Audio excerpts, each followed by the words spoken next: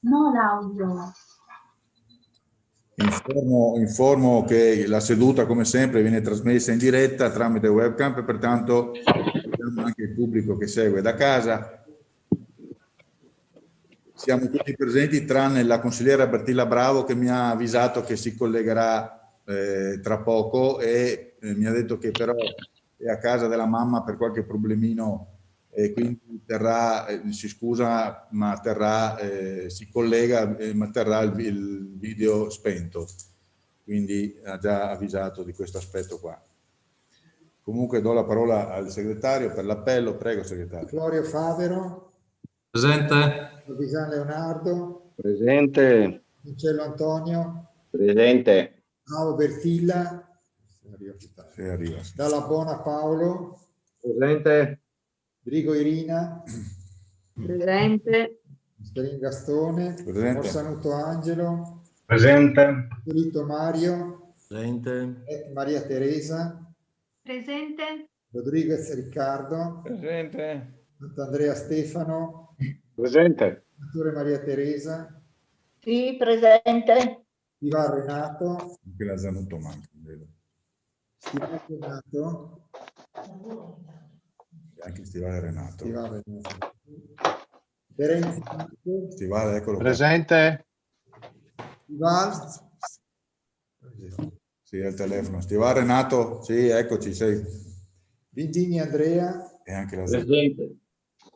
Gianetto Alessandra. Eccola qua.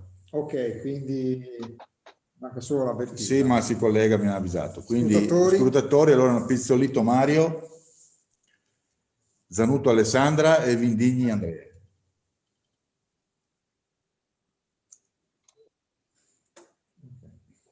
Ok, diamo allora inizio alla seduta, quindi con le comunicazioni. So che il sindaco ha delle comunicazioni, quindi do intanto la parola a lui. Prego, signor sindaco. Sì, allora due comunicazioni, una sulla Fondazione Santa Cecilia e una sulla conferenza Sindaci Sanità. La prima è che finalmente oggi abbiamo iniziato a ricomporre il Consiglio di amministrazione. L'articolo 9 prevede appunto per lo statuto della Fondazione la presenza di 5 componenti, di cui 2 nominati dal sindaco.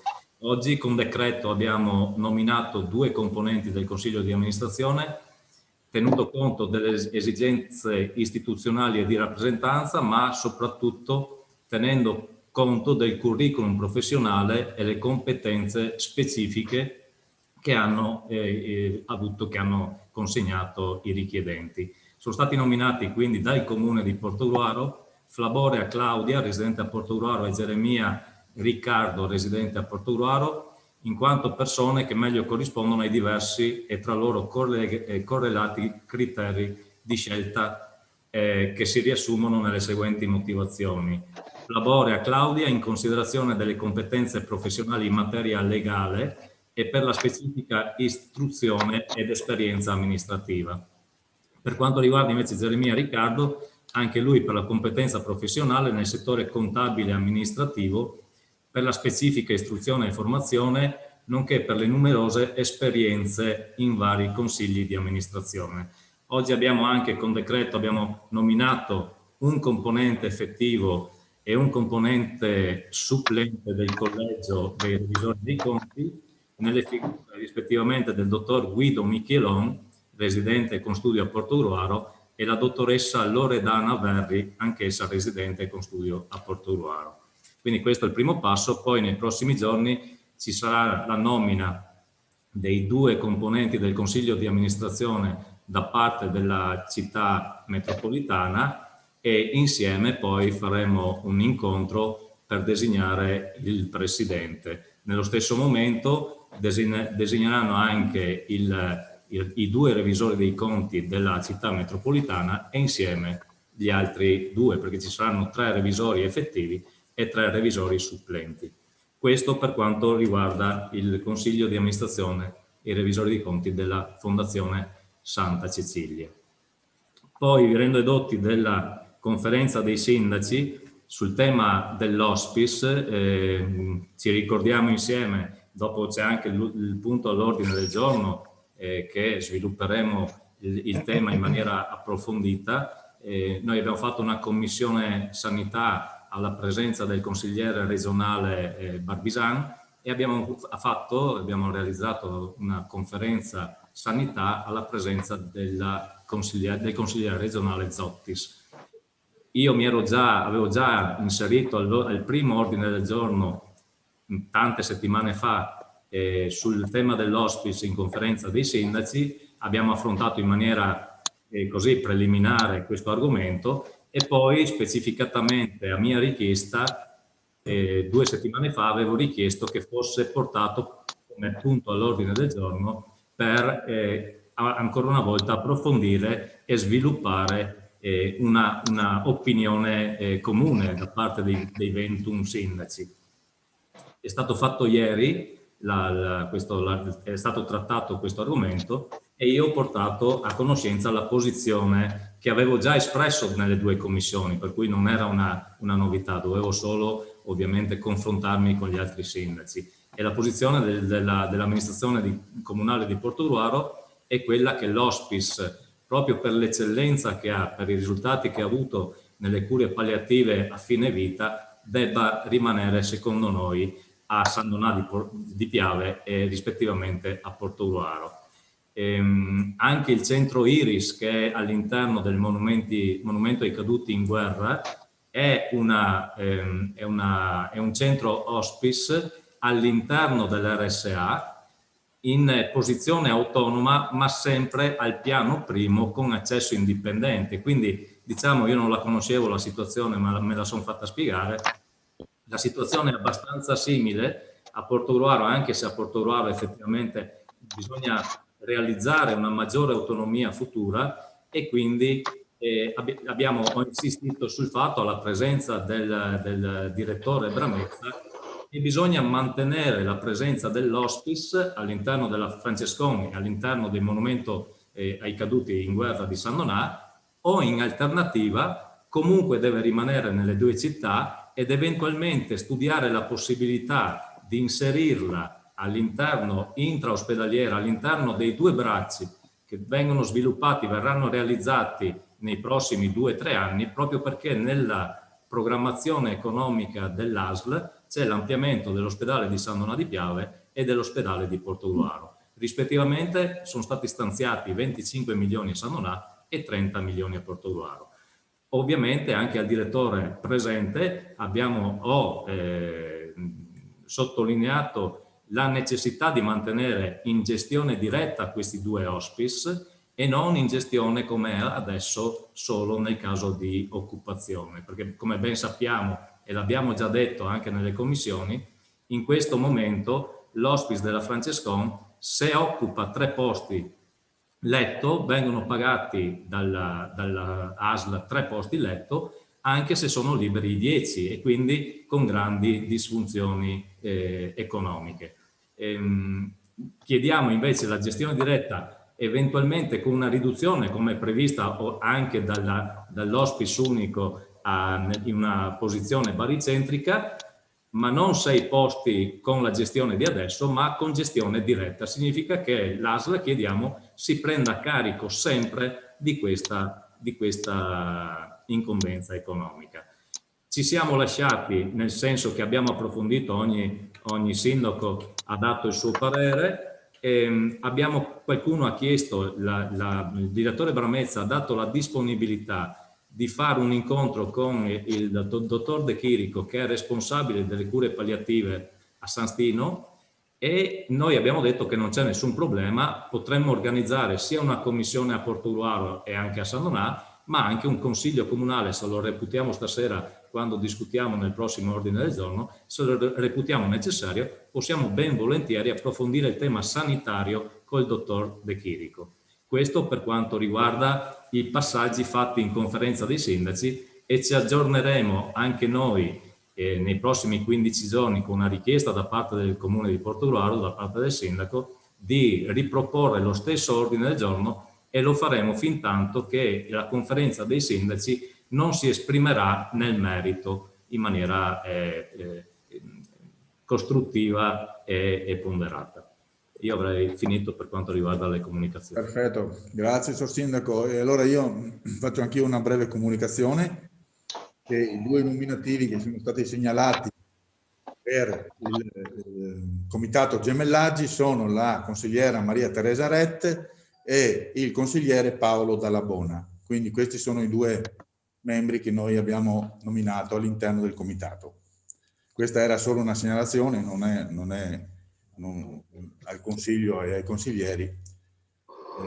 Se ci sono altre comunicazioni da parte di qualcuno, consigliere Rodriguez, prego. Ecco, buonasera. Volevo soltanto ricordare che ieri è stata la giornata delle foibe, il ricordo delle foibe, un avvenimento tragico che viene per fortuna ricordato ogni anno da qualche tempo, e volevo riportare questo argomento all'attenzione del Consiglio affinché finalmente, dopo anni di discussione, perché mi ricordo che io ero presente, c'era anche il consigliere Mascarin, c'era anche all'epoca il sindaco Bertoncello, forse anche il consigliere Monsanuto, avevamo chiesto all'epoca di poter intitolare a Portogruaro una strada in ricordo a questo tragico evento. Come per i caduti di Nassiriya mi pare ci sia una richiesta tuttora ferma. Ecco, mi sembrava doveroso ricordare questa data, perché è una data tragica che ha segnato fiumi di sangue, persone italiani che sono stati infoibati dal regime comunista di Tino, e quindi mi pareva giusto ricordare, e quindi colgo ancora una volta l'occasione affinché l'amministrazione, nella persona del sindaco e della giunta, si attivino prima della fine di questa consigliatura affinché si possano intitolare delle vie per questi accadimenti storici molto importanti. Grazie. Grazie, consigliere Rodriguez. Presidente, io sì, Presidente. Sì, consigliere Terenzi, prego.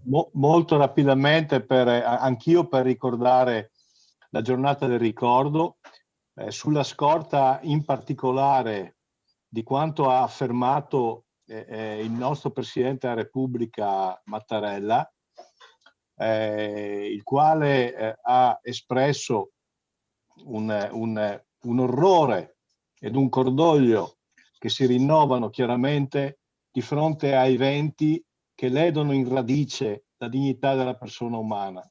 Ecco, quindi credo che queste memorie, che questi ricordi che vengono posti anche a livello istituzionale e che vengono posti anche all'attenzione della comunità, debbano servire come monito perenne per costruire una comunità a misura d'uomo e di persona, e per respingere ogni forma di totalitarismo che poi, come abbiamo visto storicamente, si ritorce contro gli uomini, le donne, i bambini, gli anziani delle nostre comunità.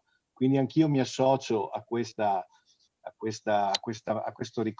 giornata del ricordo, dicendo che insieme dobbiamo costruire una comunità e delle relazioni a misura di persona umana. Grazie. Grazie, consigliere Terenzi. Io ci aggiungo allora che qualche giorno prima ci accomuniamo a questo monito anche il ricordo della giornata della Shoah, che è comunque anche quello un'enorme tragedia, e quindi le accomuniamo assieme tutti nell'intento che ci siamo prefissati. Insomma, io credo sia giusto così. Altre comunicazioni? No, quindi abbiamo terminato con le comunicazioni, passiamo al primo punto. Presidente, sì, prego, consigliere Bertoncello. Per quanto due battute, perché mi associo a quanto detto dai consiglieri comunali. Una battuta, io inviterei il sindaco a raccogliere l'appello del consigliere Rodriguez, perché se siamo tutti convinti di quello che stiamo affermando, credo che per ricordare vada anche fatto dei fatti anche abbastanza concreti come l'intitolazione di una via. Credo che questo si possa fare in brevissimo tempo, visto che la precedente amministrazione negli ultimi 3 mesi ha intitolato 5 luoghi, voglio dire, con molta celerità e con molta determinazione. Secondo comunicazione, se posso, Presidente, Prego, prego. Sulla nomina di competenza del Comune in riferimento al Consiglio di amministrazione della Fondazione Santa Cecilia, vorrei sottolineare che è successo solamente 2 volte che viene anticipato la presidenza del Consiglio di amministrazione stesso. Nel caso di Pellarin, in questo caso sono notizie di stampa, quindi non mi esprimo. Lo statuto prevede che la nomina del presidente venga fatta dal Consiglio di amministrazione, anche se è vero che 2 membri vengono designati dal Comune, 2 vengono nominati dalla città metropolitana, il presidente di comune accordo. Questo non toglie al Consiglio di amministrazione la competenza della nomina, anche se nell'articolato e nello statuto è previsto che il presidente deve essere votato all'unanimità. Quindi di fatto, voglio dire, questo patto parasociale, chiamiamolo così, che il presidente viene scelto di comune accordo, voglio dire, sta nelle cose. Io ritengo, per le notizie di stampa che ci sono state già fatte, che forse il sindaco non avrebbe fatto lesa maestà se avesse comunicato, visto che sono noti, anche i nomi che la città metropolitana ha designato. Per trasparenza e anche per dare l'informazione al Consiglio nei tempi e nei modi adeguati. Quindi questo lo volevo sottolineare, e so che il Presidente su queste cose, almeno nel rispetto della prerogativa del Consiglio, è sensibile. Sì, certo. Però posso confermarvi che la città metropolitana non ha ancora ufficializzato i 2 nomi, e quindi questo è quello che il sindaco ha dichiarato stasera, era la competenza del comune di Portogruaro. Poi sugli articoli di stampa ci stiamo tutti chiedendo come possa essere uscita la notizia, visto che l'ufficialità, credo che la lettera il sindaco l'abbia spedita stamattina, no? Credo, se il sindaco vuole aggiungerci qualcosa. Io, per quanto mi riguarda la presidenza, queste sono le tempistiche, quindi io non avevo mezzi per... Quindi, volevo solo sottolineare, certo, l'importanza della comunicazione. Non è tanto importante la comunicazione il ruolo del Consiglio e la comunicazione del Consiglio, che lei ha convocato i capigruppo prima di questo Consiglio, proprio in riferimento a quello che le sto dicendo adesso. Poi questa mattina ho avuto modo anche di rappresentare al segretario che il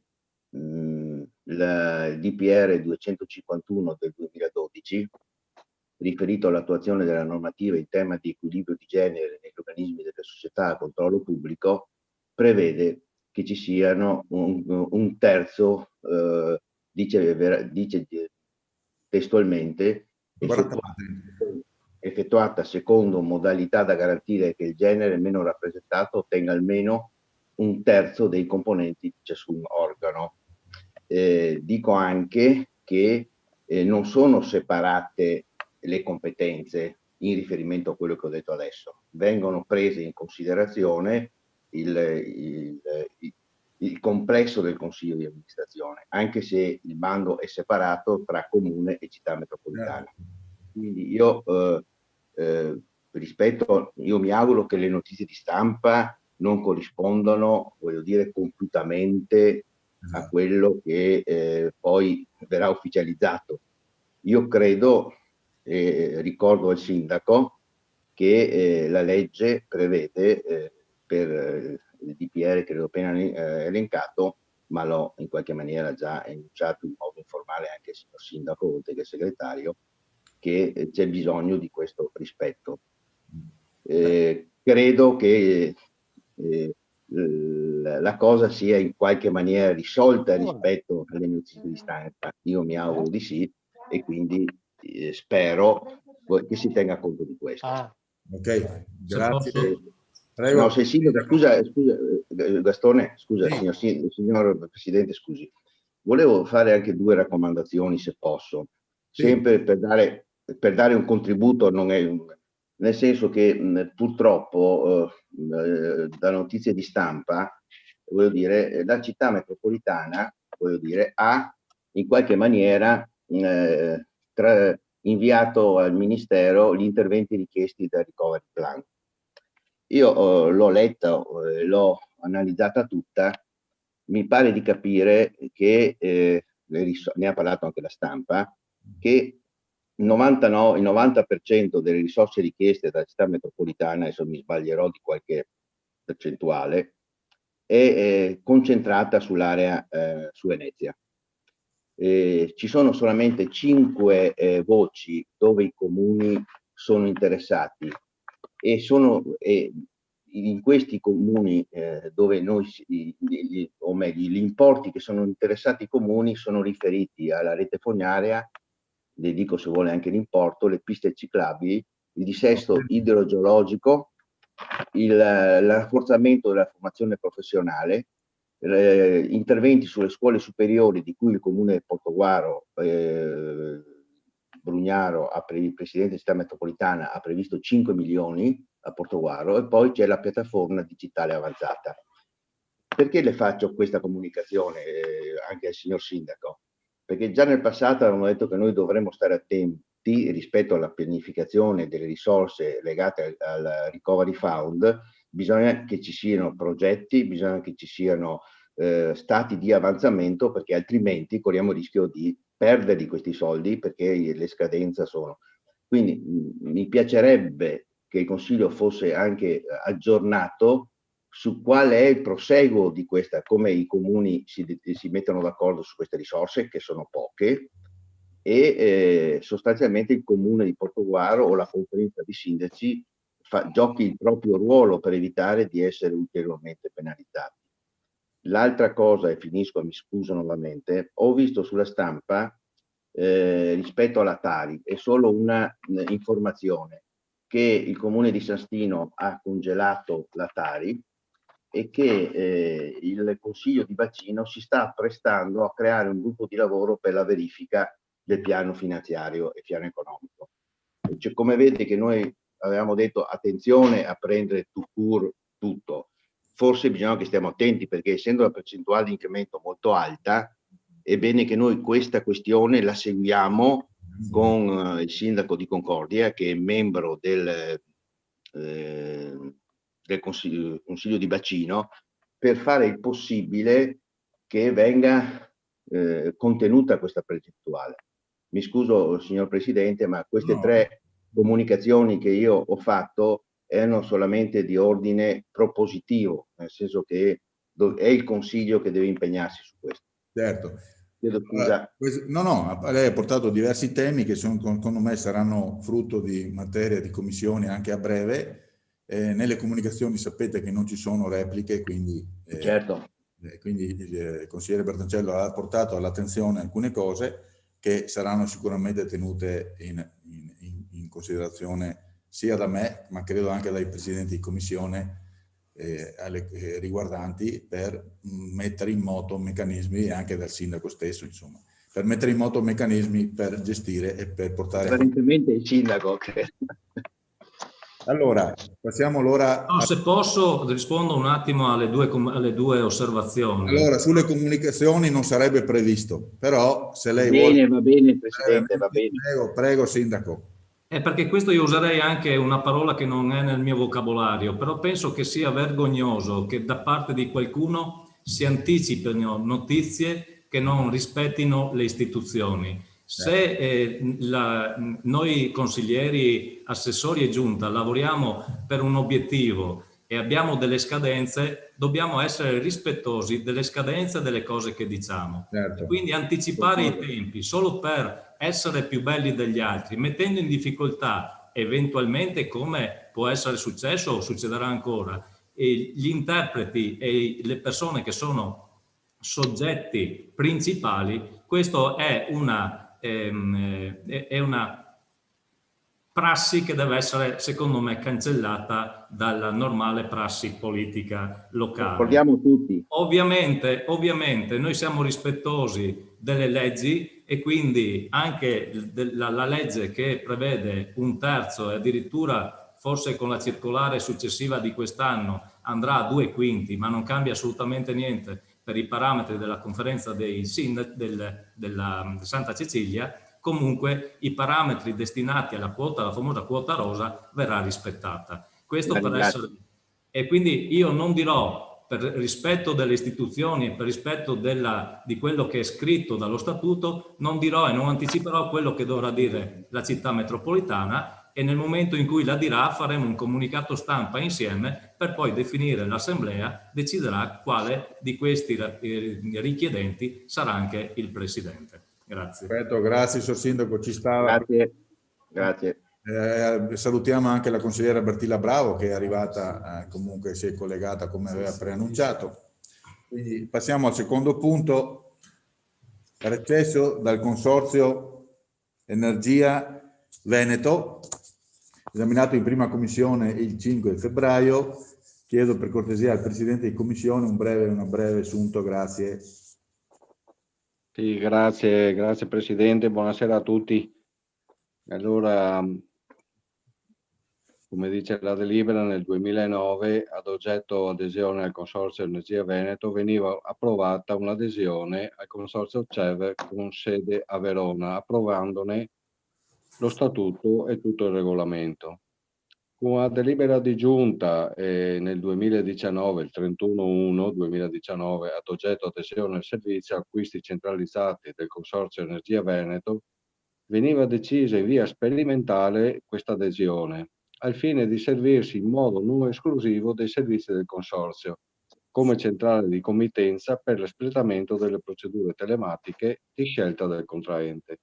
Sulla base di questo servizio sono venuti a mancare i presupposti alla scelta di utilizzo il servizio acquisti centralizzati per uno sconto pari al 3%. Questo era stato riferito nel 2000 e nella primavera del 2020 dall'area tecnica.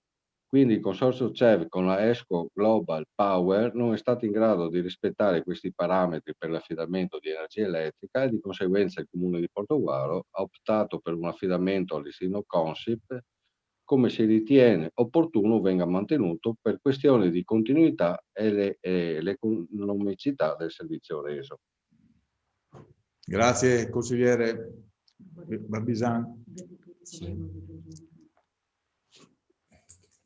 Se ci sono interventi io apro il dibattito.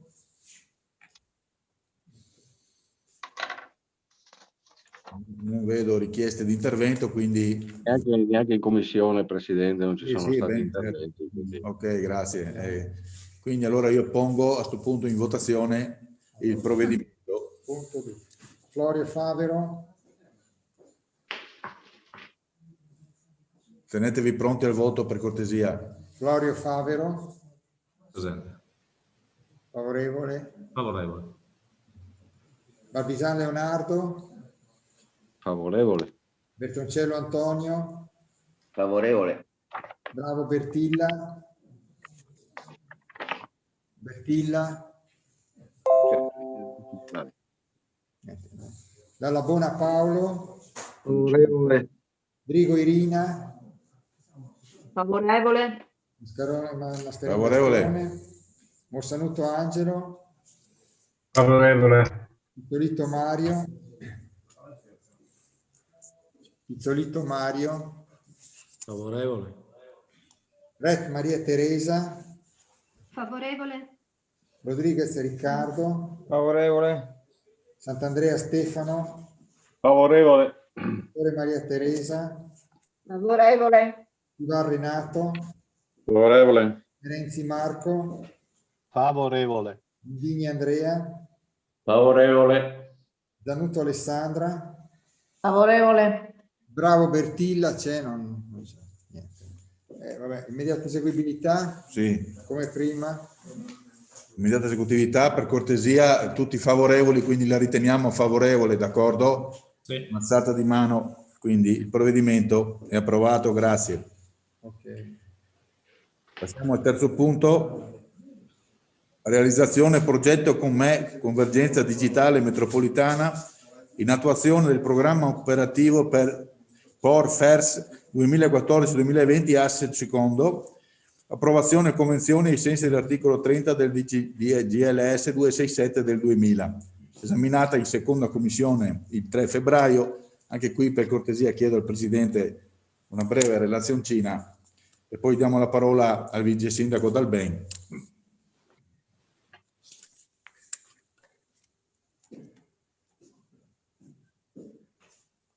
Presidente, oppure il Vice Sindaco Dalben può andare comunque col ragionamento che ha portato. Prego. Sì, prego al Vice Sindaco. Buonasera a tutti. Allora, noi avevamo già affrontato questo argomento in seconda commissione il 3 febbraio e quello che andiamo a approvare questa sera è una convenzione che rientra, anzi che consente l'avvio della realizzazione del progetto con me Convergenza Digitale Metropolitana. Cosa di peculiare questo progetto e che cosa comporta questa convenzione? L'obiettivo principale è quello di superare il gap di infrastrutture dal punto di vista della sicurezza che hanno i comuni, incrementando i servizi nei confronti del cittadino. Ci si muove su 3 focus. Si mira ad una razionalizzazione delle infrastrutture di data center nell'apposito data center di Venis SPA, che è un ente partecipato e un partner tecnologico della città metropolitana. Inoltre si mira a una messa a norma in sicurezza dei server. Questa messa a norma in sicurezza è prevista da una normativa del 2019 e come terzo punto aggiuntivo che riguarda i servizi si punta ad incrementare i servizi nei confronti del cittadino mettendo a disposizione di questo la piattaforma DIME che è già attualmente utilizzata da parte di Venezia e della città metropolitana. Quindi i servizi aggiuntivi sono non solo infrastrutturali ma anche riguardano gli applicativi. La città metropolitana ha avuto un ruolo di soggetto aggregatore digitale nei confronti del territorio che gli è stato riconosciuto in sede di partecipazione del bando e come chiusura sia da parte dei comuni che hanno partecipato al bando tramite il soggetto aggregatore una stipula di una convenzione per far sì che il progetto parta a pieno regime. Il progetto ha una copertura temporale, quindi si spalmerà nell'arco di 24 mesi, durante i quali tutti i costi saranno a carico della regione, quindi vengono finanziati con i soldi che sono stati intercettati vincendo il bando.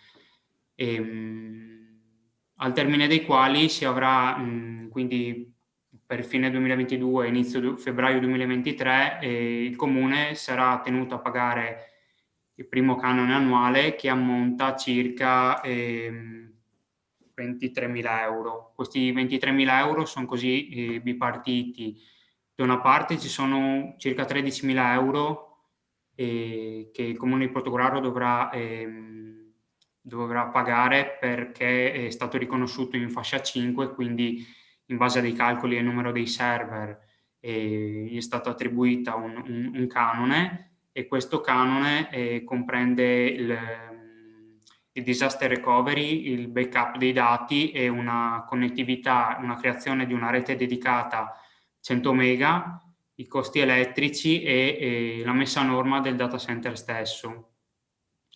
Una seconda parte dei costi è focalizzata su quelli che sono i servizi aggiuntivi nei confronti del cittadino, che sono quelli che poi rientrano nell'azione 2.2.2 e 2.3 e sono, come ho detto prima, i servizi che rientrano e sono già erogati dalla piattaforma DIME del Comune di Venezia e della città metropolitana, che consentono e garantiscono un'attivazione di almeno 10 LED, che sono i servizi, i livelli essenziali dei diritti digitali. Per questi servizi aggiuntivi si avrà un canone annuo di circa 10.000 euro. Perché, e qua poi chiudo, do la parola al Presidente, perché cosa comporta quindi ad un comune che aderisce a questo progetto che noi andiamo a far partire con l'approvazione della convenzione.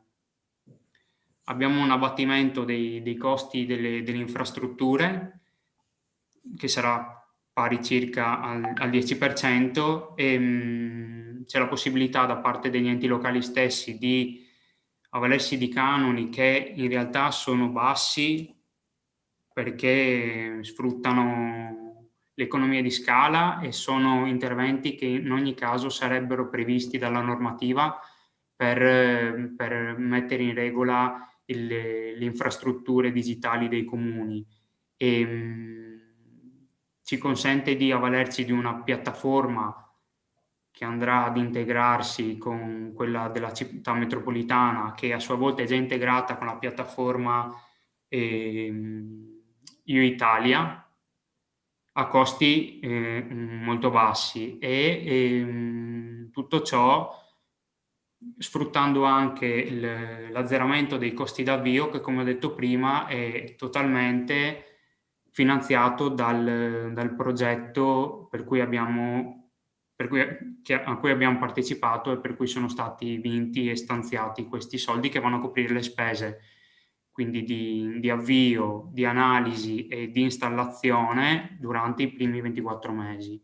I comuni che aderiscono nella provincia sono 22, di cui 8 del Portogruarese. Quindi nel corso del del prossimo anno inizieranno i lavori per rendere operativo e far partire a regime il progetto. Perfetto, grazie Assessore Dalben. Anche qui allora io apro il dibattito, se ci sono degli interventi. Sì, Presidente, rapidamente. Prego. Allora ringrazio, no, non so se c'era il Presidente di Commissione che doveva intervenire, non lo so. No, prego, faccia. Non ho rubato la parola, ecco, va bene. Dicevo, ringrazio il Vice Sindaco per la relazione. Questi elementi erano già stati anticipati dalla collega Irina Drigo del mio gruppo e avevamo colto l'importanza di questo progetto. Una cosa vorrei raccomandare al Vice Sindaco, allorquando avrà contatti con le altre istituzioni o allorquando dovrà allestire una progettualità analoga. È molto importante un avanzamento sul piano digitale, è molto importante il miglioramento dell'infrastruttura e dunque di tutto l'hardware e della rete ovviamente, è importante il sistema organizzato su piattaforme. Quello che non sempre accade è che queste piattaforme siano comunicanti e i grandi dati possano essere in qualche misura utilizzati dalle amministrazioni, dalle istituzioni e per certi versi anche dai cittadini. Ecco, quindi questa è una raccomandazione che mi sento di fare. Bisogna che la pubblica amministrazione certamente, e non solo, vada sempre di più verso un modello di gestione dati integrato. Grazie. Grazie consigliere Terenzi. Posso intervenire? Sì, prego, Assessore. Sì, volevo specificare e precisare al consigliere Terenzi che il fatto che i servizi siano integrati e, tra virgolette, complementari è già previsto dal progetto. Cioè, i servizi che magari alcuni enti locali già hanno avviato per conto proprio verranno integrati dalla città metropolitana. Che ne so, se faccio un esempio semplice. Se un comune ha attivato dei servizi per il 20%, la città metropolitana interverrà per colmare il gap e portarli al 100%. Se un altro comune avrà già attivato per conto proprio dei servizi al 30%, supplirà per un 70%. Il fine ultimo è quello di portare a range, diciamo, al 100% la fruizione sia dal punto di vista infrastrutturale che per i servizi resi di tutti gli enti che partecipano stipulando la convenzione. Okay, grazie. Altri interventi? Se non ci sono altri interventi, io pongo in votazione il provvedimento, chiedo al segretario per cortesia di avviare la votazione. Florio Favero, Favorevole. Barbisano Leonardo, Favorevole. Marcello Antonio, Favorevole. Bravo Bertilla, Favorevole. Grazie. Dallabona Paolo, Favorevole. Rigo Irina, Favorevole. Scarin Gastone, Favorevole. Morsanuto Angelo, Favorevole. Pizzolitto Mario, Ret Maria Teresa, Favorevole. Rodriguez Riccardo, Favorevole.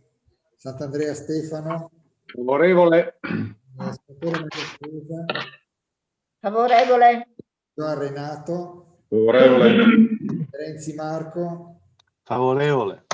Andrea, Favorevole. Venuto Alessandra, Favorevole. favorevoli. Tutti favorevoli, quindi vista anche la votazione riteniamo anche l'immediata esecutività approvata, se vi va bene, alzata di mano, grazie. Passiamo al quarto punto. Variazione di bilancio esaminata in sesta commissione il 5 febbraio. Chiedo al Presidente una breve relazione, poi do la parola anche all'assessore eventualmente. Grazie Presidente. Come lei ha detto giustamente, la delibera è venuta in commissione il giorno 5 ed è relativa a alcune misure riguardanti delle opere di master plan e di mobilità sostenibile nel Veneto orientale per quanto riguarda le entrate. Poi è piuttosto articolata la delibera, integrazione per quanto riguarda un'area, l'acquisizione di un'area nel cimitero di Portogruaro, che anche se è a titolo gratuito ma deve passare ovviamente attraverso il Consiglio. Poi ci sono delle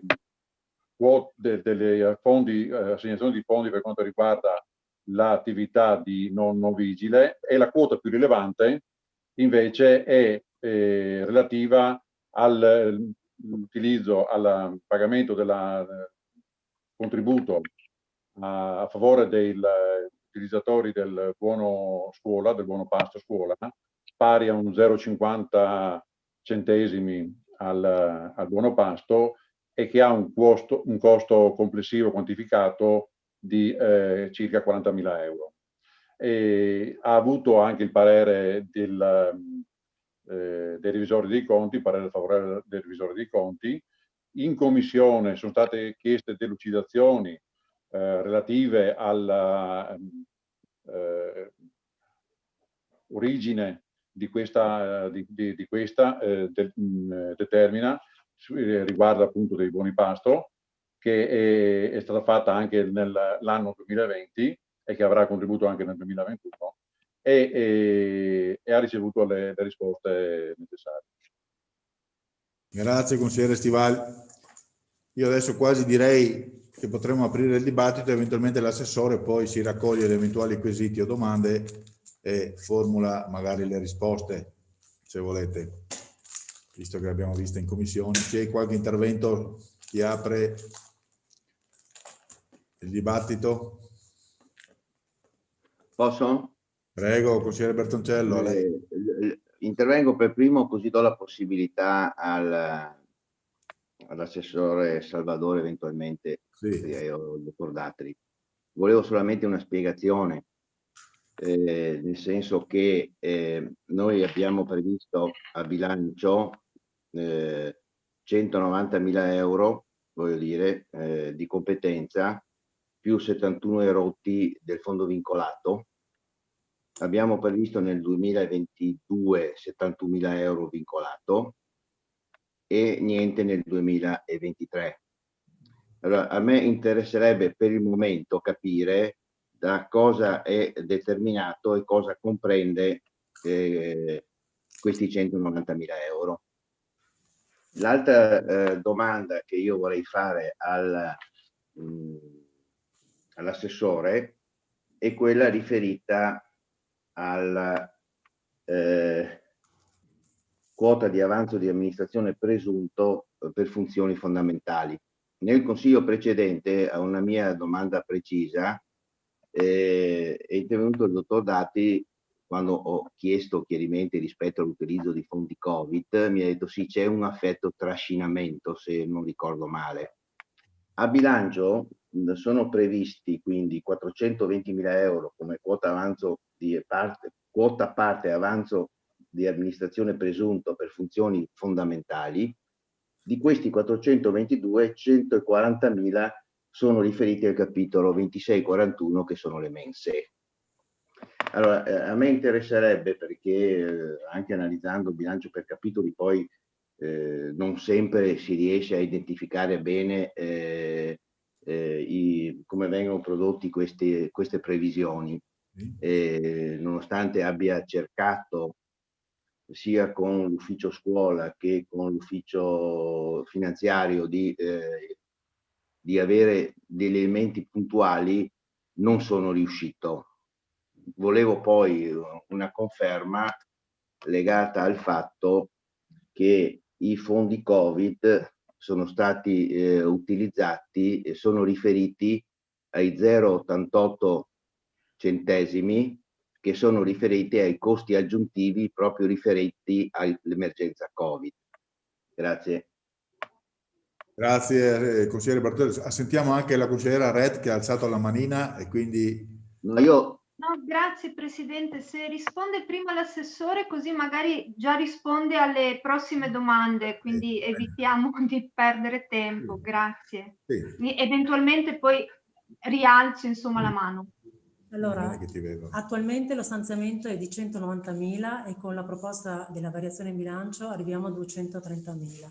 Il conteggio di 230.000 è composto per il costo mensa Covid per il mese di gennaio per 14.240.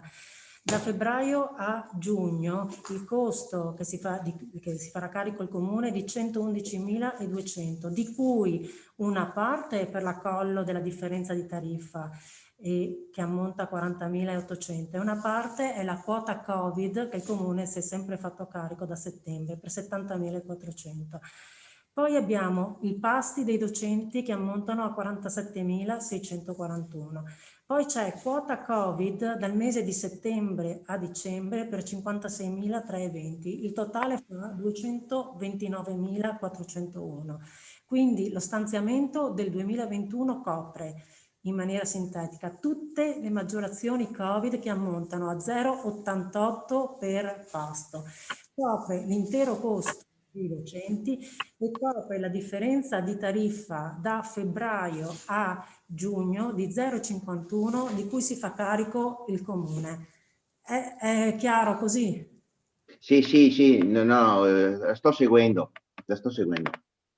Non mi ritrovo, ma non voglio farle occupare ulteriore tempo, poi ci sarà la consigliera Rette che se lo interroga. No, il problema è vero che se non ricordo male, non vorrei sbagliarmi, il costo del personale ATA e del personale docente previsto nella delibera, quella di affidamento, se non ricordo male, adesso sto vedendo ma non la trovo, quella riferita all'affidamento alla nuova società, mi parevano che erano importi diversi, non vorrei sbagliarmi, perché la delibera, ma è probabile che sia cambiato, la delibera del 9/9/2020, servizi in mensa scolastica, aggiudicazione alla ditta Aeroristorazione, al punto 5, se non ricordo male, no, al punto 4, punto 5, di dare atto che la spesa complessiva per la copertura della spesa per la fornitura di pasti per personale scolastico pari a 70.597 per anno scolastico e di impegnare pertanto la spesa complessiva di 211 più IVA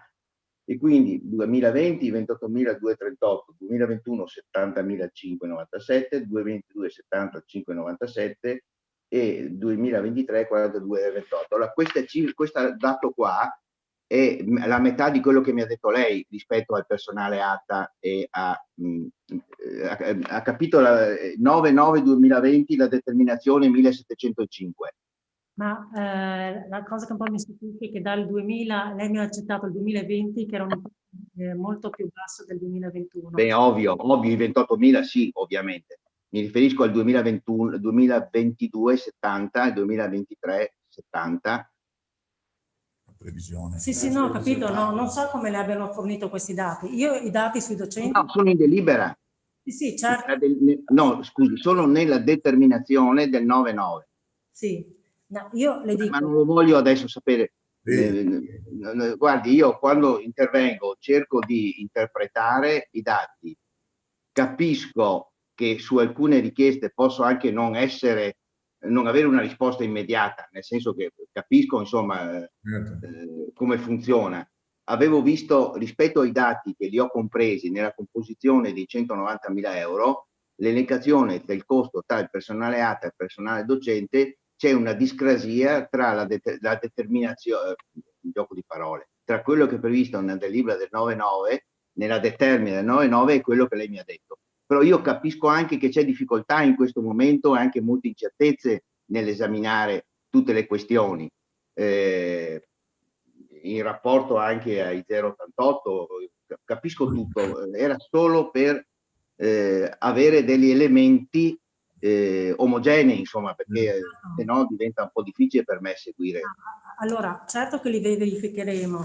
Il problema, come dire, più significativo adesso dell'ufficio scuola sono determinare con accuratezza il numero dei pasti, proprio perché per effetto del Covid ci sono un sacco di assenze, di quarantene e di classi che non stanno ovviamente frequentando. Quindi le simulazioni sono state fatte in base a un certo numero di pasti ipotizzato, si potrà verificare da qui a giugno che il numero di pasti effettivamente serviti saranno inferiori, però questo le devo dire la verità, navighiamo a vista. Verificherò quello dei pasti dei docenti. Sì, d'accordo, no, però voglio dire, sono circa 60, vabbè, fermiamoci qua, Assessore, io ho avuto la risposta che dovevo avere rispetto alla composizione di 190 e volevo avere la garanzia che i soldi Covid, voglio dire, sul fondo vincolato siano legati agli 0,88 che sono i costi aggiuntivi proprio riferiti al Covid, perché non si può intervenire sulla mensa e sulla mensa interviene direttamente il comune. Certo. Sull'abbattimento della tariffa. Questo è quello che volevo. La variazione di bilancio, i fondi sono stati attenti dalla missione numero 1. Quindi certamente. Ma si capisce nel senso che voglio dire, sono stati ridotti i costi di personale per lo slittamento delle funzioni, delle assunzioni del personale dipendente, insomma, quelli che sono in concorso. Insomma. Grazie. La consigliera Rete sulle altre questioni. Prego. Grazie Presidente. Intanto volevo chiederle un'informazione. Sì. Dopo si discuterà anche l'interrogazione, vero? Nonostante la risposta sia arrivata verbale, ok? No, calma. Noi dopo abbiamo le interrogazioni, se è già arrivata risposta, no, vuol dire che sono passati i 30 giorni. C'è un errore. Posso fare una domanda? Avevamo richiesto la discussione dell'interrogazione a risposta verbale. No, guardi, se no, io qua non la vedo solo le due interrogazioni ferroviaria via Noiari di Sumaga è sempre vostra, e Galleria ai Mulini Programmazione, perché vuol dire che l'avevate chiesta o scritta e verbale, pertanto dopo i 30 giorni vi hanno dato la risposta scritta. Questo è quanto dice il regolamento. Però, guarda, sono sicura che fosse a risposta verbale. ora io verificherò, però credo che Alexis... Se posso, Presidente, se posso, lei mi aveva garantito in Consiglio Capigruppo che... Scusi, volevo dire alla Rete... Le messe anche in interrogazione. Poi che noi abbiamo fatto domanda il 5 di gennaio e andiamo a Consiglio adesso, ma non è colpa nostra. Però noi abbiamo chiesto risposta verbale, poi gentilmente l'assessore delegato ha risposto scritto, ma questo discorso delle messe o lo trattiamo adesso o lo trattiamo nell'interrogazione che abbiamo presentato il 5 gennaio. Allora, guardi, se lei vuole, adesso c'è la questione delle mensa e c'è, però nulla osta che il documento si può ripresentare sotto forma di interrogazione o di mozione, se volete. La mozione vi permette anche di discutere maggiormente e di far intervenire anche gli altri attori. Quindi noi indicativamente il 25, come abbiamo un altro consiglio comunale, perché abbiamo l'obbligo di far passare il PAESC, che è quello importante tema sull'ambiente, in cui il sindaco si deve prendere anche, diciamo, un impegno. Quindi il 25 di febbraio noi, se la ripresentate, voglio dire, però... No, ma scusi Presidente, perché dobbiamo ripresentarla? Non ho capito questo. Il regolamento, consigliere Rete, io ho seguito perfettamente il regolamento, e se vuole domani mattina viene su in comune, il segretario qui al mio fianco mi sta confermando. Cioè, anche se a risposta verbale, comunque se non viene evasa in un consiglio entro 30 giorni, si procede con... scritta, certo. Previsto nel regolamento. È previsto nel regolamento, mi spiace, per carità, perché io, sapete, mi conoscete, sarei disposto, però il regolamento è il regolamento, però ripeto, nulla osta fra 10 giorni, perché il 25 è fra 10 giorni, e se voi la riproponete prima della capigruppo, quindi sti giorni qua, e va comunque di attualità, discussa. Va bene, comunque stiamo discutendo di una variazione di bilancio che riguarda la mensa, quindi comunque siamo in argomento. Vada con il suo intervento. Okay. Va bene, allora io avrei alcune domande da porre, e in realtà non tanto e non solo all'assessore al bilancio, ma forse anche all'assessore con delega all'istruzione, nel senso che ovviamente accogliamo con favore questa proposta di variazione che viene incontro alle richieste delle famiglie, e so che è stata scritta una lettera anche il 7 di gennaio da parte dei genitori alla quale non c'è stata risposta. Poi c'è stata una richiesta di un incontro, richiesta partita dai consigli di istituto per chiarire questa situazione, perché le modalità di comunicazione, diciamo, non sono state molto chiare e molto tempestive e molto adeguate, ma eventualmente ne parliamo dopo. Rispetto invece alla variazione di stasera, che ovviamente ci trova favorevoli, la domanda però va oltre l'orizzonte di giugno, nel senso che l'impegno che mi pareva fosse stato ventilato era quello di un impegno, diciamo, non sui costi aggiuntivi Covid, ma per quanto riguarda proprio il costo del buono, cosa succede dopo giugno 2020? C'è un impegno da parte del Comune di continuare a prendersi carico di una parte del costo del buono, oppure possiamo già come famiglie avere l'informazione che con l'anno scolastico 2021 non ci saranno diciamo operazioni in tal senso? Anche perché questa è un'altra domanda che aveva già anticipato il consigliere Bertoncello. Vedendo il bilancio di previsione rispetto al 2022 ci sono 71.736 euro, di cui 71.736 di vincolato, non c'è altro, e quindi mi domandavo cosa avete intenzione di fare. Io ragiono sul prezzo del buono, ok? Lasciando stare gli 0,88 centesimi dei costi aggiuntivi Covid, anche nella speranza che insomma questo prima o poi possa essere un'emergenza superata, mentre il costo del buono da aggiudicazione vale anche per tutto l'anno prossimo, l'anno scolastico intendo. Dalla determina 1818, che è quella del 21 settembre 2020, quindi è quella successiva a quella citata dal consigliere Bertoncello, il prezzo dell'aggiudicazione era di 4,169 euro, che poi è stato portato a 4,24 per l'applicazione della quota relativa agli oneri di sicurezza. Allora, intanto non capisco come mai poi ci siano questi 11 centesimi in più, che poi sono diventati 10 dopo l'arrotondamento di 0,1 centesimo.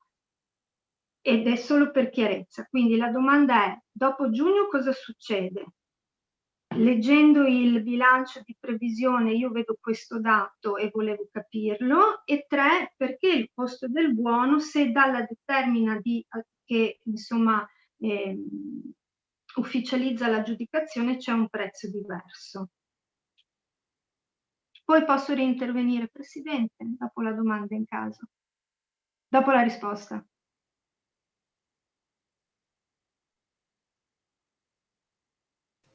Non la sento. Non la sente nessuno?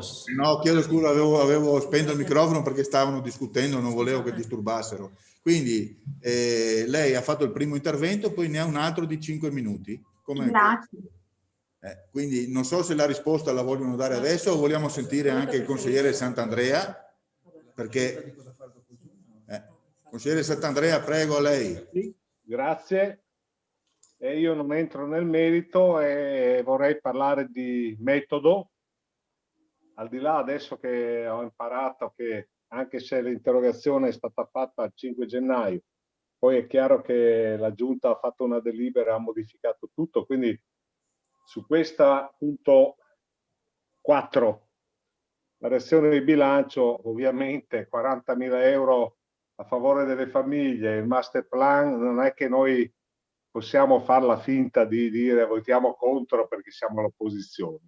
Però il metodo, qui mi rivolgo in particolare alla Giunta, ma rivolgo anche ai funzionari, il metodo non è secondario, quindi non possiamo mescolare sempre, scusate se sono essenziale, le mele con le patate. Quindi una variazione di bilancio di 40.000 euro va affrontata, secondo me, positivamente, quindi noi siamo assolutamente favorevoli. Vorrei pregare la Giunta o comunque l'amministrazione in genere a non mischiarci altri 20 problemi sulla stessa delibera, perché poi chiaramente dobbiamo esaminarle tutte. Quindi io parlo a nome del mio gruppo che si è riunito ieri sera, sicuramente per quel che riguarda il master plan e questa variazione per le mense, ovviamente non abbiamo niente da dire. Abbiamo molto da dire sul fatto che non si riesca anche di fronte alla sua garanzia del capigruppo, invece non si riesca a discutere la nostra interrogazione, ma mi pare che la consigliera Retta ha già espresso alcune idee, per cui io pregherei per le prossime occasioni delibere così importanti di presentarle singolarmente e non in un purpurì di variazioni di bilancio. Grazie. Grazie consigliere Sant'Andrea. Assessore Geronazzo, voleva fare un intervento? Dopo io, Presidente. Aspetta. Dopo se posso intervenire. Sì, grazie Presidente. Volevo fare un intervento più che sia generale proprio sulla mesa.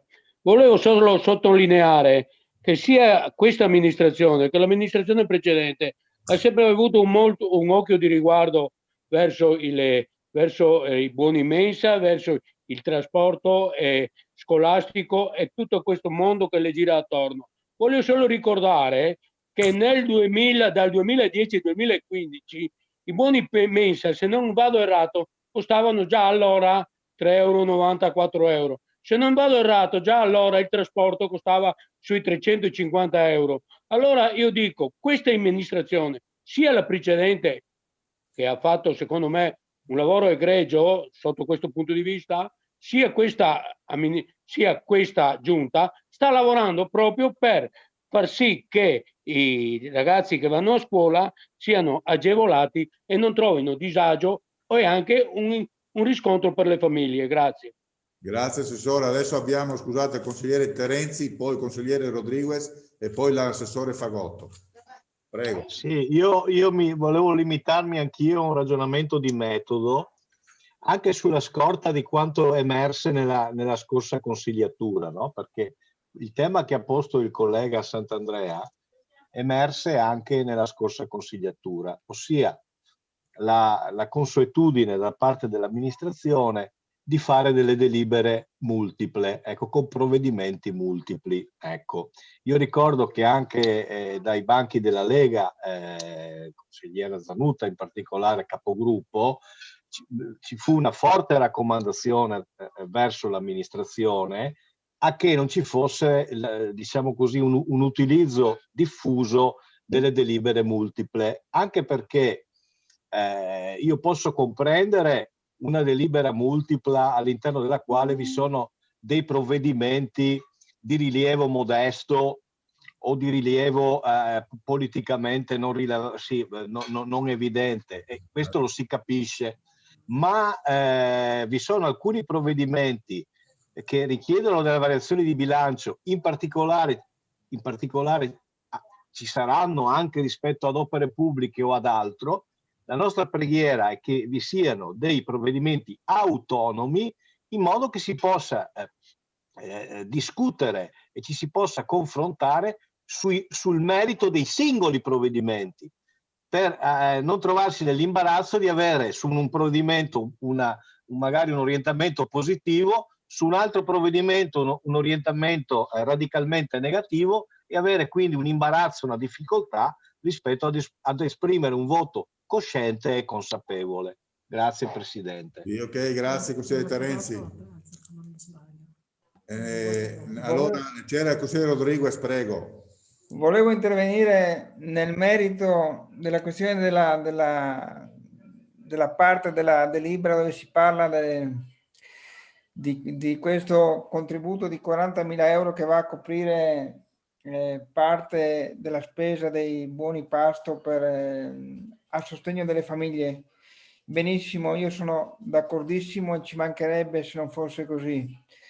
Volevo però fare una raccomandazione, visto che parliamo comunque di bilancio, di variazioni di bilancio.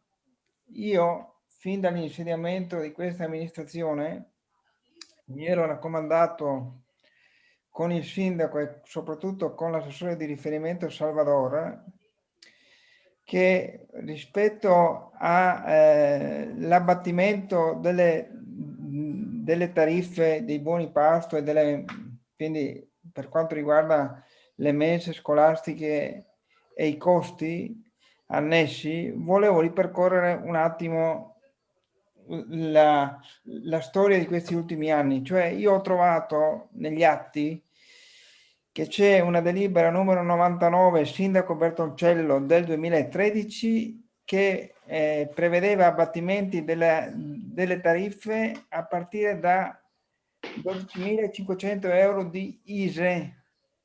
Poi successivamente con delibera 114 del 2014, sempre amministrazione Bertoncello, si abbassava l'ISE a 6.500 euro. Poi con delibera numero 125 del 2015 la giunta senatore alzava a 8.000 euro la soglia per l'ISE, per l'abbattimento delle spese, quindi per poter accedere si alzava a 8.000 euro l'ISE.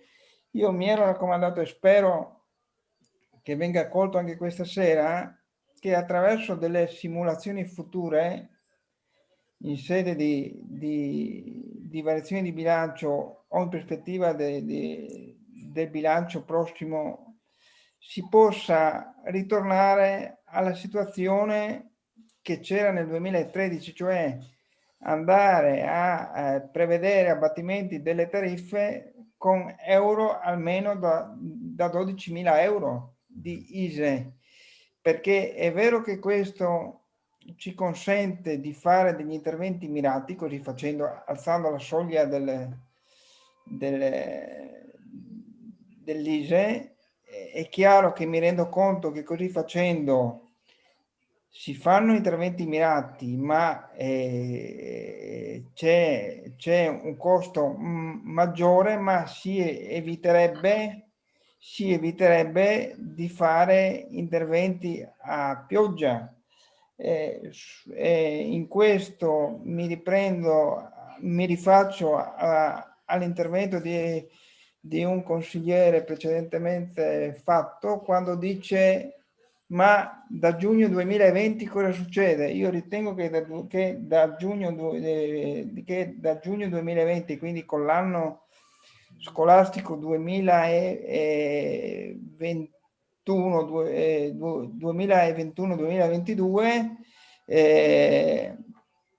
a Dio piacendo, si sarà usciti o quasi completamente usciti dalla pandemia del coronavirus, e quindi ritengo che la tariffa non possa più prevedere interventi come sono stati fatti dall'insediamento del sindaco Florio con la sua giunta, che non debbano essere più fatti aggiustamenti di bilancio in questo senso. Spero di essermi spiegato abbastanza chiaramente, ma mi sta veramente a cuore la vicenda di rivedere la soglia ISEE così come era nel 2013. È pur vero che c'era stato un timido tentativo della giunta senatore di portarlo a 8.000 euro, ma ritengo che sia troppo poco, e io sono per una politica di interventi mirati e non per una politica di interventi a pioggia. Grazie. Grazie consigliere Rodriguez. Tra l'altro mi preme anche dire che bisognerà vedere anche le decisioni del presidente Draghi, perché se prolungherà la scuola probabilmente bisognerà vedere quell'aspetto lì. E allora io direi che le risposte, adesso arrivano le risposte ai quesiti della consigliera Ret, che dopo, se vuole fare il suo secondo intervento, prego. Vabbè, allora, intanto mi aggancio a quello che ha già anticipato il consigliere Rodriguez. Noi adesso abbiamo stanziato i 40.000 euro per coprire l'accollo da parte del comune di quota parte tariffa, lasciando aperto tutte le discussioni per l'anno scolastico 2021 e 2022. Proprio partendo dall'analisi delle riduzioni tariffarie e partendo anche da un'idea di fondo, che se dobbiamo aiutare le persone, dobbiamo aiutare chi ha veramente bisogno. E leggendo queste riduzioni tariffarie legate ad ISEE così basse, tra l'altro sotto i 6.000, tra i 6.000 e gli 8.000 euro di ISEE, la riduzione tariffaria è del 10%, quindi non è una riduzione di per sé significativa. Quindi la considerazione che volevamo fare a giugno, dovendo valutare le nuove riduzioni tariffarie, era capire se c'era spazio in bilancio per aumentare queste esenzioni o queste riduzioni e quindi arrivare a degli aiuti mirati. Questo è l'obiettivo. Quindi a giugno ce lo siamo già riproposti. Io ne ho già parlato anche con il consigliere Rodriguez, che è molto sensibile a questo tema, e siamo convinti che gli aiuti debbano essere necessariamente mirati. La tariffa attuale di 3,90 euro, sottolineo che rispetto a mense dei comuni vicini è tra le più basse. Il comune di Concordia ha una tariffa più alta, il comune di Gruaro ha una tariffa più alta, me le sono andata a vedere e me le sono anche stampate. Quindi, vabbè, lasciamo perdere che anche nel 2013 le tariffe erano più alte, si parlava di 4,30 euro e 4,10 euro. Quindi il tema c'è, è ben presente, ci siamo ricostruite tutte le delibere, le riduzioni tariffarie, e a giugno ci fermeremo riflettendo su questo aspetto. Altra indicazione, nel bando, anzi nella determina, 1728 che si parla del costo pasto di 4,24 euro, si parla di IVA esclusa. Quando io parlo di 4,41 parlo di IVA inclusa. Ultima osservazione, provvedimenti autonomi su questa variazione di bilancio. Le variazioni di bilancio significative qui sono due, master plan e mensa. Non può essere considerata una variazione significativa uno spostamento di una voce di 5.000 euro dalla missione 12 alla missione 4 per i nonni vigili o un debito fuori bilancio di 1.200 euro. Allora dobbiamo veramente, come dire, velocizzare anche il lavoro degli uffici. Allora lì, se ci sono provvedimenti significativi, è giusto che vengano proposti in maniera autonoma, ma nel caso specifico veramente i provvedimenti significativi sono solo due, il master plan e la mensa. E poi c'era lo scarto dei 10 centesimi, non so, e lei risposto. Si è fatto carico dei 10 centesimi di differenza. Già fatto. Ok, buono. Presidente, solo per ringraziare l'assessore e per precisare, e dopo la smetto, che non mi riferivo in particolare a questa delibera, ma siccome c'era un ragionamento più generale e siccome eravamo reduci da 5 anni precedenti di consigliatura dove si era ripetuta questa situazione su provvedimenti ben più importanti e ben più rilevanti, la nostra è una raccomandazione, assessore, soprattutto perché riguarda le variazioni di bilancio in particolare. Ecco, mi scuso e ringrazio. Consigliere Arete voleva fare il suo secondo intervento? Grazie, allora, grazie all'assessore. Intanto la tariffa attuale però ad oggi è 4,40, non 3,90. Da domani magari sarà 3,90 fino a giugno, però ad oggi è 4,40. E volevo dire al consigliere Rodriguez che forse, allora, anch'io concordo con l'idea di ritornare alla situazione 2013 rispetto all'ISEE, ma forse ha fatto un po' di confusione, nel senso che un conto è il costo sovraggiunto per la pandemia di 88 centesimi, un conto è il costo del buono. E io concordo con il consigliere Geronazzo, è vero che la scorsa amministrazione si è mossa in modo attento e accurato rispetto al tema della mensa. Infatti è venuta incontro a tutte le famiglie e le famiglie pagavano 3,50 di buono, tutte. Poi quelle che avevano invece agevolazioni altre, ovviamente avevano un altro percorso. E quindi io, per noi, insomma, e per me e per chi ci segue da casa, era importante capire se da giugno c'è una volontà di continuare sulla scorta di quanto aveva fatto anche la scorsa amministrazione oppure di far pagare a tutte le famiglie i 4,40 e poi invece dedicarsi solo a chi gode di agevolazioni di altro tipo. Questa questione della mensa io credo sia stata gestita in modo un po' confuso, e non parlo certo dell'assessore del bilancio in questo momento, nel senso che per quanto riguarda noi genitori la comunicazione è stata veramente poco adeguata. A noi è arrivato sul registro Spaggiari il 28 dicembre, quindi in mezzo alle vacanze di Natale, quando di solito non è che guardiamo i registri ogni giorno, la comunicazione dell'aumento, punto, questa è arrivata come comunicazione. È stato chiesto dai consigli di istituto un incontro, altrimenti l'assessore di riferimento e l'amministrazione non si erano preoccupati di un incontro, quando comuni vicini, che peraltro utilizzano la stessa ditta, avevano inviato a metà dicembre una lettera a casa dei singoli. Ora capisco che noi siamo un comune grande, inviare una lettera forse è uno sforzo è impegnativo, però ecco, una comunicazione di un altro tipo noi la sollecitiamo. È vero anche che da regolamento la commissione mensa non è la sede deputata, però è anche vero che per buon senso e per spirito di collaborazione io ritengo che se c'è una notizia così importante alla prima commissione mensa, forse se ne può anche parlare, anche se da stretto regolamento non è previsto, ma per iniziare in un clima, ecco, di collaborazione con la commissione mensa. Basta, direi che questo era quello che mi premeva, insomma, di dire. Quindi chiedere una modalità diversa di comunicazione, di collaborazione con i soggetti che ruotano intorno al mondo della scuola, visto che peraltro l'aggiudicazione era stata fatta addirittura dalla scorsa amministrazione, quindi il costo del buono in sé, nudo diciamo dall'intervento dell'ente, era già noto da tempo. Ecco, una comunicazione diversa, più collaborativa, uno spirito diverso, e poi appunto la domanda è cosa intenderà fare politicamente l'amministrazione da giugno in poi. Grazie consigliera Re. Sì, a me preme solo sottolineare che abbiamo corso per fare questo consiglio proprio per questo argomento, quindi credo che quell'importo era solo per un mese precedente, sì, mi pare, proprio per andare a compensare, quindi la data di odierna è stata decisa proprio per fare più svelti possibili su questo argomento. Ci sono altri... Posso, Presidente? Prego, consigliere Bertoncello. Volevo chiedere se, siccome le famiglie, forse la consiglieretta è sfuggito, le famiglie oggi stanno pagando 441, quindi c'è un ristoro successivamente, se non ho capito male, rispetto alle famiglie.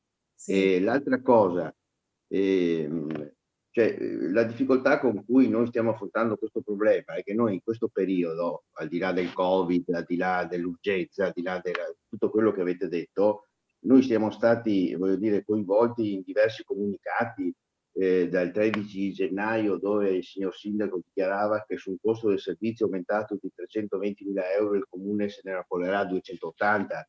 Poi successivamente c'è stato un altro comunicato sul sito del 28 dicembre. Cioè è tutto,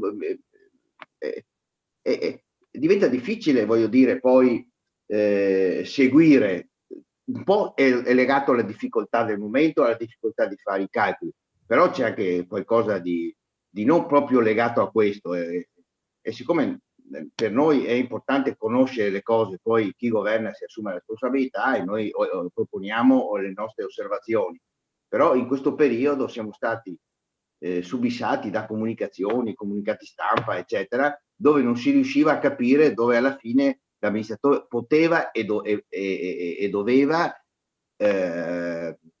voglio dire, fare, proprio per queste ragioni. Non è che ci stiamo, come posso dire,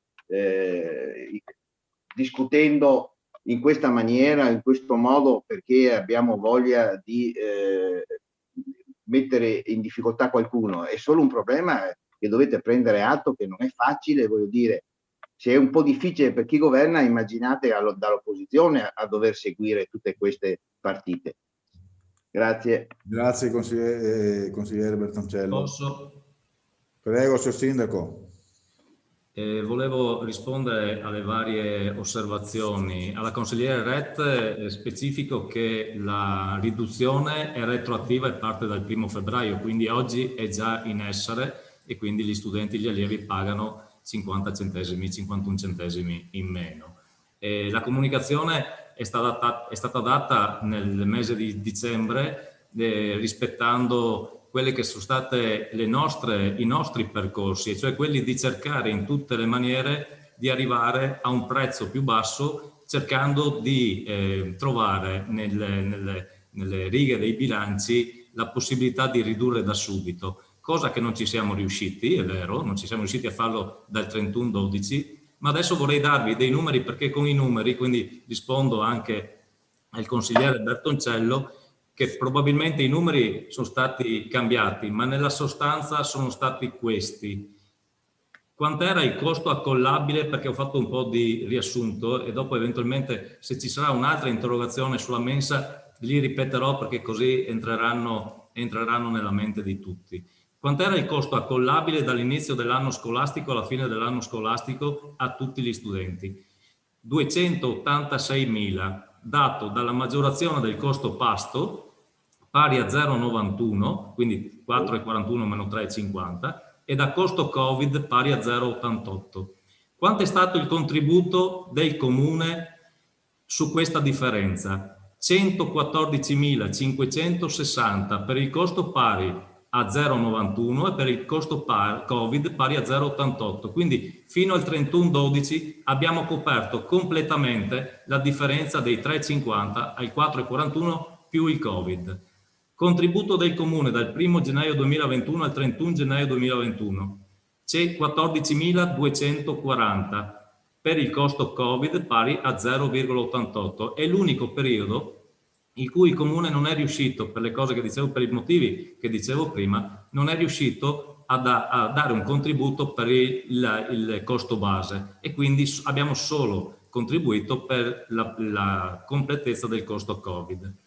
Contributo del Comune dal 1 febbraio alla fine dell'anno scolastico, 110.400 per il costo pari a 0,51 e per il costo Covid pari a 0,88. La differenza pagata dagli studenti per tutto l'anno scolastico rispetto all'anno scorso. Ho fatto la differenza dei 286.000, che è la prima differenza fra l'anno scorso e quest'anno, meno 114.560 che è il primo contributo, meno 14.240 che è il secondo contributo e meno 110.400 che è il terzo contributo. La differenza da 46.840. Questo è quello che pagano gli studenti per l'anno scolastico 2020-2021.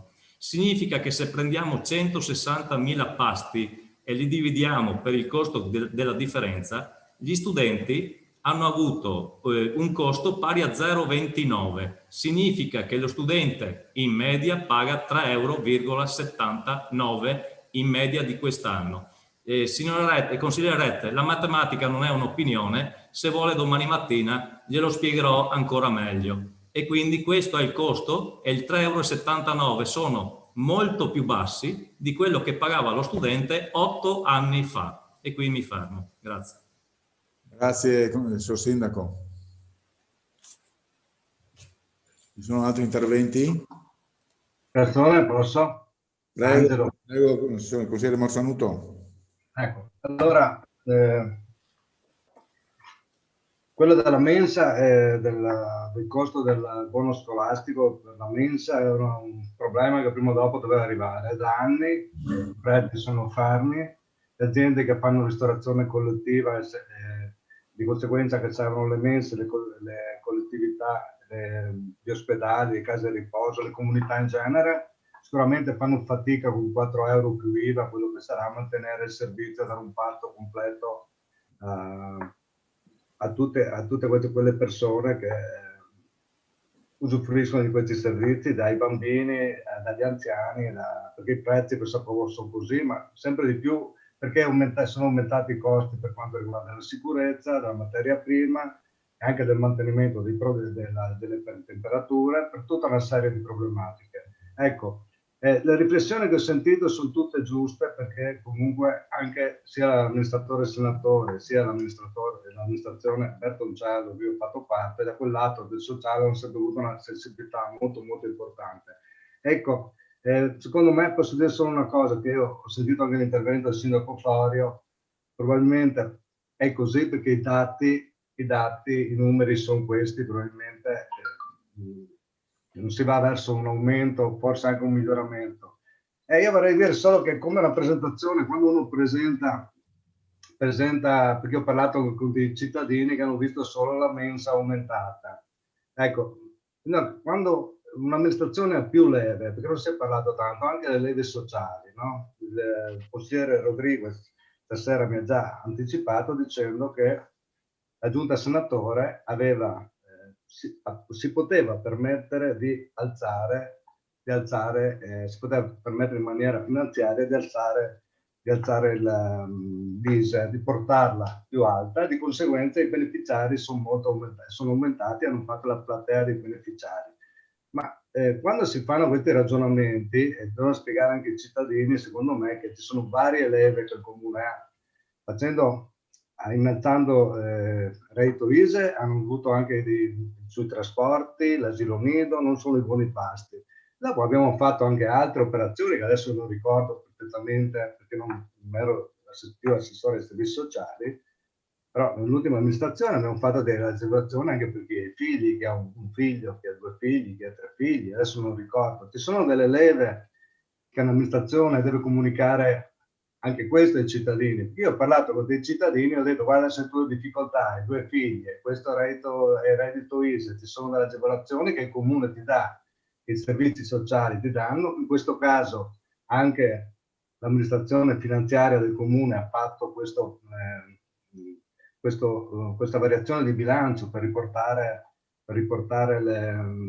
a un prezzo decente per le famiglie il pasto, però deve essere comunicato in maniera diversa, perché certi l'hanno recepito se aumenta la mensa in questo periodo. Dunque bisogna un po' comunicare in maniera così diversa per quanto riguarda, perché abbiamo fatto tante azioni per poter far sì che, io mi ricordo per esempio sui trasporti, non so quanti soldi hanno risparmiato le famiglie, così come altri servizi, anche i GRES comunali, quando abbiamo fatto i GRES anche con il comune, non solo quelli delle parrocchie, l'ISE più alta ha agevolato tantissime famiglie. Allora dire ai cittadini che l'amministrazione deve fare questo, perché come ricordavo prima è da 7-8 anni che il prezzo è sostanzialmente fermo, si fa fatica con 4 euro più IVA a portare un pasto completo, trasportarlo con tutte le problematiche varie. Ecco, ma diciamo che il comune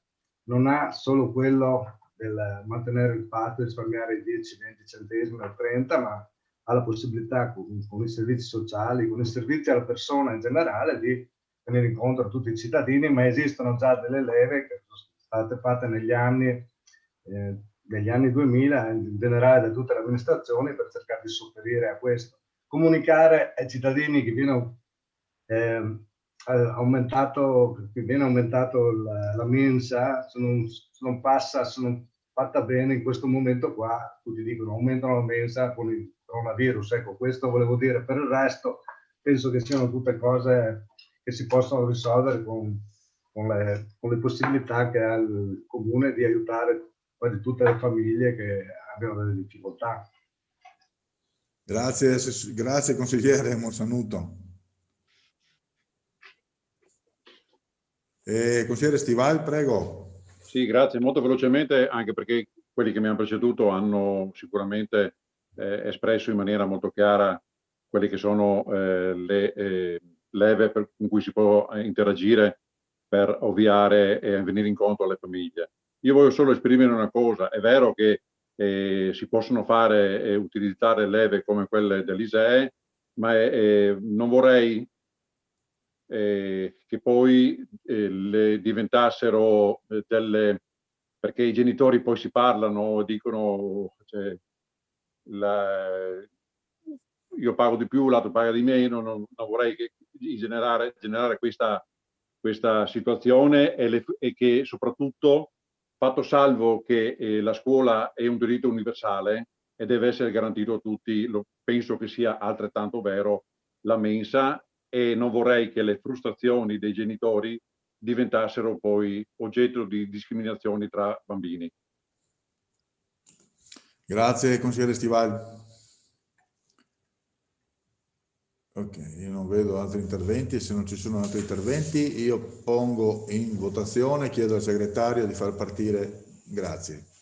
Florio Favero. Favorevole. Fabisan Leonardo. Favorevole. Bertoncello Antonio. Favorevole. Bravo Bertilla. Non la vedo. Bertilla non c'è. Non la vedo. Dalla Buona Paolo. Favorevole. Drigo Irina. Favorevole. Mascarin Gastone. Favorevole. Monsanuto Angelo. Favorevole. Fiorito Mario. Favorevole. Maria Teresa. Favorevole. Rodriguez Riccardo. Favorevole. Andrea Stefano. Favorevole. Senatore Maria Teresa. Favorevole. Renato. Favorevole. Terenzi Marco. Favorevole. Vigni Andrea. Favorevole. Danuto Alessandra. Favorevole. Ok, vista l'unanimità, allora riteniamo anche l'immediata esecutività Favorevole. favorevole e il provvedimento è approvato, grazie. Passiamo ora al quinto. Riconoscimento dei debiti fuori bilancio, esaminato in sesta commissione sempre il 5 febbraio. Chiedo un breve al consigliere Stival, prego. Grazie Presidente. Anche questa delibera è passata in commissione sono, come previsto dal riconoscimento di debiti fuori bilancio, ma in realtà si tratta di un paio di importi di entità modesta, e uno è relativo al servizio di corrispondenza che con il Covid ha visto maggiori costi ed è pari a 3.800 euro, e uno è relativo a dei costi reclamati dall'Ater relativa a costi accessori, quindi spese condominiali, per un alloggio in emergenza abitativa. Grazie, consigliere Stivali. Apriamo il dibattito, se ci sono quesiti fatemi sapere. Non vedo richieste, quindi se vi va bene io pongo in votazione il provvedimento, chiedo al segretario per cortesia di partire. Allora, Florio Favero. Favorevole. Barbisan Leonardo. Favorevole.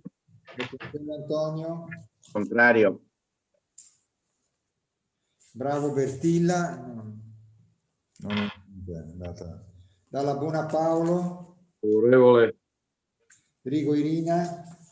Contraria. Mascarin Gastone. Favorevole. Mossanuto Angelo. Favorevole. Pizzolitto Mario. Favorevole. Maria Teresa. Contraria. Riccardo. Favorevole. Andrea Stefani. Contrario. Senatore Teresa. Favorevole. Ivan Renato. Favorevole. Terenzi Marco. Contrario. Vindini Andrea. Contrario. Zanuto Alessandra. Favorevole. Però per cortesia vi chiedo anche l'immediata esecutività a fronte del tipo di votazione, prego. Immediata eseguibilità. Florio Favero. Favorevole. Barbisan Leonardo. Favorevole. Bertoncello Antonio. Contrario. Bravo Bertilla non c'è. Dalla Buona Paolo. Favorevole. Rigo Irina. Contraria. Mascarin Gastone. Favorevole. Mossanuto Angelo. Favorevole. Polito Mario. Favorevole. Ret Maria Teresa. Ret. Contraria, non so se si sente. Sì, sì. Rodriguez Riccardo. Favorevole. Sant'Andrea Stefano. Contrario. Vittore Maria Teresa. Favorevole. Ivan Renato. Favorevole. Terenzi Marco. Contrario. Vini Andrea. Contrario. Zanuto Alessandra. Favorevole. Il provvedimento è approvato, grazie. Allora adesso passiamo alla nomina di un rappresentante del Comune in seno al Consiglio di amministrazione dell'Associazione Pro Loco. Come vi abbiamo preannunciato con una mail con i miei uffici, abbiamo modificato il metodo di votazione perché il nostro tecnico molto bravo Andrea Costa ha trovato un sistema all'interno di Zoom per il quale vi ha mandato anche una spiegazione abbastanza semplice. Noi adesso vedremo un elenco di 2 pagine con i nominativi. Ovviamente i nominativi sappiamo già che la sostituzione è dell'ex consigliere padovese, perché diciamo in seno alla Pro Loco c'è già stata una votazione, c'è già un membro di questo consiglio comunale espresso dai civici noi con la votazione della consigliera Maria Teresa Ret, se non vado errato.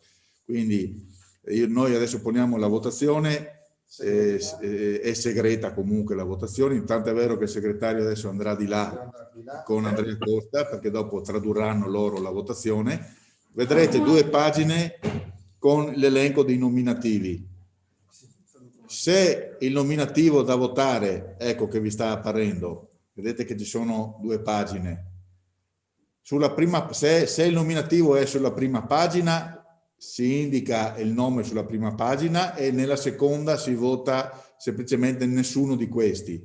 Viceversa, se il nome è nella seconda pagina, è importante che nella prima mettiate nessuno di questi perché il sistema di Zoom prevede solo 10 nominativi, invece noi ne abbiamo di più, abbiamo dovuto fare 2 pagine. Comunque è molto semplice, insomma.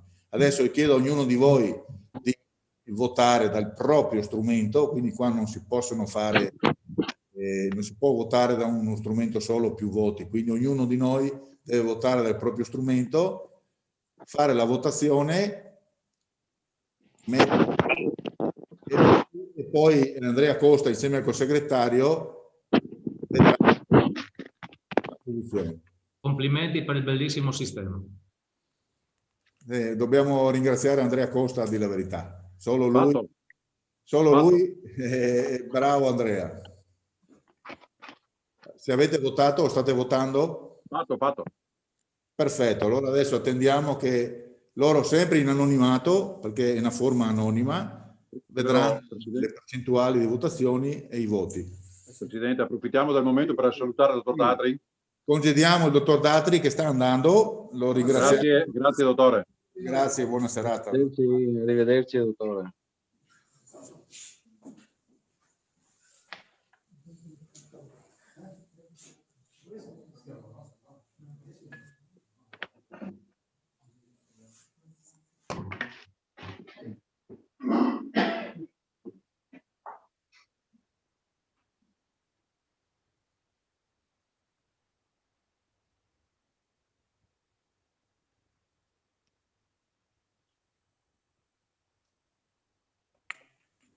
Dicono che mancano 3 voti.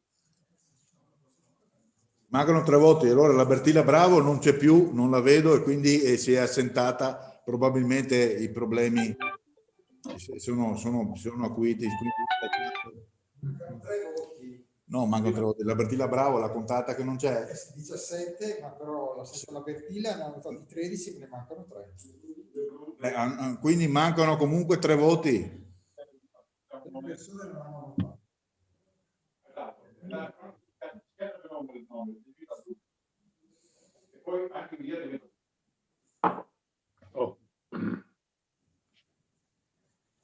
Avete votato nel senso che avete messo niente su questa pagina? A me ha detto il voto è stato inviato, quindi presumo che a tutti abbia detto il voto è stato inviato. Poi non so. È stato inviato, Gastone, è stato inviato. Io allora invece non riesco a inviarlo. Stanno verificando. Anch'io ho avuto l'iscrizione, è stato inviato. Anche a me risulta inviato. Ma dove lo vedete? Scusa che io non lo vedo. Nel momento in cui si è data conferma sulla seconda pagina, diciamo, ecco, e poi sì, compariva una scritta. Ok, sì, ok, allora era Anche, è successo questo. anche a me è stato inviato.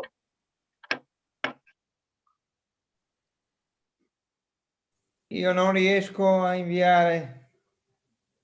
Ah, ecco, uno allora è Riccardo. Vediamo se riusciamo a far riproporre la pagina.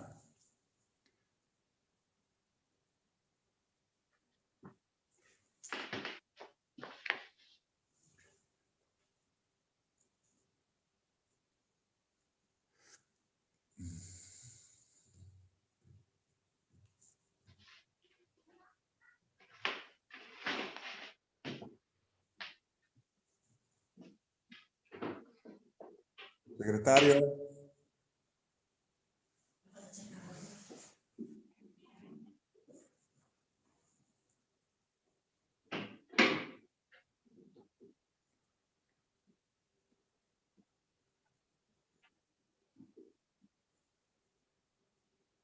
Abbiate un attimo di pazienza, stiamo verificando.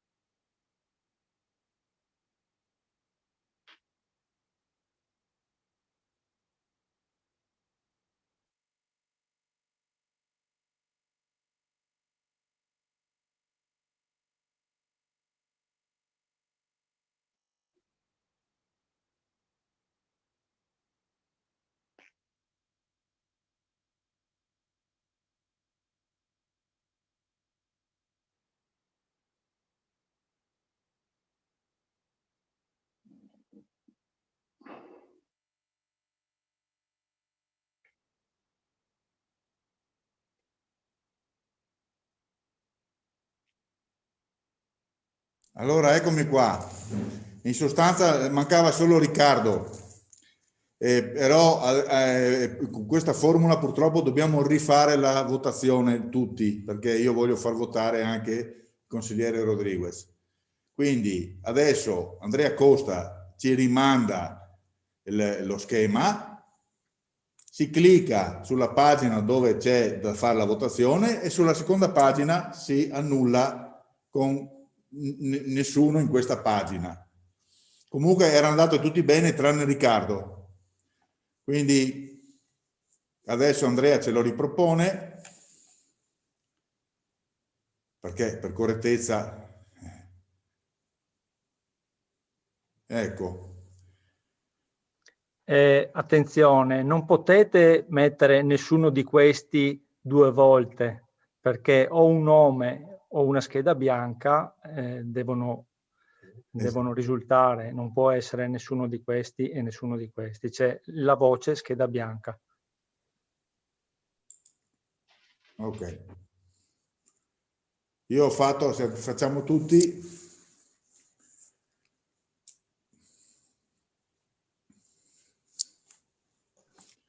No, scusate, io ho fatto dove c'è scritto nessuno di questi, clicca qui e prosegui. Ho inviato ma non invia.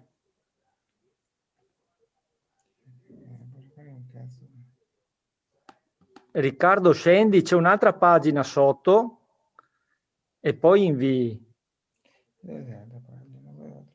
Se vai giù sono 2 le pagine, Riccardo. Per passare dalla prima pagina alla seconda pagina c'è un tasto avanti, almeno a me è comparso in maniera proprio... quindi... Sì, o puoi anche scorrere comunque. No, era per... Hai ragione, hai ragione. Non ti vedono. Agevolare. Scheda bianca è sulla seconda pagina. Scheda bianca è sulla seconda pagina insieme ad altri nomi.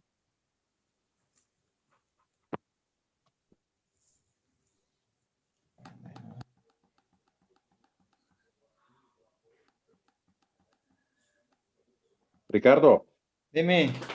se tu schiacci nessuno di questi ti appare il tasto avanti in blu. E invece a me non appare. Schiacciando nessuno di questi che vai automaticamente nella pagina successiva. Allora Riccardo, Dimmi. fai una cortesia, tu vota sul telefono del segretario. Sì, che è meglio, Tutto il resto sono andati, probabilmente non lo so cosa è successo lì. Bravo Riccardo.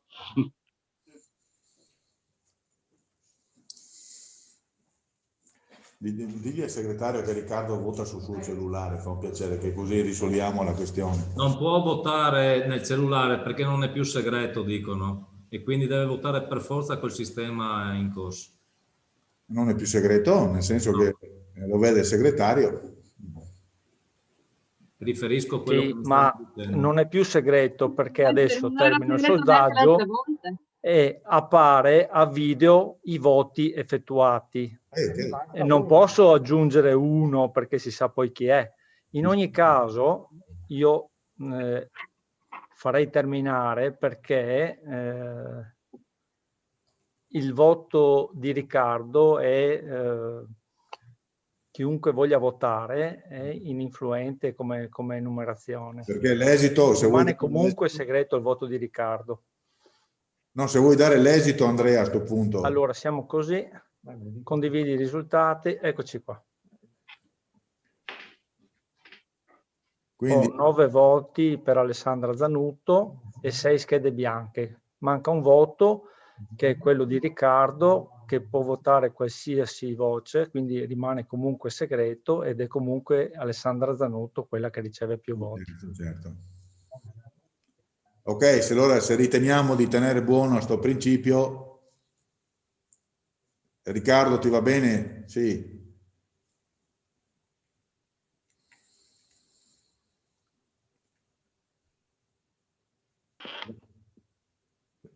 Consigliere Rodriguez. Sì. Lo teniamo buono sto principio che ha detto Andrea Costa? Sì, sì, va bene. Ok, quindi la votazione la riteniamo eseguita e il consigliere che si aggiunge alla consigliera Ret nella proloco è la consigliera Zanutto Alessandra. E vi chiedo anche per cortesia, allora, segretario, abbiamo fatto a posto? Sì. A posto, dai, l'immediata esecutività, esatto. Sì, la fa lei. Allora, immediata eseguibilità, Florio Favero. Favorevole. Marbisan Leonardo. Favorevole. Bertoncello Antonio. Bertoncello Antonio. Favorevole. Bravo Bertilla, non c'era. Dalla Bona Paolo. Favorevole. Vigo Irina. Favorevole. Favorevole. Ossanuto Angelo. Favorevole. Polito Mario. Favorevole. Maria Teresa. Favorevole. Rodriguez Riccardo. Favorevole. Sant'Andrea Stefano. Favorevole. Senatore Maria Teresa. Favorevole. Ivan Renato. Favorevole anche e soprattutto per il fatto che per la prima volta avremo 2 donne. Terenzi Marco. Favorevole. Indini Andrea. Favorevole. Venuto Alessandra.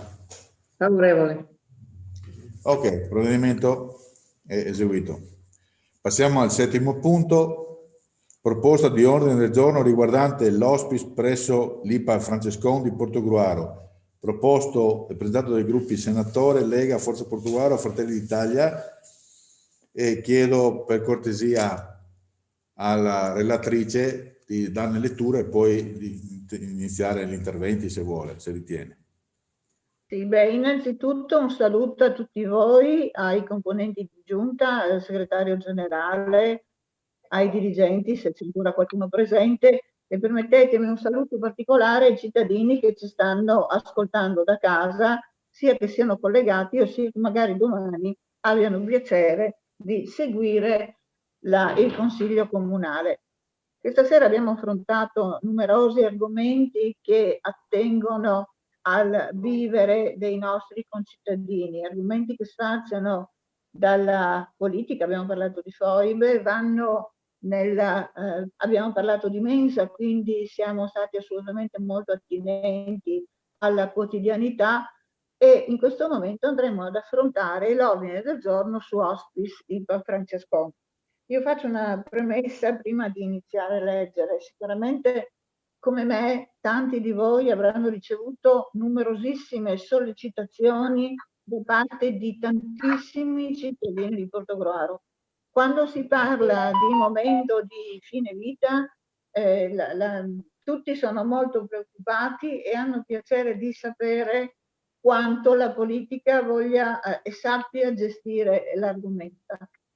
Un ringraziamento al signor Sindaco che ha voluto illustrarci gli incontri che ha avuto in conferenza di sindaci sanità, e quindi immagino che già con i sindaci si sia in una situazione di approfondimento dell'argomento, che comunque non esclude che ci debba essere un'azione assolutamente incisiva da parte del Comune di Portogruaro, da parte della Giunta, da parte di tutti i consiglieri comunali. Quindi do lettura dell'ordine del giorno su Hospice presso il Pub Francescon a Portogruaro. Al signor Presidente del Consiglio Comunale di Portogruaro, al signor Sindaco del Comune di Portogruaro, i gruppi consigliari, Senatore, Lega, Forza Portogruaro, Fratelli d'Italia presentano il seguente ordine del giorno su Hospice presso il Pub Francescon Portogruaro. Visto deliberazione della Giunta regionale numero 1107 del 6 agosto 2020, pubblicata su BUR numero 130 del 25 agosto 2020, materia sanità e igiene pubblica, con oggetto modifica delle schede di dotazione delle strutture sanitarie di cure intermedie delle aziende ASL, dell'azienda ospedale Università di Padova, dell'azienda ospedaliera universitaria integrata di Verona, dell'Istituto Oncologico Veneto, IRCCS, DGR numero 614 del 14 maggio 2019, deliberazione numero 90/CR del 28 luglio 2020, nella quale compaiono i seguenti paragrafi. Vengono apportate delle modifiche delle schede di dotazione delle strutture sanitarie di cura intermedie delle aziende ASL, dell'azienda ospedale Università di Padova, dell'azienda ospedaliera universitaria integrata di Verona e dell'Istituto Oncologico Veneto, IRCCS, approvate con la DGR numero 614 del 14 maggio 2019. La DGR numero 90/CR/2020, come previsto all'articolo 7,1 della legge regionale 48/2018, è stata inviata alla quinta commissione consiliare per il previsto parere. La quinta commissione consiliare, nella seduta numero 179 del 30 luglio 2020, ha esaminato la deliberazione numero 90/CR/2020 ed ha espresso parere favorevole all'unanimità numero 568, trasmesso con nota acquisita agli atti con protocollo numero 309.055 del 4 agosto 2020. Infine, come riportato nella DGR numero 90/CR/2020, si dà evidenza infine dell'opportunità di prevedere, a seguito di richiesta delle aziende sanitarie stesse, fin d'ora la programmazione di posti letto che non saranno realizzati entro la fine dell'anno e che troveranno attuazione in un orizzonte temporale di medio-lungo termine e quindi che dovranno essere confermati anche nel prossimo provvedimento di programmazione delle strutture intermedie. ULSS 4 Veneto Orientale, in struttura da individuare, 12 posti letto di hospice a gestione diretta che soddisferanno il fabbisogno del territorio di riferimento, andando quindi a sostituire l'offerta attuale di 8 posti letto di hospice presso OS IPAB Francescon Portogruaro e 9 posti letto di OS IPAB Monsignor Caduti San Donà di Piave. Al Consiglio regionale di procedere celermente all'aggiornamento della programmazione regionale delle impegnative di ricovero, superando le inaccettabili differenze fra territori della regione e riallineando anche in favore del Veneto Orientale ed in particolare del Portogruarese il numero di impegnative di residenzialità di primo livello, con le correlate risorse, anch'esso marcatamente sottostimato rispetto al bisogno espresso alle strutture esistenti nel Portogruarese e nel Veneto Orientale ed ampiamente al di sotto della media registrata nei diversi territori della Regione Veneto. Alla Presidente della Giunta regionale di predisporre un incremento consistente del fondo per la non autosufficienza nella prossima proposta di bilancio, in modo da aggiornare la quota sanitaria delle impegnative. Alla Giunta regionale a dare impulso alla legge di riforma delle IPAB. Questo è un po' un riassunto di quanto contenuto, i punti salienti di quanto contenuto nella DGR. Legge regionale 25 ottobre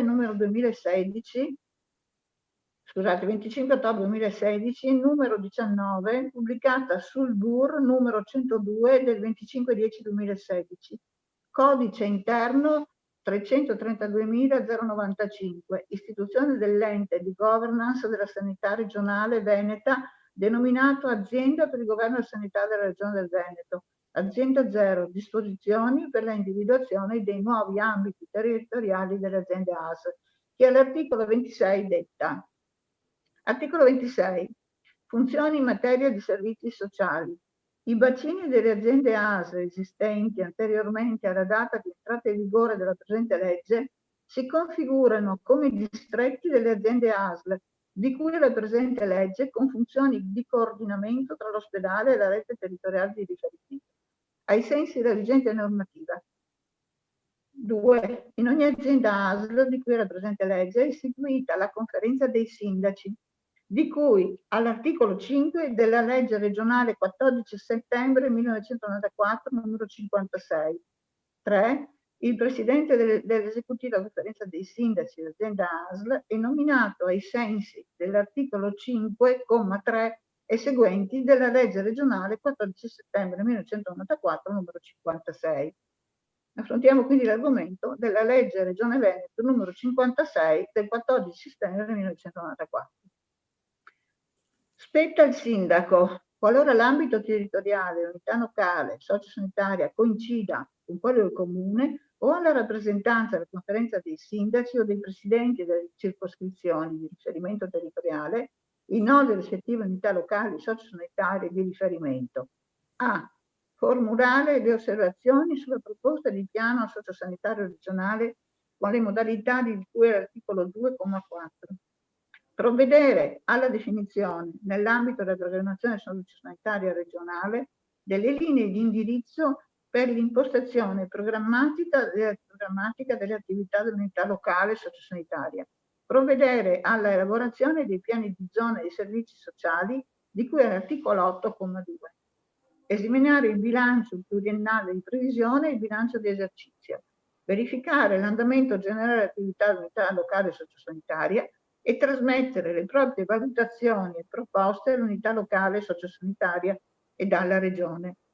Gli organi dell'unità locale sociosanitaria sono tenuti a rendere disponibili al sindaco, qualora l'ambito territoriale dell'unità locale sociosanitaria coincida con quello del comune, o alla rappresentanza della conferenza dei sindaci o dei presidenti delle circoscrizioni di riferimento territoriali, i dati informativi necessari per lo svolgimento delle funzioni di cui al presente articolo e a rispondere motivatamente alle proposte di quella lettera E del comma 7. Altro punto di riflessione, l'ASL 4, deliberazione numero 1128 del 3 novembre 2020, il affidamento in carico per un progetto di fattibilità per la realizzazione di un hospice unico per il Veneto orientale, una struttura unica a livello aziendale con 12 posti letto, progettata secondo i più elevati standard. Premesso che l'hospice è un'eccellenza è un'eccellente presenza in Portogruaro per i nostri concittadini e per il nostro territorio. Una storia fatta di vicinanza preparata e professionale sia al malato sia ai suoi familiari, nel momento di particolare fragilità della persona, con personale di grandissime qualità anche umane. Una struttura nuova, in linea con i più moderni requisiti tecnici normativi. L'hospice presso la casa di riposo è stato avviato nel 2008, prima nel Veneto orientale, sulla base di una convenzione con ASL rinnovata annualmente. In seguito è stato integrato nella rete dell'unità cure palliative e della continuità assistenziale. Inizialmente all'hospice era stato riservato il secondo piano del padiglione Banca Popolare Santo Stefano presso l'IPA Francescone. Nella primavera 2018 è stato inaugurato il reparto al terzo piano, realizzato ex novo in sopraelevazione dello stesso fabbricato, con un vasto terrazzo panoramico sul centro cittadino. Dispone di 10 ampie camere singole che possono ospitare con il paziente anche un familiare di assistenza, con adeguati spazi comuni, locali di servizio ed un ampio salone centrale dedicato a Olga e Giano Petrini. In ricordo del loro lascito, specificatamente all'hospice. Nel doveroso rispetto delle libere scelte che ciascuno con i suoi familiari potrebbe fare in quei difficilissimi momenti in cui la malattia diventa ferocemente presente, si deve garantire la possibilità di scegliere anche di essere seguiti in una struttura adeguata. Numerosissimi cittadini di Portogruaro ci hanno chiesto di presidiare affinché il nostro hospice non venga perso. Impegnano il signor Sindaco, unitamente alla Giunta Comunale e al Consiglio Comunale, ad attivarsi immediatamente per rappresentare presso la Conferenza dei Sindaci, che come da disposizioni normative può esprimere parere, la volontà della comunità di Portogruaro di tutelare il nostro hospice presso l'IPA Francescone. Attivarsi con il Presidente della Regione Veneto affinché venga modificata la delibera regionale citata, rappresentare al direttore generale dell'AS 4 la richiesta del nostro territorio di mantenere l'esistente hospice, garantendo la sostenibilità economica con la possibilità diritto degli ammalati e delle loro famiglie circa la possibilità di essere seguiti o nella struttura a Portogruaro o presso il domicilio. Si chiede quindi che il signor Sindaco relazioni nel prossimo Consiglio circa le azioni messe in atto. Firmato senatore Maria Teresa, Bravo Bertilla, Morsanutto Angelo, Stivar Renato, Pizzolito Mario, Barbisà Leonardo, Dalla Bruna Paolo, Zanutto Alessandra, Rodriguez Riccardo, Mascarin Gastone.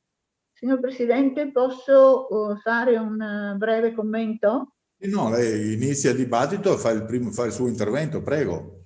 Sì, a me preme sottolineare quanto importante sia essere sostanzialmente di fatto presenti rispetto al problema. Come da normativa, che è assolutamente chiara, la conferenza dei sindaci ha solo la possibilità di esprimere un parere. Se una conferenza dei sindaci risulta compatta nell'esprimere un parere per il mantenimento degli hospice sia a Portogruaro sia a San Donà, ovviamente abbiamo un peso territoriale importante. Quindi c'è la necessità e l'urgenza che la conferenza dei sindaci nella sua totalità, sia per la parte del sandonatese sia per la parte del portogruarese, venga informata su in che modo vengano inviati i pazienti all'hospice e venga anche informata su quanto e come quei pazienti inviati all'hospice abbiano la possibilità di decidere se essere curati a casa, perché nessuno non è che non venga curato, essere curati a casa, oppure seguiti in una struttura quale hospice. Mi preme anche sottolineare che quando si parla di fine vita, forse ci dimentichiamo che nel fine vita non è interessato solo il malato, è interessato l'intera famiglia. Io non voglio citare alcune situazioni particolarmente poco piacevoli da descrivere del momento in cui una persona lascia questo mondo. Penso che molti di voi possano immaginare cosa può succedere. Anche dal punto di vista organizzativo a casa, forse è difficile da gestire la situazione. C'è anche un altro ragionamento da fare, mi ricollego nuovamente alla possibilità che deve avere il nostro comune di essere efficace nell'azione. Tutto deriva, la situazione deriva da una delibera regionale. Io sono molto convinta che l'azione di conferenza dei sindaci debba andare verso una richiesta di modifica della delibera regionale. Perché finché la delibera regionale risulta attiva e risulta presente, è difficile che non venga messa in atto. È difficile che gli eventuali denari a disposizione vengano destinati in altri luoghi. Quindi oggi più che mai, in un ulteriore tema che è molto vicino alle persone, ripeto, io ho avuto numerosissime telefonate di persone, messaggi di persone che mi hanno detto: mi raccomando, l'hospice, non mollate l'hospice. E quindi ripeto, in un momento così difficile con la pandemia, un momento nel quale le persone hanno anche paura, lasciatelo dire, di cosa possa capitare, rappresentare un'altra difficoltà e rappresentare che la politica non è in grado di avere coraggio non va a vantaggio di nessuno di coloro che fanno politica. E secondo me in questo momento è il momento del coraggio, il momento di ragionare su quali siano le necessità della gente, su quali siano le necessità della nostra città, quali siano le necessità soprattutto delle persone più in difficoltà. Io credo che ciascuno di voi sia molto convinto che l'hospice debba rimanere. Il signor Sindaco l'ha appena sottolineato. Credo che comunque un'azione importante del Consiglio Comunale possa essere un'azione che fa la giusta neanche pressione, rappresenta in maniera corretta alla Regione quant'è il sentire comune della comunità di Portogruaro. L'ultimo accenno, perdonatemi se mi rifaccio al lascito Olga e Giano Petrin. Olga e Giano Petrin hanno devoluto un'importante somma a favore di Hospice, con la destinazione precisa, con l'intento preciso di creare una struttura, di ampliare una struttura così importante per la nostra comunità. Quindi forse sarà anche banale, ma anche per rispetto a loro, questo dovrà essere, a mio avviso, l'intento dei consiglieri comunali di Portogruaro, perché chi viene prima di ogni cosa, prima di qualsiasi valutazione o di qualsiasi strategia, chi viene prima è la persona. La persona che in alcuni casi è assolutamente autonoma, che sta bene, che non ha problemi, ma in molti altri casi è una persona che non è autonoma, non sta bene, e ripeto, soprattutto in questo periodo, ci sono molte persone che hanno paura. È compito nostro tutelarle. Grazie. Grazie, consigliere senatore.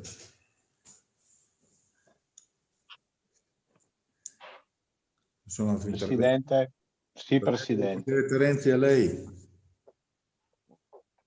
Grazie, signor Presidente e gentili colleghi.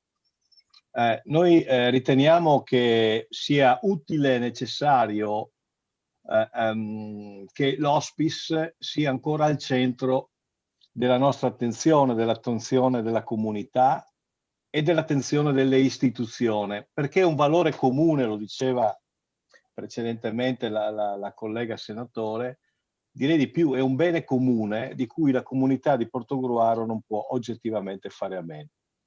Quindi è cosa positiva che oggi in questo Consiglio si discuta e si voti questo ordine del giorno. Io vorrei rammentare che già nel mese di agosto la coalizione di centrosinistra era tempo di campagna elettorale, aveva avuto modo di rappresentare una severa preoccupazione per le sorti dell'hospice, perché era dell'agosto del 2020 la delibera 1107 che ha citato anche la collega senatore e che aveva per oggetto la modifica delle schede ospedaliere e anche delle dotazioni di residenzialità delle strutture intermedie, quindi del sistema sociosanitario della regione, che riportava la previsione di una nuova struttura di hospice baricentrica fra Portogruaro e San Donà, con una dotazione di 12 posti letto in luogo delle 2 unità di hospice attualmente gestite da una parte dall'hospice Francescon e dall'altra dall'IPAB Caduti. Naturalmente la maggioranza, quindi l'unità di Portogruaro e l'unità di San Donà.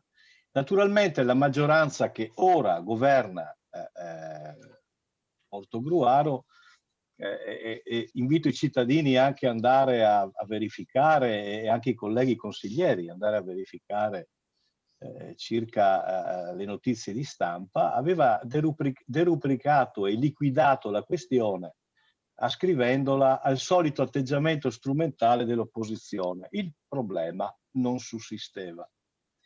Poi però, come abbiamo visto, le cose sono andate avanti.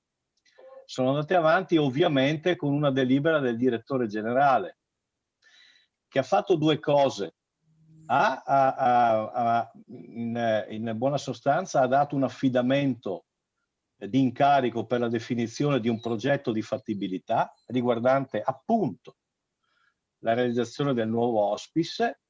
Dice anche un dettaglio rispetto ai requisiti dell'area, quindi un'area di 7.000 metri quadri, di cui 1.900 metri quadri per l'edificio e 1.500 metri quadri per parcheggi e viabilità. Naturalmente veniva confermata la collocazione baricentrica. E quindi con un'ulteriore delibera del direttore generale si avviava un'indagine di mercato volta ad individuare soggetti e condizioni inerenti alla realizzazione del nuovo hospice. Quindi la cosa, come avete visto e come abbiamo avuto modo di constatare tutti, è andata avanti. Io dico, speriamo che non sia andata troppo avanti.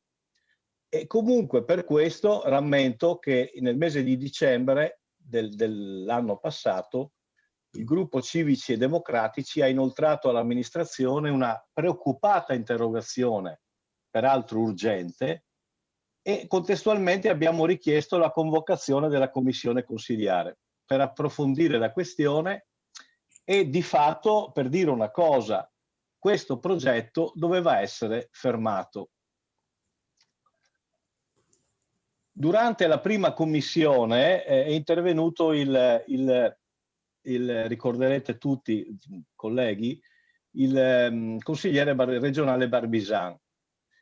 Noi nel nostro gruppo gli ponemmo specifiche domande rispetto proprio ai contenuti della delibera regionale, perché è lì il punto da cui nasce questo progetto. Ebbene, il consigliere Barbisan non rispose e deluse il quesito che noi ponemmo in modo preciso e particolare. Qui c'è anche l'attestazione delle registrazioni della commissione stessa. Ricordo che il collega Barbisan operò una improbabile sovrapposizione fra conferenza dei sindaci ai sensi della legge 16 e conferenza dei sindaci della sanità, la conferenza di cui ha parlato poc'anzi la consigliera senatore, e sovrappose anche il breve periodo caratterizzato dall'emergenza sanitaria Covid-19 con la prospettiva invece di medio-lungo periodo che in qualche modo vedeva la chiusura delle 2 unità e l'attivazione di una nuova struttura baricentrica, dicendo ma no, la Regione non ha intenzione di chiudere l'hospice. L'hospice è stato chiuso per una questione legata all'emergenza sanitaria, per evitare i contagi. Ecco, noi ci limitammo a dire che sembrava che il Consiglio regionale non avesse letto la delibera 1107 dell'agosto 2020, che peraltro, come ha citato bene la consigliera senatore nella spiegazione dell'ordine del giorno, era passata anche nella Commissione Sanità. Rammento poi il secondo passaggio in commissione alla presenza della consigliera Zottis e della presidente Furlanetto. Ecco, è stata altrettanto utile questo passaggio istituzionale perché sono emersi in modo chiaro alcuni elementi ed alcuni dati di realtà circa la necessità della permanenza e la continuità dell'hospice a Portogruaro. In primo luogo fu confermato il fatto che il progetto della Regione Veneto e lo studio di fattibilità dell'azienda 4 Veneto Orientale non avevano nulla a che vedere con la pandemia, ma rispondevano ad una prospettiva di medio periodo che appunto, mi ripeto, ma è importante esplicitare il concetto, che prevedeva una nuova struttura in luogo delle 2 unità di hospice di Portogruaro e di San Donà. Abbiamo anche colto come l'hospice sia inserito all'interno di una rete delle cure palliative, a fronte della legge 38 del 2010, una legge recente che ha in qualche modo dato delle indicazioni, degli indirizzi e delle linee guida alle regioni per la definizione della rete delle cure palliative.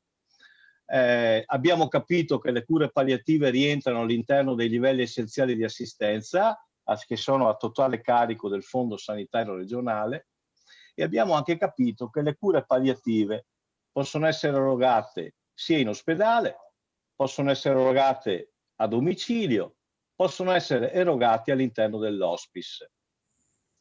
Evidentemente in ragione della condizione patologica del paziente oncologico, l'hospice interviene in una fase purtroppo terminale, quando per la complessità del bisogno non sia possibile l'assistenza domiciliare.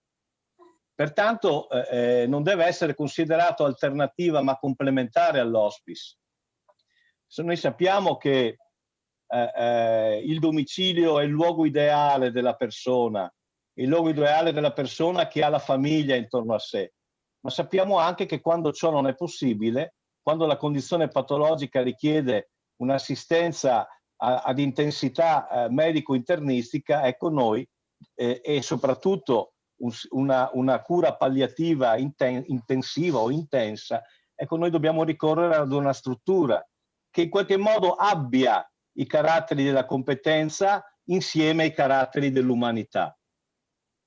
Abbiamo anche sentito, anche dalla Presidente stessa, come l'hospice della Francescon non abbia potuto utilizzare al meglio i posti disponibili, anche per il filtro esercitato dall'unità di valutazione distrettuale dell'azienda sanitaria, che non ha ricoverato i pazienti. Abbiamo saputo che la convenzione viene rinnovata fra l'USL 4 Veneto Orientale e la residenza Francescon per 1 anno. Abbiamo saputo che i posti letto hospice per cui la convenzione è rinnovata rimangono 8 e abbiamo saputo, ma questo ormai era noto, che l'attività hospice è sospesa oggi a causa del Covid-19. Abbiamo saputo infine che i posti letto rimangono 8, quindi con la conferma della riduzione dell'unità hospice di Portogruaro presso l'IPAB Francescon. Il gruppo consigliare cui appartengo, Civici e Democratici, ha rappresentato in commissione la sua posizione a riguardo e che vogliamo sintetizzare in questa sede.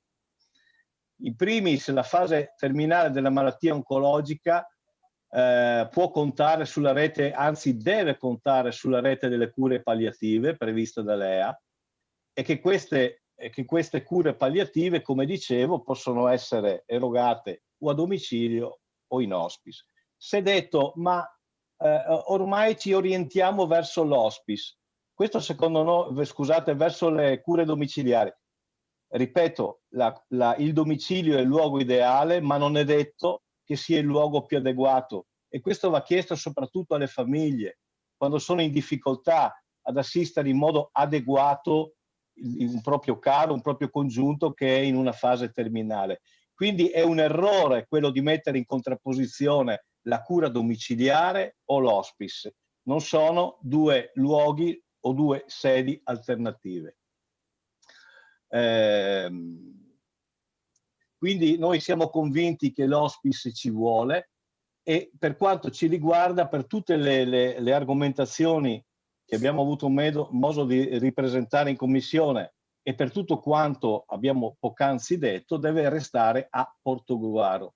Peraltro ancora non comprendiamo perché non possa essere gestito, o meglio, non possa continuare ad essere gestito presso la Francescon.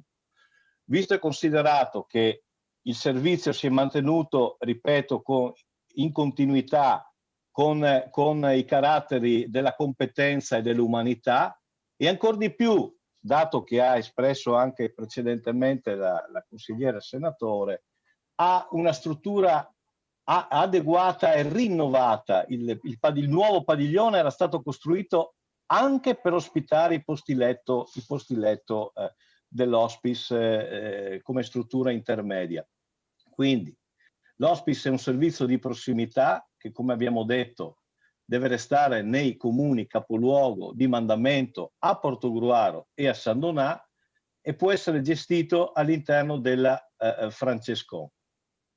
Il gruppo consigliare ha anche appoggiato l'iniziativa intrapresa da pochi giorni nella comunità di Portogruaro, un'iniziativa di raccolta di firme a tutela dell'hospice promossa dal Partito Democratico ma sostenuta da numerosi enti ed associazioni del sociale che chiedono a gran voce il potenziamento dei servizi territoriali e coerentemente il mantenimento dell'hospice a Portogruaro. Da quello che mi risulta, in pochi giorni sono state raccolte già 2000 firme. Ecco, il servizio deve essere, e mi avvio a concludere, il servizio deve essere utilizzato al meglio nelle sue dotazioni e deve essere finanziariamente sostenibile. Ha ragione il sindaco, deve essere finanziariamente sostenibile, senza generare perdite in capo alla Francescon, che poi significa in capo ai pazienti della RSA e del centro servizi della Francescon, ovviamente o attraverso la gestione diretta dell'azienda sanitaria, oppure c'è un oppure, prevedendo un adeguato finanziamento della Regione e dell'USL 4 Veneto Orientale attraverso lo schema del voto per pieno, oppure l'assegnazione di importi finanziari a supporto dell'azione esercitata. Concordiamo come il Comune di Portogruaro debba assumere un'iniziativa istituzionale per il mantenimento dell'hospice a Portogruaro, per il tramite del sindaco all'interno della conferenza dei sindaci della sanità, e chiedendo che venga ritirata la delibera della Regione, che prevede una nuova struttura a metà strada fra Portogruaro e San Donà, con la cancellazione della rete dei servizi per le cure palliative degli hospice gestiti all'interno della Francescon e all'interno dell'IPAB Caduti di San Donà. Ecco perché, signor Presidente e signori consiglieri, siamo soddisfatti di questo ordine del giorno presentato dal gruppo senatore. Riconosciamo peraltro che il gruppo senatore, nell'ambito dei lavori della Commissione, ha manifestato allo stesso modo del nostro gruppo una preoccupazione derivante dall'iniziativa della Regione, rimettendo al centro l'utilità e la centralità dell'hospice Francescon per la comunità di Portogruaro. E anche nel corso dei lavori della Commissione si è manifestato un diverso pensiero ed una diversa sensibilità sul tema all'interno della maggioranza. Abbiamo preso atto che questo ordine del giorno è stato oggi sottoscritto dopo alcuni giorni di riflessione e da alcuni giorni dalla presentazione per cortesia, ho concluso anche dall'intera maggioranza. Questa è una cosa che da una parte conferma nell'idea di una maggioranza che su temi importanti e strategici per Portogruaro dimostra una diversità di sensibilità e di vedute. Dall'altra ci fa ritenere fatto positivo che nella comunità e a livello istituzionale l'unità di pensiero e di intenti sull'hospice sia pieno. L'hospice è un servizio di prossimità indispensabile e deve restare a Portogruaro. Grazie, signor Presidente. Grazie, consigliere Terenzi. Consigliere Vendigni, a lei, prego.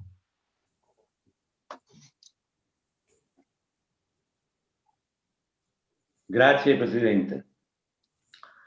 Volevo solamente far presente alcune cose, alcune riflessioni soprattutto. Siamo arrivati a oggi a discutere su un ordine del giorno presentato inizialmente, come ha detto il consigliere Terenzi, dal gruppo consiliare che fa riferimento all'ex sindaco senatore e poi sottoscritto dopo qualche giorno anche dal resto della maggioranza di questa attuale giunta, che regge questa attuale giunta, e per noi questo è un punto di partenza molto positivo. Peccato che arrivi a distanza di 7 mesi, cioè da quando noi abbiamo sollevato, come diceva il consigliere Terenzi, abbiamo sollevato la questione in pieno mese di agosto, l'8 di agosto, 2 giorni dopo che la Giunta regionale aveva pubblicato la delibera 90 del 28 luglio, in cui chiaramente era espressa la volontà e la decisione da parte della Giunta regionale del Veneto di chiudere i 2 hospice di Portogruaro e di San Donà di Piave. Ebbene, nei mesi seguenti, non dico nei giorni seguenti, ma nei mesi seguenti, fin quasi a ridosso della prima commissione fatta sull'hospice in consiglio comunale, in commissione consiliare, c'è stato un silenzio assordante. Non dico durante la campagna elettorale, perché posso anche capirne i motivi.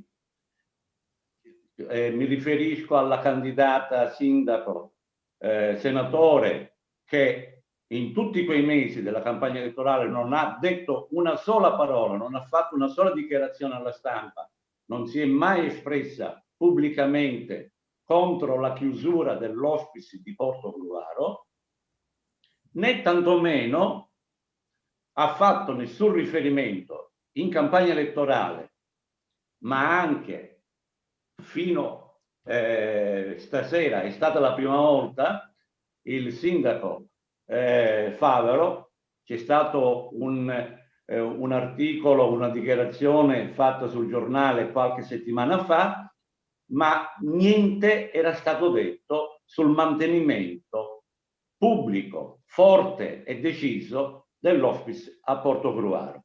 Anzi, in tutti questi mesi abbiamo dovuto subire, noi come centrosinistra, affermazioni, accuse di l'assessore regionale Lazzarin l'8 di agosto, 2 ore dopo che noi avevamo pubblicato il nostro comunicato stampa contro la delibera promossa e approvata dalla sua giunta, dalla giunta di cui lei fa parte, diceva non c'è nessuna ipotesi.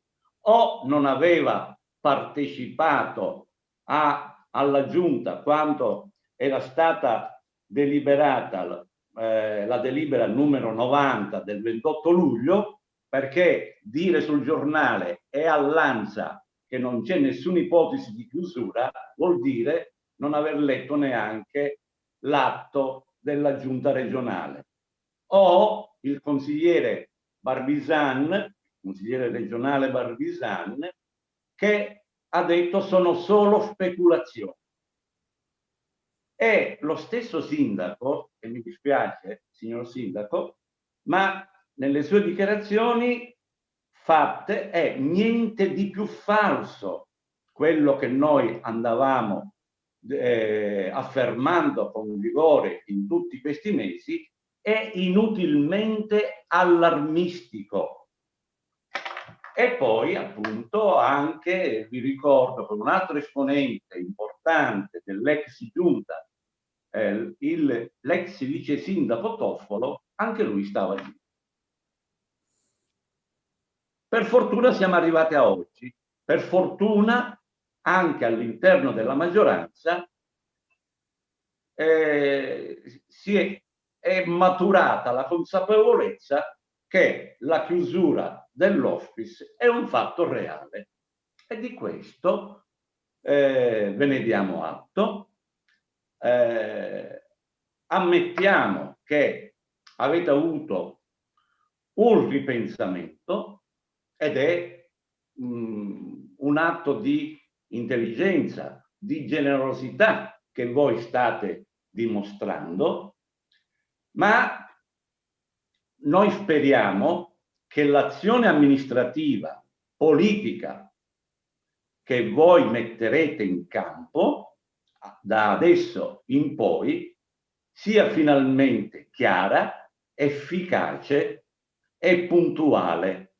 Anche perché, vi ricordo, siccome una delle motivazioni adotte all'interno, quando è stata adottata quella delibera dalla giunta regionale, è che, confermata poi dal direttore generale dell'ASL 4, è che l'hospice viene chiuso perché così è molto costoso. E nel frattempo lo stesso direttore Bramezza aveva, con delibera a sua firma, avviato quel processo per individuare un'area dove costruire un hospice baricentrico fra San Donà e Portogruaro. E tutta questa operazione costerebbe alla fine 1.700.000 euro fra incarichi e realizzazione e acquisizione del terreno. Capite bene che, avendo già due strutture, una a San Donà e l'altra a Portogruaro, pienamente funzionanti, investire 1.700.000 euro per realizzarne un altro in un'area baricentrica è dal punto di vista anche economico contraddittorio. E non sto affrontando, perché lo ha chiarito benissimo il collega Terenzi, tutto ciò che significa per i cittadini del nostro territorio, non solo di Portogruaro, avere una struttura, un servizio di prossimità come l'hospice. È inutile, penso che avendo voi oggi presentato questo hospice, questo ordine del giorno sull'hospice, avete la consapevolezza dell'importanza che un servizio del genere deve e può avere per il fine vita di chi si trova in queste condizioni. Ed è per questo però che oggi, esprimendo anche noi un voto favorevole su questo ordine del giorno, mi permetto di rivolgermi al sindaco per fargli una raccomandazione, ricordandogli un fatto analogo successo qualche anno fa, quando nel 2014 si era paventata, anzi stava andando avanti l'idea dell'ospedale unico. Bene, quell'operazione che avrebbe poi chiuso gli ospedali di San Donà e Portogruaro con la costruzione di un nuovo ospedale, anche quello baricentrico, oltre ai costi di realizzazione, quella volta il Consiglio Comunale, la Giunta e il Sindaco si sono impegnati politicamente e fortemente, chiamando a raccolta tutta la cittadinanza, affinché quell'ipotesi di ospedale unico non andasse avanti. Bene, la stessa determinazione, signor Sindaco, le chiediamo come civici e democratici che lei manifesti adesso in difesa di un altro servizio così importante per la nostra comunità. Ed è così importante, come ha detto il consigliere Terenzi, per la comunità questo servizio, che nel giro di pochi giorni siamo adesso arrivati a 2000 firme della petizione. Questo vuol dire che è un problema molto sentito, ma lo sapevamo, non c'era bisogno di avere riscontri. Questo è un riscontro e voi sapete che non è semplice andare a firmare, ma evidentemente questi nostri concittadini hanno voluto in questo modo far presente a tutti quanti noi che non si può questo servizio perdere. Grazie. Grazie consigliere Vendigni. Chiesto la parola alla consigliera Zanutto, prego.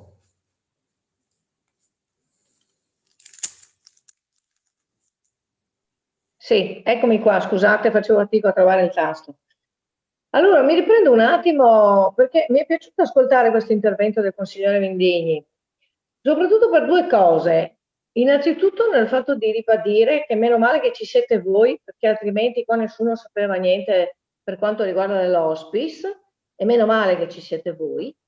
E soprattutto il fatto che noi abbiamo dimostrato intelligenza per appoggiare questo ordine del giorno. Allora, ribadiamo subito che l'intelligenza noi l'abbiamo a prescindere dal fatto di avere appoggiato o meno un ordine del giorno, prima cosa. Anche perché desumo che chi è in regione non è certamente né stupido né poco colto sulle notizie. Allora, quello che il dottor Zaia ha detto quando è venuto qua il 26 di agosto a Portogallo, giusto perché ci sono da ricordare le cose e ne abbiamo anche le prove, vi ricordo solo una frase che lui ha detto, è giusto che i cittadini di Portogruaro sappiano che circa 7-8 anni fa, se non prima, i signori del PD volevano chiudere l'ospedale di Portogruaro e lo ha detto il governatore Zaia, quindi non credo che il governatore Zaia si sia mai permesso di dire una cosa del genere, se non ne avesse avuto le prove. Quindi quelli che meno male che ci siete voi, perché altrimenti a quest'ora chissà a Portogruaro dove sarebbe, oltre a non avere magari neanche più l'ospedale che guardate solo che 6 giorni fa è stata terminata, grazie anche a una grossa somma erogata dalla famiglia Marzotto, è stata inaugurata la Recovery Room, che può essere una cosa da niente, invece in questo momento può essere una cosa molto importante, perché è una struttura che può essere anche adibita a un reparto Covid, in caso che l'epidemia purtroppo non sia rallenti. Ma torniamo all'argomento principale. Intanto l'ordine del giorno è vero che è stato presentato dal gruppo senatore e noi l'abbiamo firmato dopo, ma non perché non eravamo intenzionati a firmarlo, ma perché c'erano delle imprecisioni. Innanzitutto una cosa, noi non abbiamo mai detto che, o almeno è nostra intenzione, di dire che l'ospite sicuramente deve rimanere a Porto, come indubbiamente tutti i cittadini, questa è la volontà. Ma non è detto che debba restare nella struttura Francescon. Perché? Perché il pericolo di questo spostamento dell'hospice è venuto, cioè la causa di questo ordine del giorno, è perché purtroppo nel periodo Covid le due strutture erano insieme e di conseguenza sono state entrambe causa di contagi. Ecco perché c'è la volontà da una parte di staccare l'hospice dalle strutture in cui sono situate. Perché purtroppo in questo momento c'è il Covid, ma nulla ci vieta, ma noi speriamo ovviamente no, che ci possono essere altri tipi di problemi. Per cui le due strutture devono essere separate, devono avere dei reparti separati, delle entrate separate e degli indubbiamente professionisti preparati. L'hospice non è detto che scompaia. Ricordate benissimo che il consigliere Barbisan, visto che è stato più volte citato, e anche lo stesso governatore Zaia, ha detto guardate che la nostra è stata una proposta nel caso che purtroppo le due strutture di San Donato e Portogruaro non possono più coesistere. Quindi abbiamo individuato una possibile zona, o almeno faremo questo studio di fattibilità per trovare eventualmente una possibile zona, ma ricordatevi, ha detto il governatore Zaia, che la voce spetta a voi sindaci. Perché? Perché in consiglio, conferenza dei sindaci sanità saranno i sindaci a dare la loro opinione e a dire, io chiedo innanzitutto, credo soprattutto a voce univoca, che chiederanno che entrambe le strutture restino nei loro paesi. Qual è il problema? Che qui si continua ad attaccare la Regione Veneto per le sue decisioni e innanzitutto offendendo anche chi non è presente come l'assessore Lanzarin, che non può in questo momento difendersi, lo trovo una cosa altamente offensiva, perché non credo che la dottoressa Lanzarin non fosse a conoscenza, ma probabilmente ha detto al momento non me la sento di dire che sia una cosa vera e che non sia una cosa falsa.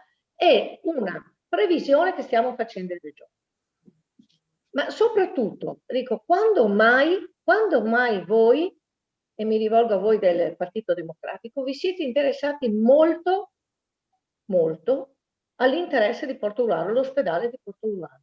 Allora è inutile che adesso fate i paladini della giustizia raccogliendo 2000 firme, che non sono niente, perché se ci mettiamo tutti a raccogliere ne raccoglieremo 30.000 di firme, 50.000 di firme. Perché sappiamo tutti che i cittadini di Portogruaro vogliono che questa struttura rimanga.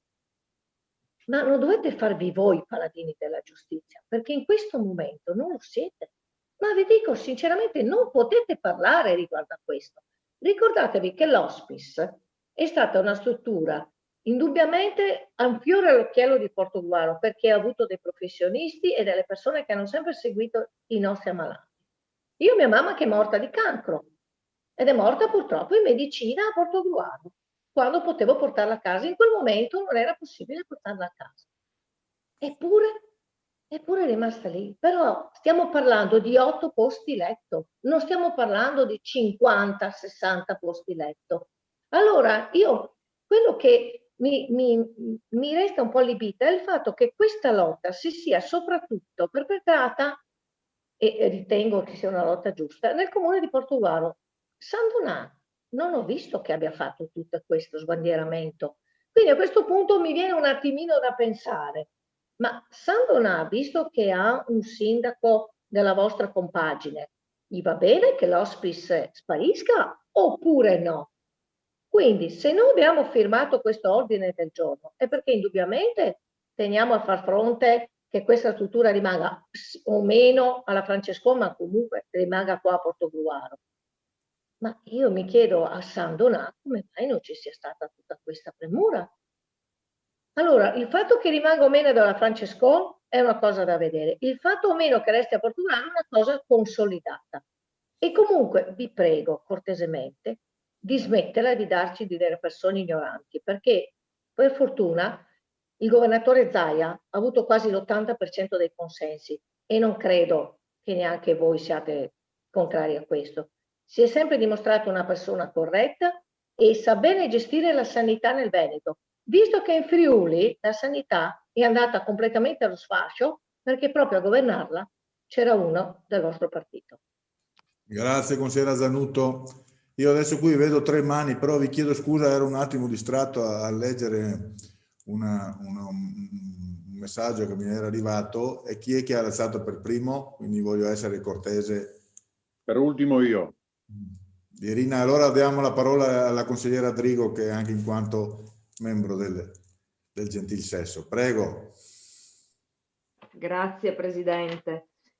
Ma io sarò telegrafica perché i consiglieri del gruppo Civici e Democratici che mi hanno preceduta sono stati estremamente esaustivi sul tema.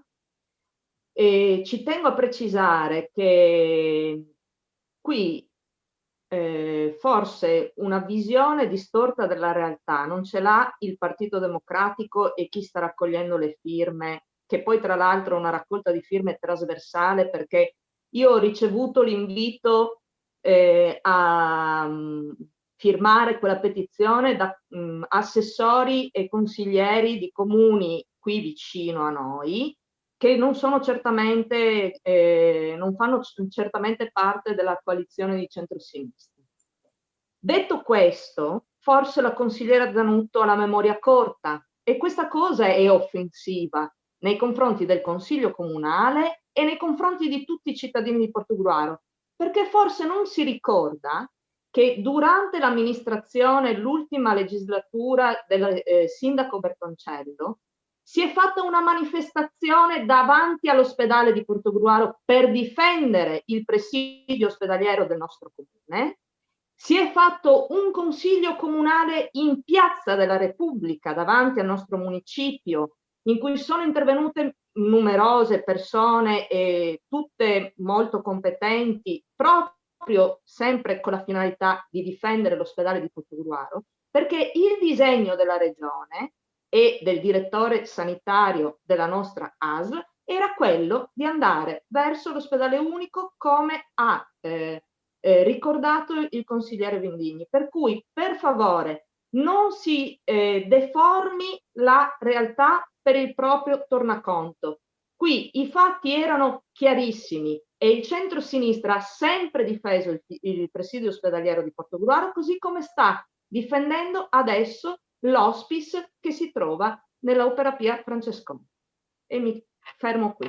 Grazie. Grazie consigliera Drigo. Io permettetemi solo una piccola chiosa, essendo stato presente sia a quella manifestazione che al Consiglio esterno. Bisogna anche ricordare, ammettere per onor di cronaca, che in conferenza dei sindaci il sindaco Bertoncello votò per l'ospedale unico. Bisogna ricordarlo perché le carte sono là che parlano e quindi magari avrà avuto in quel momento i suoi motivi, però così fu. Quindi adesso tocca al consigliere Sant'Andrea, prego. Scusate, pensavo di essere dopo. È difficile parlare dopo questi interventi e soprattutto è difficile parlare cercando di di non parlare sopra gli interventi precedenti, di non fare polemica politica. Quindi io la prima parte del mio brevissimo intervento la faccio da medico e credo che convenga con me anche l'amico e collega Mario Pizzolito, e parto da un presupposto. Il primo presupposto è che da 10 anni che si parla di ospedale di comunità,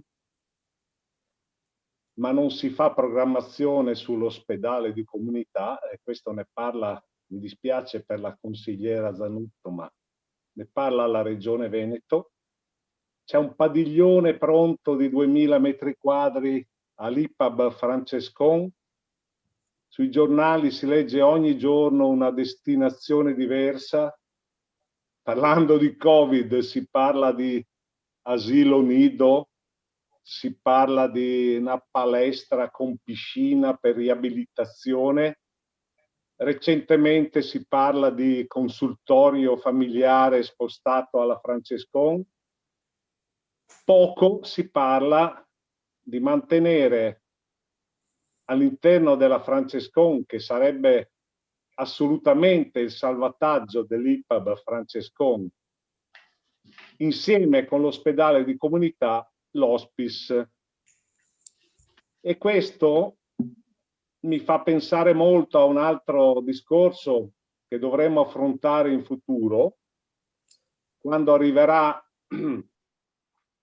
Corian, che comincerà tra un po' a lavorare, super specialista, chiamiamola in case di riposo, all'ex ospedale vecchio, e non so se convenzionata, se privato convenzionato, se privato non convenzionato. Il Covid comunque ci ha insegnato che forse alcune cose fondamentali della nostra sanità vanno mantenute sul pubblico, assolutamente sul pubblico.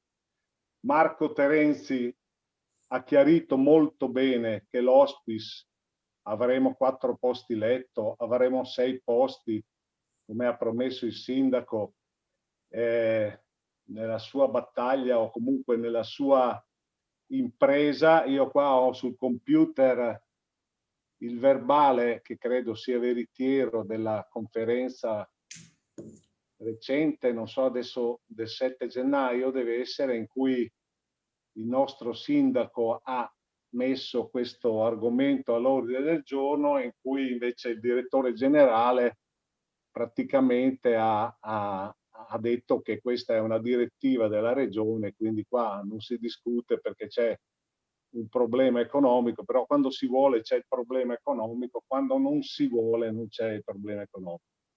Nella mia esperienza, ripeto, di medico, ho vissuto questa favola dell'ospedale di comunità ventilato per la IPAB Francescon per 10 anni, credo, e mai realizzato, e che io mi auguro venga realizzato in tempi assolutamente brevi, perché darebbe una grandissima importanza e una grandissima dignità alla Francescon.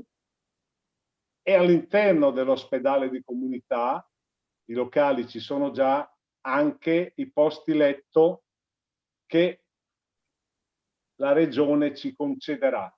Però a Portogruaro, e contrariamente a quello che dice la consigliera Zanutto, assolutamente all'interno di quella struttura che ne trarrebbe soltanto un vantaggio. Speriamo di arrivarci in tempi assolutamente brevi, perché di questo c'è bisogno, e anche di questo devo parlare dicendo che purtroppo per mancata programmazione regionale in questo caso, e sono d'accordissimo che c'è stata una mancata programmazione sulle specializzazioni mediche ospedaliere da parte dei governi che si sono succeduti negli ultimi 15 anni, ma la programmazione territoriale spetta alle regioni. Non ci sono medici del territorio, non ci sono infermieri, li stanno cercando col lanternino, i medici vaccinatori con una disorganizzazione totale li stanno cercando ma non li trovano, per cui anche le ipotesi che all'estate siamo fuori col vaccino sono ipotesi fantascientifiche,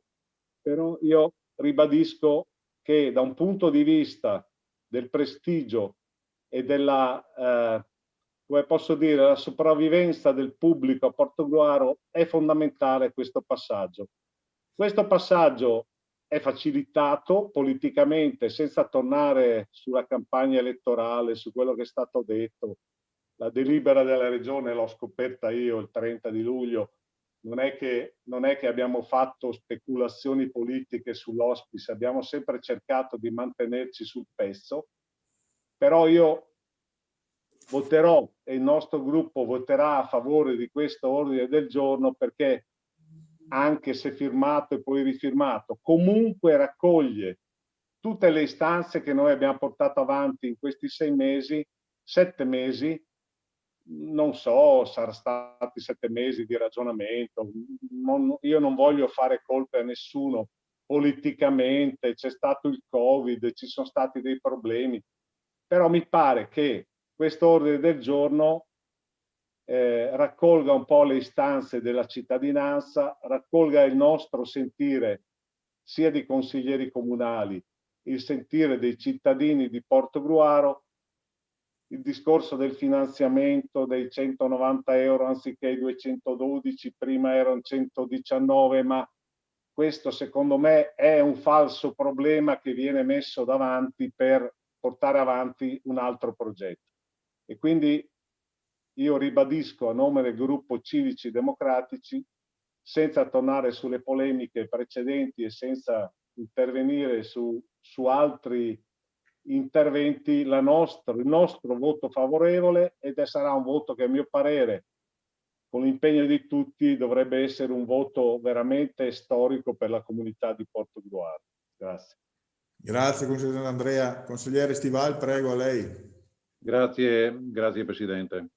Io mi allaccio agli interventi che mi hanno preceduto e all'accorato appello degli interventi che mi hanno preceduto sul mantenimento dell'hospice a Portogruaro, alla Francescon.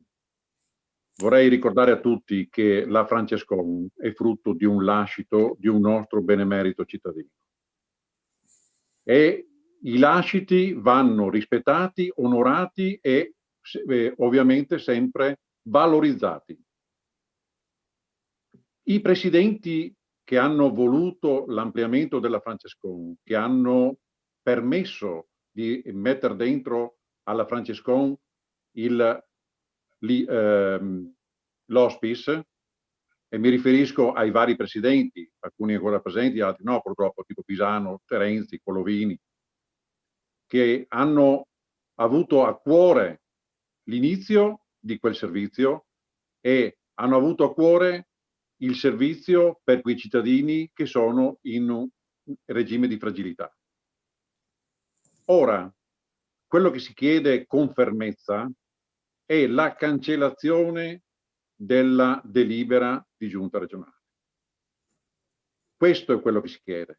Il ravvedimento di quella delibera a favore della cittadinanza e dei cittadini del territorio, perché non offre servizio solo a Portogruaro, offre servizio a tutto il territorio. Le due realtà, Portogruaro e San Donà, offrono servizio a tutta l'AS 4, a quelli che non riescono a portare a casa i loro malati, a quelli che non riescono ad assistere in maniera adeguata i loro ammalati nei momenti di sofferenza estrema. Chi ha avuto modo di assistere amici, parenti, conoscenti all'interno di quelle strutture sa qual è la dignità di quei luoghi e la dignità nei confronti dell'ammalato e nei confronti dei familiari. Dentro a quella struttura c'è sensibilità, dignità, attenzione. Possiamo aggiungere definizioni in continuazione.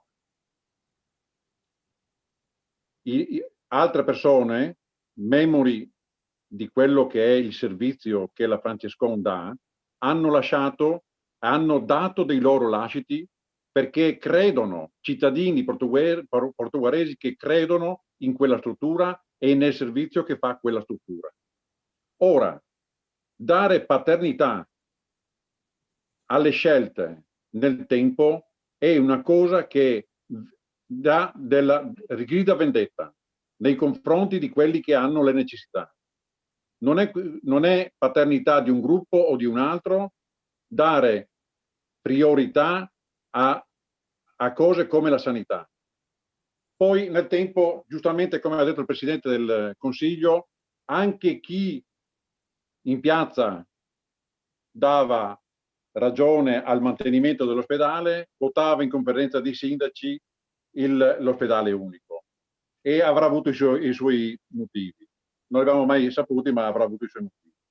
Quando però noi dobbiamo affrontare argomenti che vengono decisi a livello centrale, che vengono decisi a livello regionale, che hanno ricadute sui nostri cittadini, dobbiamo avere il coraggio di dire no quando non sono a favore dei cittadini. Questo è il cosa. E non è questione di polemica politica, di speculazione politica o di quant'altro. Dovremmo sempre avere a cuore la volontà dei nostri cittadini e soprattutto essere vicini a quelli che sono più fragili. Questo è l'intento che ha avuto chi ha lasciato l'Opera Pia, Francescon, e spero e rimanga sempre IPAB. Grazie. Grazie, consigliere Stivali. Io non vedo altro. Il consigliere Zanutto aveva chiesto un intervento, un secondo intervento. Lei? No? Presidente? Sì, consigliere Barbisan, prego. Grazie Presidente. No, giusto per fare un po' il punto, ormai ho sentito un po' tutti, ci stiamo parlando addosso per quanto riguarda ormai l'hospice. È chiaro che condivido in pieno quello che ha detto la consigliera Zanutto, e per rispondere alla consigliera Drigo dico solo che nel 2014 praticamente l'ospedale di Portogruaro è ridotto a un pronto soccorso, una medicina e chirurgia di base, non c'era niente altro. Io sono stato nel 2004 uno dei promotori della raccolta firme per la non chiusura dell'ospedale di Portogruaro, e quello che è stato fatto con l'amministrazione Senatore in poi è stato fatto un qualcosa di grande, che tra l'altro voglio ricordare che la consigliera regionale Zottis in più parti si era astenuta a delle schede ospedaliere. In ogni caso la delibera 1107 penso e credo che non possa essere né ritirata né modificata, casomai una delibera in aggiunta possa essere ridiscussa dalla Regione Veneto, ma questa delibera che sia ritirata penso proprio di no. Il Presidente Zaia e tutta la Giunta è stata molto chiara, ha detto: cari sindaci miei, nella conferenza dei sindaci voi vi mettete d'accordo e diteci cosa volete fare dell'hospice di Portogruaro e di San Donato. È chiaro che è un punto di riferimento l'hospice di Portogruaro, cioè assolutamente, come abbiamo mantenuto l'ospedale, ci sembra ovvio di più che l'hospice non può essere perso. Dopo, come diceva un consiglio comunale un paio di consigli fa, la consigliera Senatore, al limite si valuta una zona dove poterlo fare, al limite per dove venga costruito, oppure trovare, perché no, una struttura anche all'interno dell'ospedale di Portogruaro, perché no? Ma tengo a sottolineare che io nel 2004 sono stato un artefice un promotore proprio, e ne ho raccolte tantissime per la non chiusura dell'ospedale. Cioè, è una cosa. Quindi dobbiamo essere consapevoli che a parte l'ospedale unico, che ormai è una cosa messa ai box e non se ne parla più, ma come abbiamo salvato l'ospedale dal 2015 in poi, mi sembra una cosa assolutamente alla portata, condividere, di salvare, no, non di salvare, dalla non chiusura dell'hospice, tutto qua. Quindi noi come Lega, il nostro voto è assolutamente positivo. Grazie. Grazie consigliere Barbisani. Ci sono altri interventi? Assessore Giordannazzo? Grazie Presidente, buonasera a tutti. Sarò molto rapido, solo per fare una riflessione. Qui siamo nel Veneto orientale, quindi Portogruaro è un po' è al centro del mandamento. Ha sempre fatto come una città che fa capo a tutto il territorio.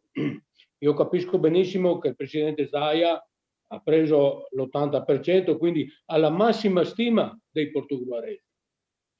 Capisco che il Presidente Zaia è un uomo che riflette, ragiona, pensa al territorio, come dicevamo prima, si era deciso di fare l'ospedale unico, ha sentito la base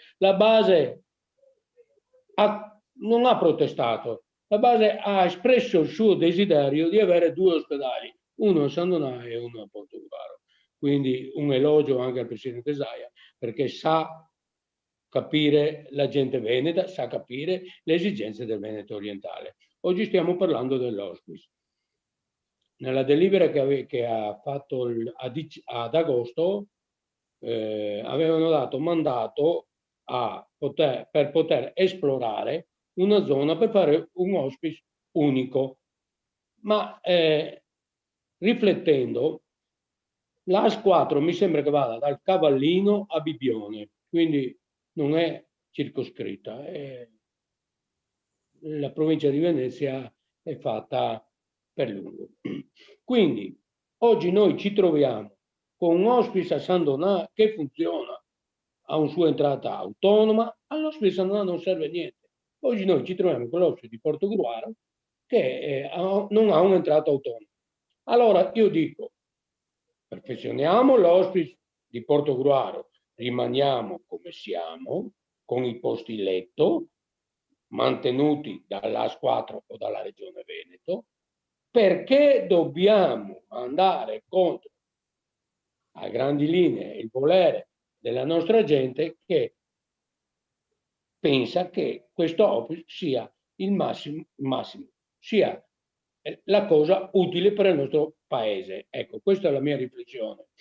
Dopo ringrazio il signor Sindaco perché prima ha portato il nostro pensiero anche nella conferenza dei sindaci, ma voglio solo dire anche alla Regione che la conferenza dei sindaci non decide se dobbiamo tenere o no l'hospice.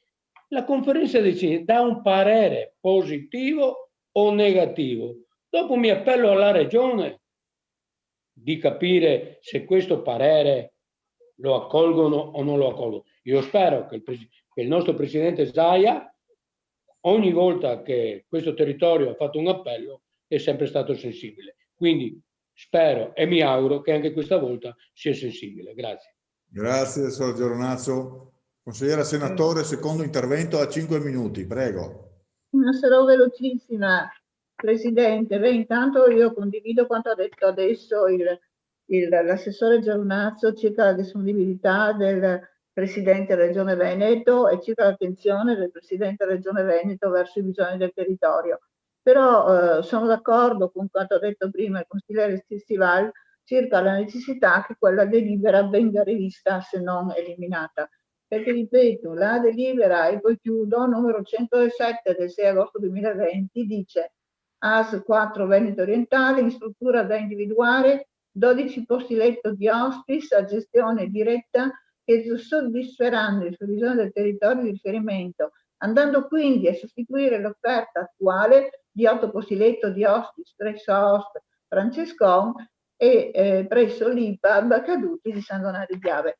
Quindi io sono certa che il Presidente Zaia quando sentirà l'accorato appello del nostro sindaco e della conferenza dei sindaci, perché secondo me comunque le due cose devono andare di pari passo. Non può essere che l'espressione di Portogruaro sia solo quella della conferenza dei sindaci, ma anche quella di Portogruaro.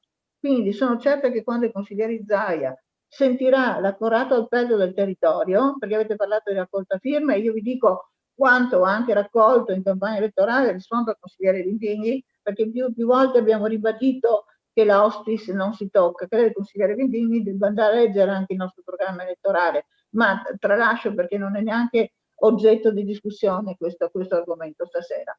Quindi ripeto, credo che l'azione del signor sindaco debba essere immediata, puntuale, ora, affinché venga rappresentata al consigliere Zaia, al presidente Zaia, sempre molto attento al territorio, le nostre necessità, ma non le nostre necessità, le necessità dei portogruaresi e dell'intera area del portogruarese, oltre a quella del San Donatese. Spero di non aver sforato, Presidente, grazie.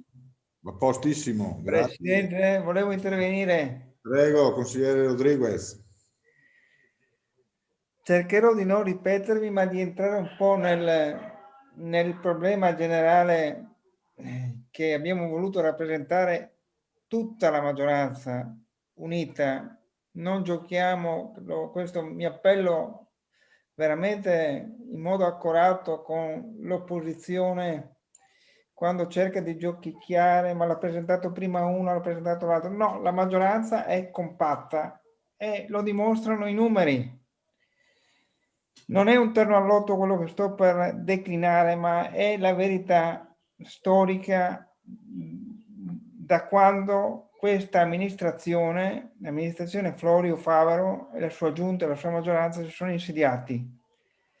30 dicembre, 22 gennaio, 43 giorni. Oggi sono 43 giorni da quando questa amministrazione ha iniziato il percorso attraverso due commissioni, appunto 30 dicembre e 22 gennaio, a discutere dell'hospice. Questa è la plastica dimostrazione di quanto questa maggioranza sia compatta e granitica rispetto a questo problema. Punto primo. Mi fa specie sentire da qualche intervento precedente la parola chiusura, perché non per motivi contingenti legati al coronavirus la chiusura dell'hospice a Portogruaro a oggi non c'è, se non per motivi contingenti. Poi volevo dire un'altra cosa. Il problema non è di Portogruaro, è anche il problema di San Donà, che in questo momento, e non va certo al voto domani o nelle prossime settimane, sta producendo un silenzio assordante, ma non tanto in quanto, come qualcuno ha detto, ha già la struttura. La verità è ben altra e mi dispiace che i consiglieri di opposizione non lo sappiano, visto che il dottor Cereser è un sindaco targato PD, ma non si è minimamente espresso sulla vicenda. Evidentemente non si è neanche curato di guardare le carte o gli atti di questa vicenda. Noi sì, noi siamo sul pezzo, difendiamo l'hospice di Portogruaro, però come ha detto bene in apertura nelle comunicazioni il sindaco, e in un certo senso mi ha portato via in maniera bonaria il tratto di una parte di intervento che comunque completo in questa fase. Il sindaco, oltre ad aver convocato le due commissioni consigliari con la sua maggioranza ed essere arrivato oggi a discutere in Consiglio Comunale, ieri era sul pezzo in conferenza dei sindaci della sanità. Respingo al mittente chi dice che la conferenza dei sindaci della sanità non ha peso. E sì, signori, ha peso quando tutti i sindaci che siedono a quel tavolo si dirigono verso la stessa direzione, cioè quella che dice manteniamo l'hospice a Portogruaro. Voglio vedere, e l'avevo già detto anche in commissione il 30 dicembre, fu fatta una battaglia nel 97 per mantenere la rianimazione a Portogruaro, che diversamente sarebbe andata via. È stata fatta una battaglia per l'ospedale unico, per il quale l'ex sindaco Bertoncello, per motivi personali o di apparato partitico, ha votato a favore dell'ospedale unico.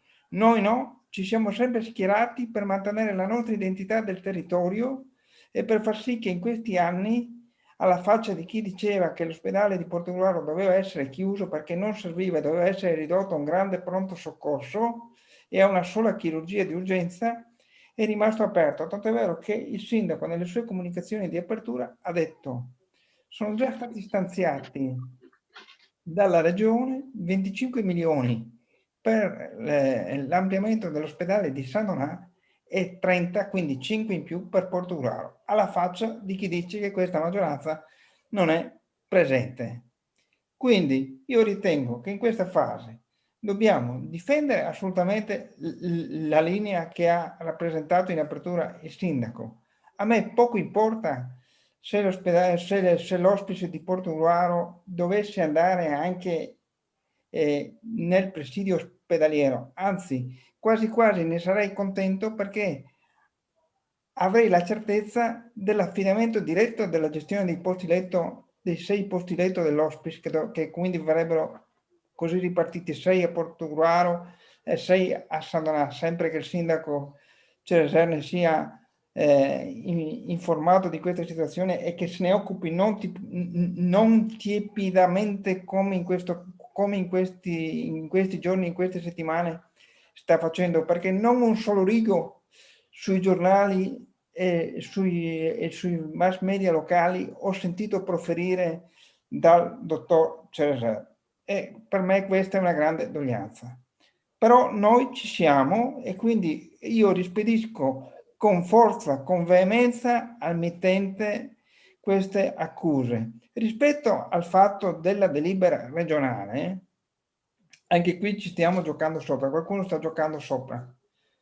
Nel momento in cui si apre un dialogo con la conferenza dei sindaci, nel momento in cui portiamo come maggioranza in commissione anche un consigliere regionale di opposizione, figlia della politica dell'ex presidente Serracchiani, che ha chiuso il 60% della sanità friulana, che l'ha ridotta in macerie e che voleva portare e che non voleva i posti letto per il punto nascita di Portogruaro. Ebbene no, io non ci sto, perché allora se la salute, se la sanità deve essere la classica tigre che la sinistra cavalca ciclicamente, non ci sto. Noi stiamo sui fatti e stiamo sulle cose concrete. Quindi volevo dire, nel momento in cui si discute in conferenza dei sindaci e stiamo discutendo davanti ai cittadini di questa importante e fondamentale struttura che deve essere mantenuta a Portogruaro, è chiaro che la giunta regionale e il suo più alto rappresentante, il presidente Zaia, dovrà rivedere le proprie posizioni. Scorretto è dire, dal punto di vista grammaticale e istituzionale, dal punto di vista regionale, che è pur sempre un livello sovracomunale, che una delibera regionale debba essere cancellata, perché questo non sta né in cielo né in terra. Casomai può essere rivista in funzione di cosa?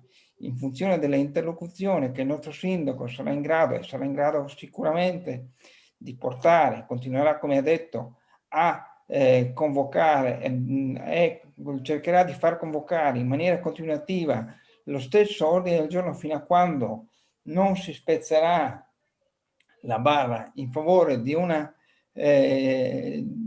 direzione univoca da parte dell'organismo della conferenza dei sindaci, affinché l'hospice rimanga a Portogruaro. Allora questa è già una modalità che ritengo corretta e che ci garantisca l'assoluta possibilità da parte della regione, della giunta regionale, di rivedere le proprie posizioni, che sono posizioni tecniche al momento, non sono posizioni politiche, perché non si è assunta nessuna decisione politica, si è soltanto espresso uno studio di fattibilità, e il sindaco che è del ramo mi insegna che uno studio di fattibilità non sempre va in porto, e quindi non siamo, come qualcuno ha detto, speriamo che non si sia andati oltre. No, non si è andati assolutamente oltre, ci si è fermati a livello regionale a un mero studio di fattibilità, come potrebbe essere, per esempio,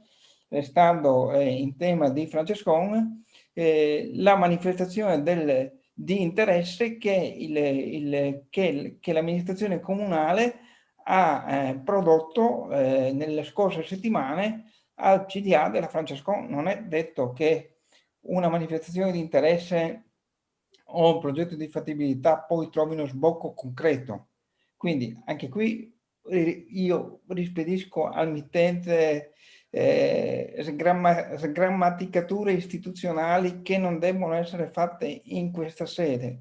Ritengo anche che il Partito Democratico, i civici democratici debbono imparare a fare squadra e a imparare da noi che non serve riempire la città di manifesti creando allarmismo e terrorismo psicologico nella gente, perché la gente rispetto a una volta, e questo ve lo garantisco perché ho sempre fatto comunicazione, la gente rispetto a una volta è più silenziosa, ma è molto più attenta e ascolta. A noi sembra che non sappia la gente, quindi bene, avete raccolto le firme e ve ne vantate, raccoglietene pure 10.000, 20.000, 30.000, 40.000, quanto ne volete, ma sono pleonastiche rispetto al problema di cui la cittadinanza è perfettamente a conoscenza, ed è una situazione alla quale sicuramente in breve si troverà soluzione, tanto è vero che il sindaco voleva addirittura in tempi rapidissimi far convocare una quinta commissione o addirittura portarlo in un prossimo consiglio comunale il dottor De Chirico, che è il responsabile delle cure palliative di San Stino di Livenza, il quale potesse rappresentarci anche dal punto di vista tecnico quali sono le eccellenti peculiarità di questo servizio, che di fatto rientrano anche nei compiti dell'hospice che si interessa del fine vita. Quindi mettetevi l'animo in pace, perché noi con questo atto che questa sera ci accingiamo a votare abbiamo dimostrato che in 43 giorni abbiamo fatto quanto voi avreste potuto fare in 2 anni, portando gente in piazza, facendo picchetti davanti all'ospedale. Noi no, lo facciamo nelle sedi istituzionali, lo facciamo in diretta, di modo che tutti i cittadini possono ascoltarci in assoluta trasparenza, sapendo che da ieri, non da domani, da ieri, è già iniziato un percorso che ci porterà sicuramente al traguardo che vogliamo, cioè il mantenimento dell'hospice a Portogruaro. Altra cosa, e questo lo torno a ribadire, è da verificare se mantenere i 6 posti letto dentro la casa di riposo IPAB Francescon o eventualmente all'interno del presidio ospedaliero. Ma questo è un dettaglio. La cosa più importante, la ciccia direbbe qualcuno, è quella che deve permetterci di mantenere l'hospice a Portogruaro. Grazie. Consigliere Rodriguez. Consigliere Terenzi, secondo intervento a 5 minuti. Sì, 5 minuti basteranno. Mi limito solo a replicare all'accusa di sgrammaticatura grammaticale istituzionale, no? che abbiamo ricevuto dal collega Rodriguez. Allora, noi stiamo parlando di una delibera regionale che ha modificato il numero dei posti letto e la loro collocazione. Questo è un atto di indirizzo politico. che ha preso la giunta regionale del Veneto presieduta dal presidente Zaia e appoggiata dalla sua maggioranza. Noi partiamo da questo dato di politica sanitaria. Questo non è un dato tecnico, collega Rodriguez, questo è un dato politico di programmazione sanitaria. Ora, ha fatto molto bene la consigliere senatore e anche il consigliere Stival, che aveva già espresso peraltro la sua posizione in modo chiaro e forte in commissione, a dire che deve essere ritirata o modificata, così come hanno modificato le schede ospedaliere, i posti letto ospedaliere e i posti letto delle strutture intermedie, la tornino a modificare. Perché ad esempio vorrei chiedere chi ha detto che i posti letto devono essere 6, quando l'assegnazione delle precedenti schede ospedaliere era di 10 posti letto. Io mi aspetto che questa delibera incongrua, improbabile e intempestiva venga o ritirata o modificata. Quindi il senso ultimo di questo ordine del giorno non può che essere questo, che l'istituzione insieme alla comunità dà un indirizzo politico chiaro e forte al presidente Zaia e alla sua giunta. Grazie consigliere Terenzi. Ci sono altri interventi? Presidente? Sì, consigliere Bertoncello, prego, poi il consigliere Stivali. Guardi, io credo che gli interventi di alcuni consiglieri della maggioranza siano antistorici e non aderenti alla realtà. Io non intervengo, voglio dire, sull'hospice, nel senso che ci sono stati interventi del gruppo Civici Democratici che puntualmente hanno in qualche maniera, in modo molto approfondito, posto il problema nel modo giusto, con anche le giuste repliche che erano necessarie. Vede, signor Presidente, o lei pensa, come altri consiglieri, che un sindaco possa, mi riferisco alla vicenda dell'ospedale, possa guardare in faccia 1000 cittadini fuori dall'ospedale e possa guardare in faccia 300 persone in piazza durante un consiglio comunale, dove in quel consiglio comunale ho replicato alle false dichiarazioni del mio voto in conferenza di sindaci a favore, io credo che sia scorretto non solo nei confronti del Consiglio, ma anche nei confronti dei cittadini. E devo dire che su questa vicenda, lei ricorderà, molti ricorderanno, che c'è solo un modo per valutare se si è fatto bene o si è fatto male, che esula dalle parole a volte strumentali, a volte faziose, a volte non opportune dei consiglieri comunali. Il problema, come ha detto il consigliere Rodriguez, sono i cittadini che interpretano al meglio l'operato di un'amministrazione.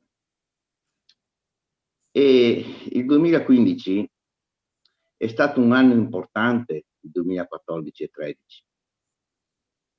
E vede, il giudizio sicuramente per l'operato lo ha dato i cittadini.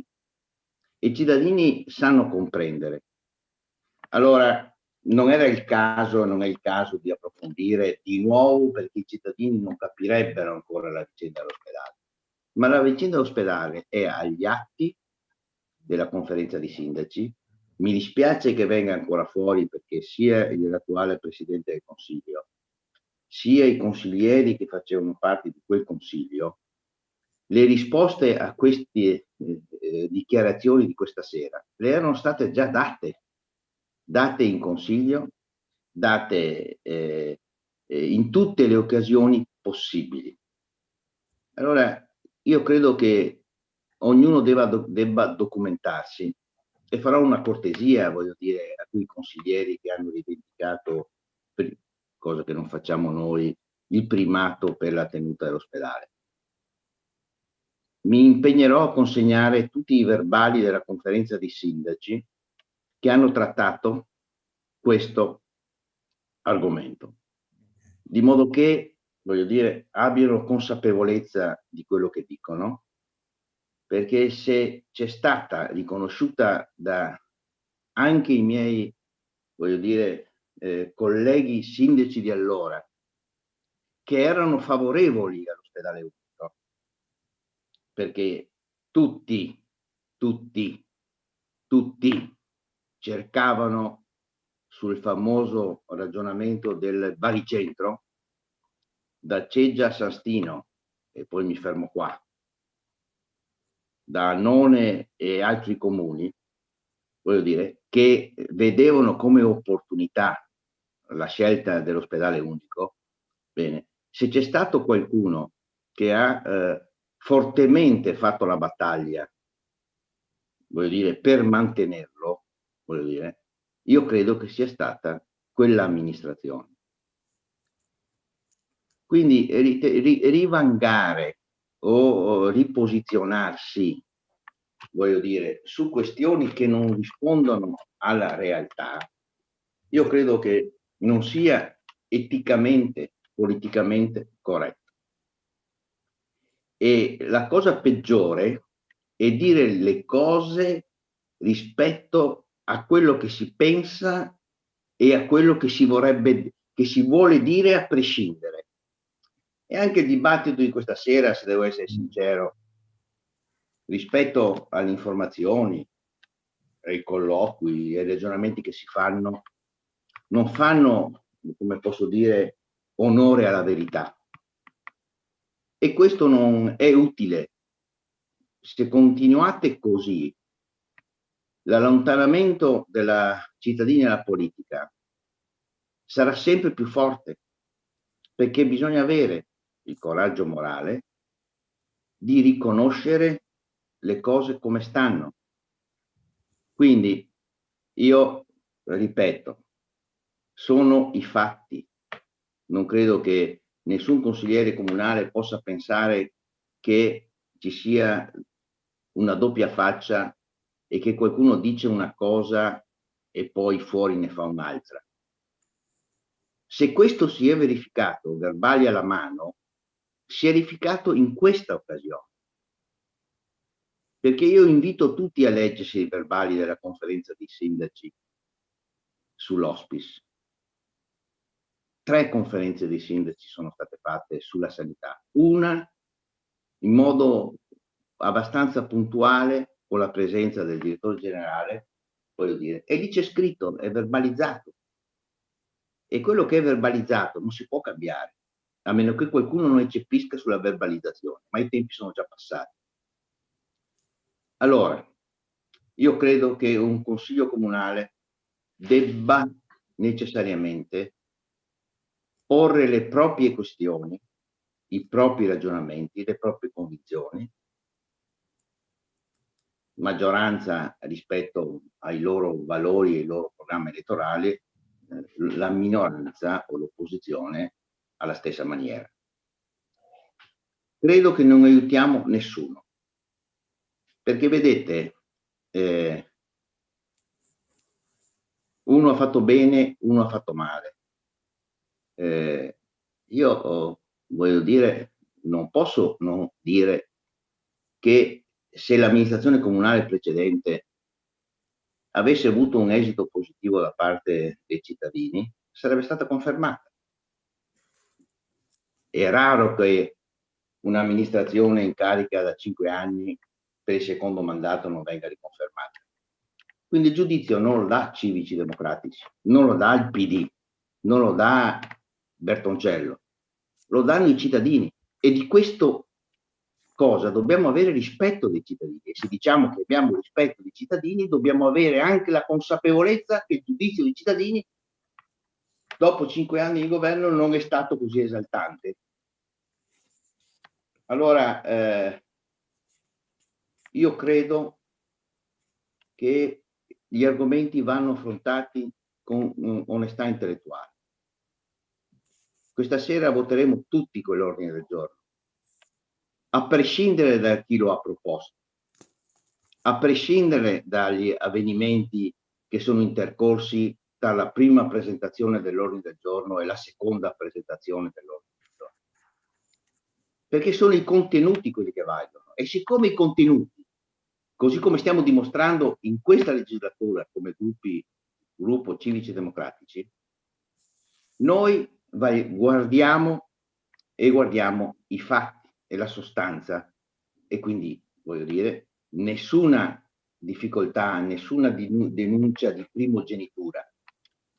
Noi abbiamo valutato questo ordine del giorno e abbiamo ritenuto che questo ordine del giorno coincide con il progetto politico del gruppo Civici Democratici e lo votiamo. Non abbiamo mai avuto atteggiamenti di voto contrario perché siamo in minoranza e comunque bisogna votare voto contrario. Non ci identifichiamo in questo percorso. E ricordo ai consiglieri, io almeno la penso così, che i fatti possono anche modificare le idee, perché il momento in cui c'è un stravolgimento della politica, una critica verso i partiti, una confusione nazionale che un cittadino medio non riesce a capire, anche nel nostro lavoro di consiglieri comunali dobbiamo dare un segnale che la politica è una cosa alta, nobile, che un consiglio comunale è rappresentativo di loro, e dobbiamo anche, voglio dire, fare uno sforzo di non esaltare sempre la primogenitura, che non serve. Lo abbiamo, almeno da quello che io verifico, dimostrato nelle relazioni quotidiane che noi abbiamo, che tutti abbiamo, voglio dire, con i colleghi consiglieri. E io credo che dobbiamo andare verso questa strada. L'obiettivo era prima salvare l'ospedale per tante ragioni, oggi è quello di salvare l'hospice, ma non come qualcuno anche di miei colleghi di altri comuni dicono Portogruaro centrica quando noi sosteniamo questi problemi. Io credo che Portogruaro centro di servizi dobbiamo far capire anche ai comuni più piccoli che se Portogruaro diventa centro di servizi per il ruolo che le compete, per la storia che le compete, per tante ragioni, il vantaggio è anche per i comuni più piccoli. Non dobbiamo alimentare divisioni, contrapposizioni, non dobbiamo guardare il nostro campanile, perché questo non ci porta da nessuna parte. Io, per esempio, nel passato ho sostenuto con molta forza, voglio dire, anche la possibilità, voglio dire, di fondere i comuni. Certo, un progetto difficilissimo che non ha avuto molto successo né a Portogruaro né altrove, perché si guarda il campanile. E noi, voglio dire, dobbiamo avere la capacità di dimostrare che questa battaglia, tornando all'hospice, non è una battaglia di Portogruaro e basta. È una Portogruaro che riguarda un territorio.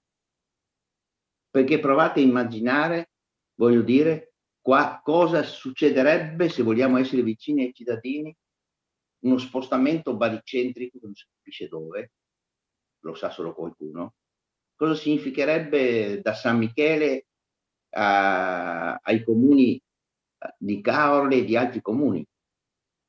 Quindi io, voglio dire, rivendico, perché è legittimo che lo faccia, la battaglia per aver mantenuto l'ospedale unico, e rivendico che quando una comunità è unita riesce anche a cambiare l'idea agli altri. Io rivendico che questo mantenimento dell'ospedale è frutto di anche determinazione delle maggioranze che in quel momento governavano, e nel futuro lo stesso merito va a quelli che stanno governando. Io mi fermo qua, Finito però, sì, io però ufficialmente di fronte al Consiglio mi impegno a consegnare al signor Presidente del Consiglio i verbali riferiti alla conferenza di sindaci che hanno trattato l'ospedale unico. Certo. Perché ormai dopo 6-7 anni che qualcuno per parola e parola continui a ripetere queste cose, io credo che non faccia onore alla verità. Grazie.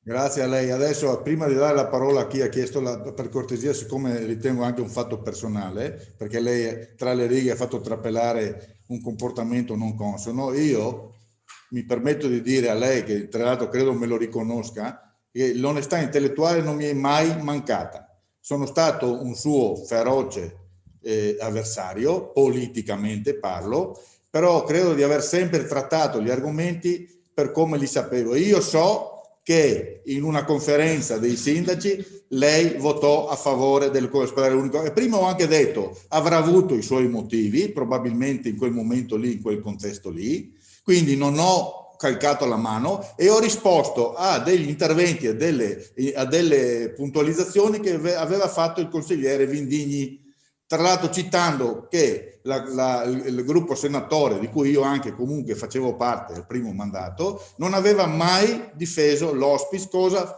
totalmente falsa, perché abbiamo in più di un intervento affrontato quel tema dicendo che era una battaglia, la regina delle battaglie. Poi mi scusi consigliere Bertoncello, perché dopo sai, lei mi chiama in causa e mi dice che il gruppo senatore, cioè la Teresa Senatore, di cui io comunque ho fatto parte, è mio onore di averlo fatto, se avesse lavorato molto bene non avrebbe perso dopo un primo mandato. Ma le ricordo che lei dopo il suo primo mandato ebbe l'anatra zoppa, quindi non è che lei per esempio quando dopo il suo primo mandato andò alle elezioni e trionfò perché aveva dimostrato al mondo intero che era il migliore dei sindaci. E io mi fregio e mi onoro di essere stato in quel momento un suo rivale politico, perché lei all'inizio stasera ha detto una frase che a me ha colpito. Ha detto: se voi in maggioranza fate fatica, pensate noi in minoranza.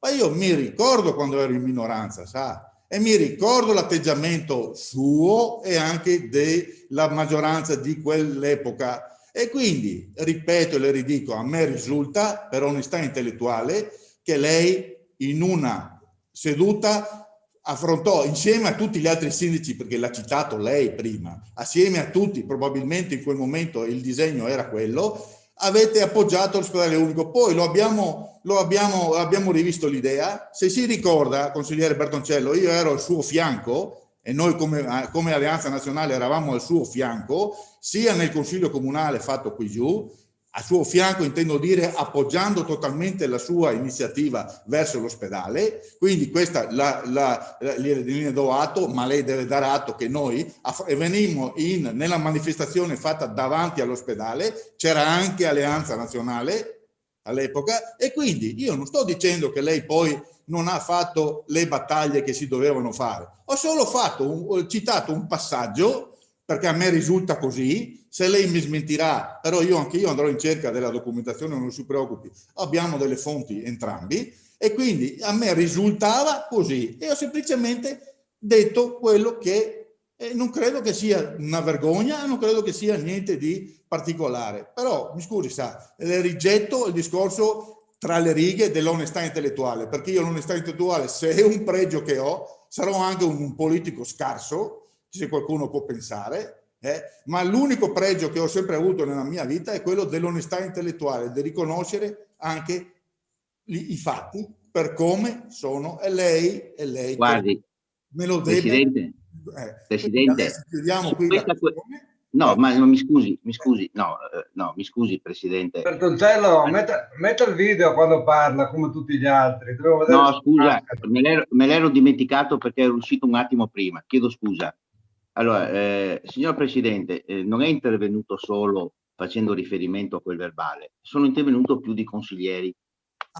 Quindi quando io parlo di onestà intellettuale non mi riferisco a lei, tanto per essere chiaro, perché non è il mio stile. Dico solo che se qualcuno dice che eravamo d'accordo con l'ospedale unico e virgola se si fa a Portogruaro e toglie virgola se si fa a Portogruaro, lei può leggere Bertoncello è favorevole all'ospedale unico.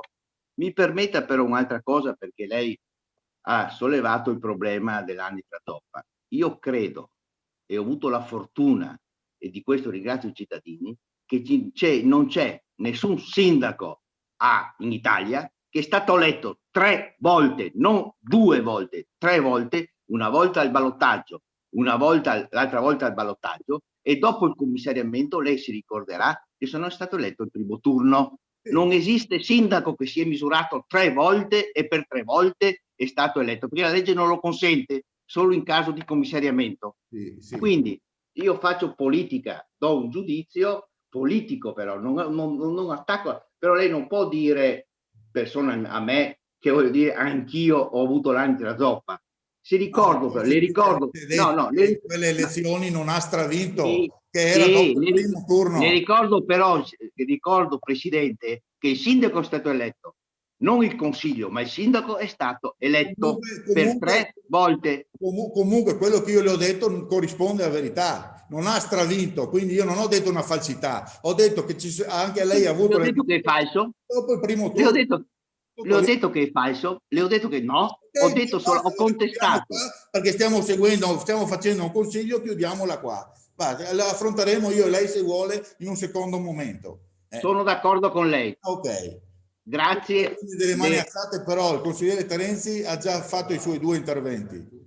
Il signore Geronasso, anche lui per cortesia ne ha fatti 2, se vuole dire velocemente, poi c'è la consigliera Zanutto col secondo intervento. No, io non ho chiesto di intervenire di nuovo. Vedo la mano, c'è la mano alzata però. È quella di prima, ma... Ok, allora Assessore, scusa Presidente, volevo solo intervenire, ma gran parte dell'intervento me lo hai anticipato. Io non sto a contestare l'Anitra zoppa o non l'Anitra zoppa.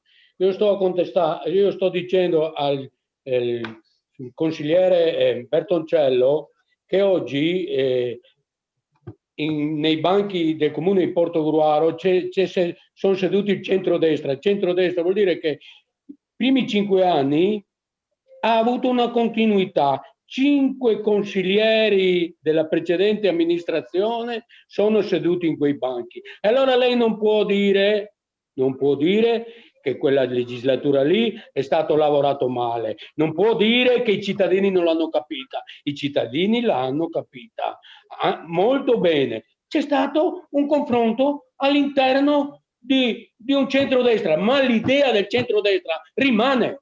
Il problema è tutto vostro.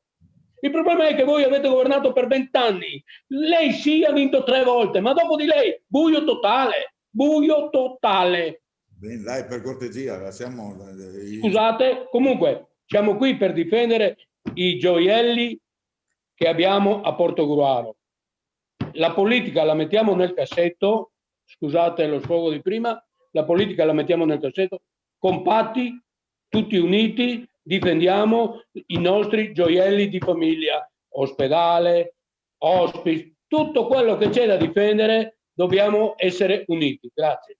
Grazie Assessore. Consigliera Zanutto, secondo intervento, 5 minuti, prego. Sì, no, faccio solo un intervento velocissimo perché voglio ribadire che nell'intervento del consigliere Bertoncello mi è piaciuta moltissimo una frase che ha detto: i fatti possono modificare le idee.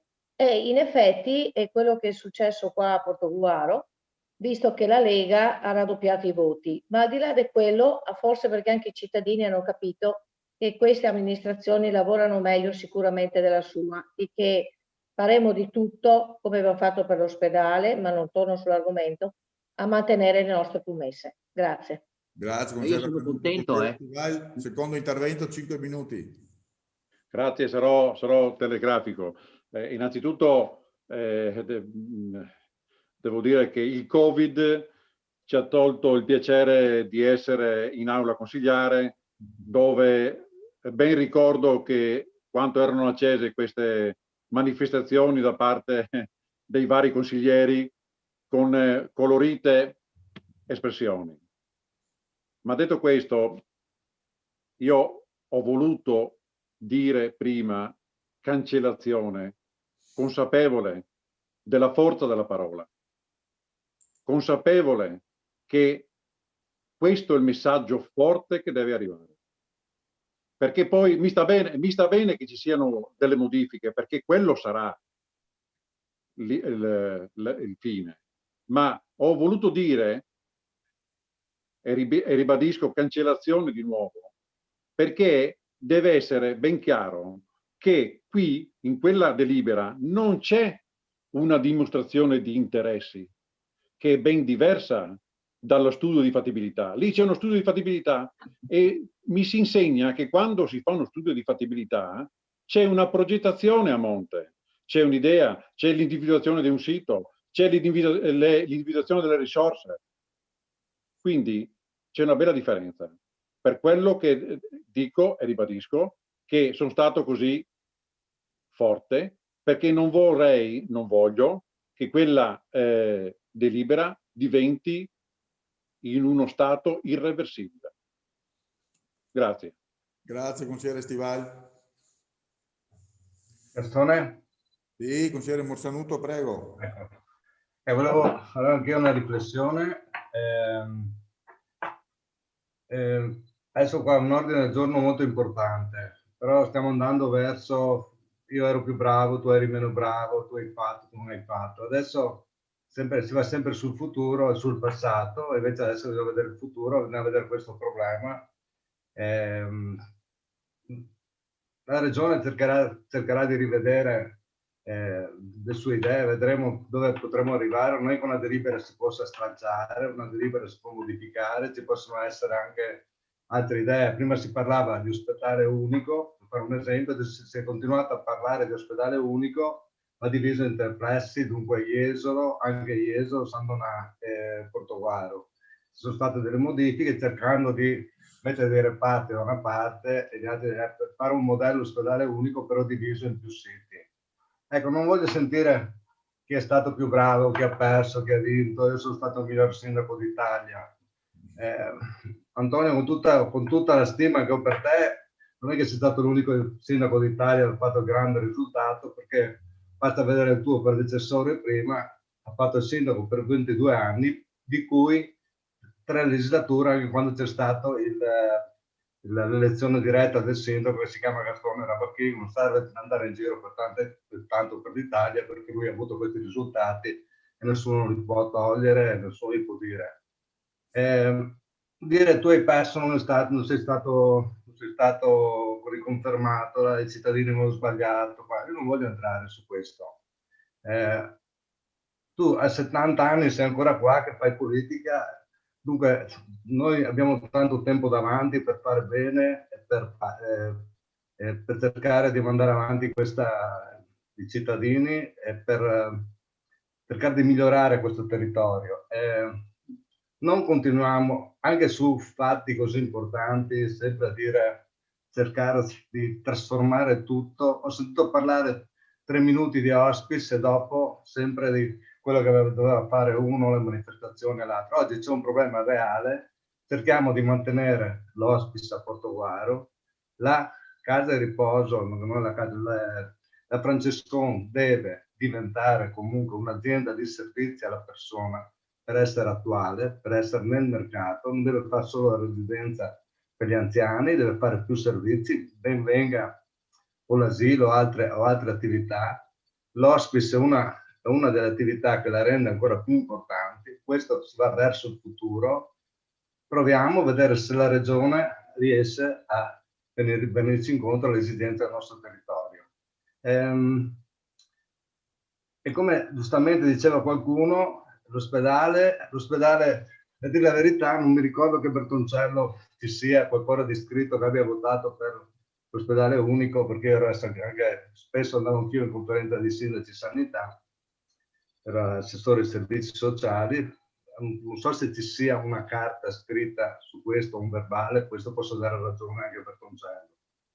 Sicuramente ero uno dei pochi che ero molto scettico sull'ospedale per come perché per come era messo in quegli anni, 2010, 2011, 2012, perché stava veramente degradando. Dunque, bisogna dare atto, come ho detto anche l'altra volta, anche al consigliere Barbisan, che ha presentato il territorio, perché noi consiglieri regionali ne abbiamo avuti pochi questi anni a Portogallo, questi ultimi anni. Ho fatto un buon lavoro perché l'ospedale di Portogallo, che sembrava dover essere diventato una cosa a cui la gente aveva paura di andarci, è brutto dire, perché ci sono stati anche dei casi, non aveva più la maternità, non aveva c'erano solo pochi reparti a alto livello, l'ortopedia e altri reparti. Sicuramente dopo è cresciuto in maniera direi incredibile negli ultimi 4-5 anni, dunque per dare atto anche a chi ha lavorato. Come ho ripetuto l'altra volta in commissione, si è fatto per l'ospedale, perché non fare per cercare di mantenere anche questo servizio cui siamo chiamati oggi a esprimere la volontà che l'hospice che resti nel nostro territorio, e perché non continuare a farlo a parte che si dovrebbe fare un hospice anche a Portogallo, c'è ancora la possibilità edificatoria anche presso l'ospedale, dove potrebbe restare anche vicino all'ospedale di Portogallo. Però perché buttare via tutti questi anni di esperienza che ha la Francescon per quanto riguarda l'hospice, con il personale, con i medici, con tutto quello che ci gira intorno. Ecco, lasciamo stare chi è stato più bravo, chi è stato meno bravo, cerchiamo di andare avanti in maniera serena, facciamo lavorare il sindaco, la giunta, andiamo verso un ordine condiviso, ma non diventa un ordine condiviso perché lo fermiamo tutti e dopo ce ne diciamo tutti quanti, tutti i colori. Mi pare che bisogna superare questa fase e andare verso una decisione unanima ma convinta, non in questa maniera qua dove potevi far più te, potevo far più io. Andiamo avanti e facciamo le cose come devono essere fatte, senza fare nessun tipo di speculazione politica, soprattutto ritornando sempre al passato. Grazie. Grazie consigliere Monsanuto. Se non ci sono altri interventi, allora io pongo in votazione il provvedimento. Do la parola al segretario. Prego. Glorio Favero. Favorevole. Barbisan Leonardo. Favorevole. Bertoncello Antonio. Favorevole. Bravo Bertillo. Non c'è. Dall'Abona Paolo. Favorevole. Drigo Irina. Favorevole. Darin Gastone. Favorevole. Mossanuto Angelo. Favorevole. Fiorito Mario. Favorevole. Maria Teresa. Favorevole. Rodriguez Riccardo. Favorevole. Andrea Stefano. Favorevole. Senatore Maria Teresa. Favorevole. Ivar Renato. Favorevole. Renzi Marco. Favorevole. Bini Andrea. Favorevole. Zanuto Alessandra. Favorevole. L'ordine del giorno è approvato. Allora adesso veniamo alle due interrogazioni. La prima interrogazione è del gruppo Civici e Democratici sul sottopassi ferroviari via Noiare di Sumaga. Allora vi ricordo che l'interrogazione prevede la lettura del testo da parte del consigliere proponente, la risposta dall'assessore o del sindaco e se il gradimento, la soddisfazione o meno non prevede dibattito. Quindi chiedo per cortesia a un componente del gruppo Civici e Democratici di dar lettura della mozione. Grazie. Posso? Prego.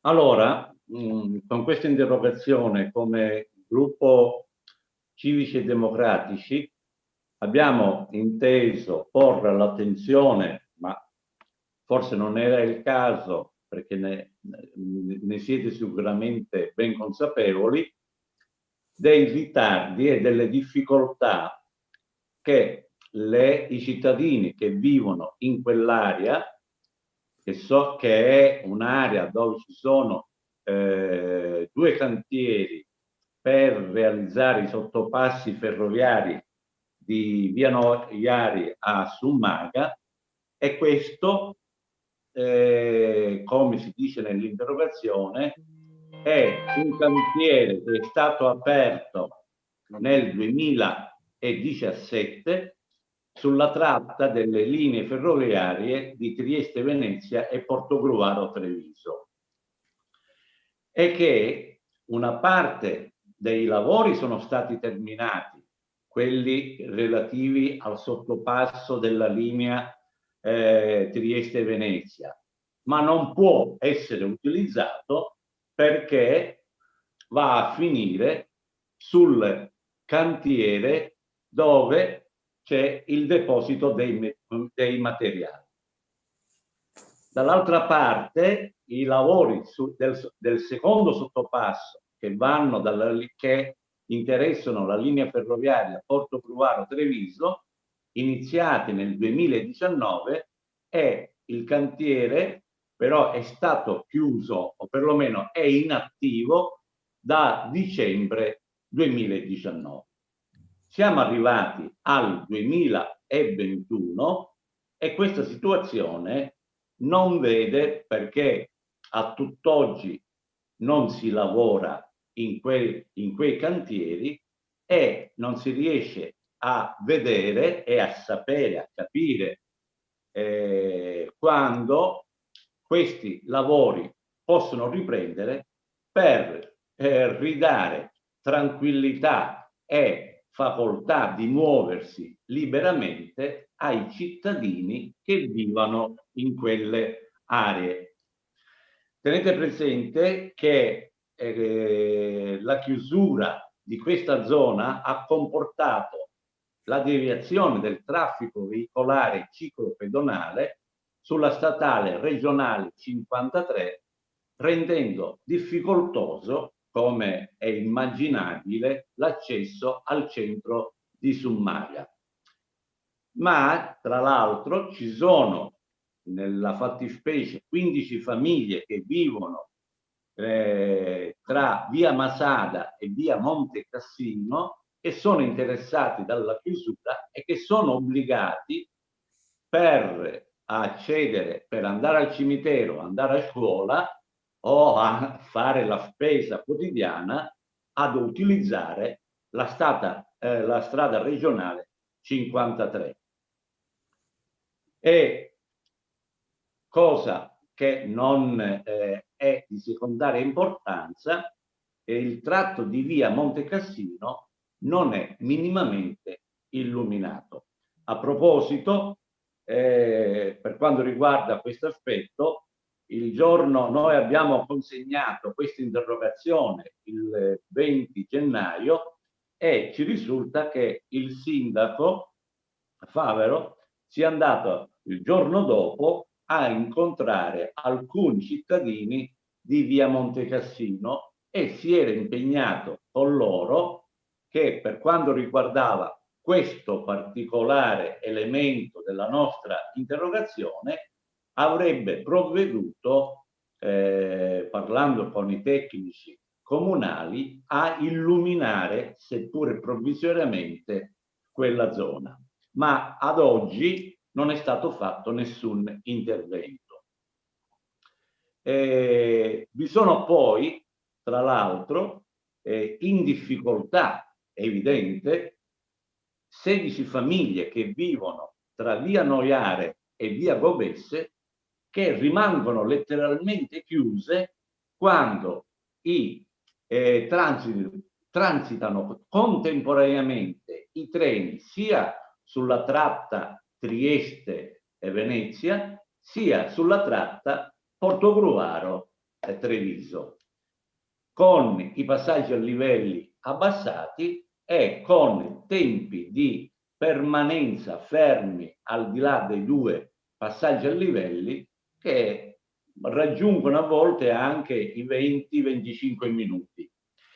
Consigliere Vindigni. Ho quasi finito. Sì, perché il regolamento... Grazie, ho quasi finito, grazie. Tenendo presente che il traffico ferroviario in questi ultimi anni è aumentato, quindi noi chiediamo quale azioni intende l'attuale amministrazione promuovere per dare seguito alle istanze che i cittadini hanno più volte presentate, quali sono i motivi che hanno comportato la sospensione dei lavori da più di un anno e quali sono i tempi in cui si chiuderanno i cantieri per la costruzione dei suddetti sottopassi ferroviari. Grazie, consigliere Vizzini. Do la risposta all'assessore o al sindaco. Chi è? Il sindaco parla.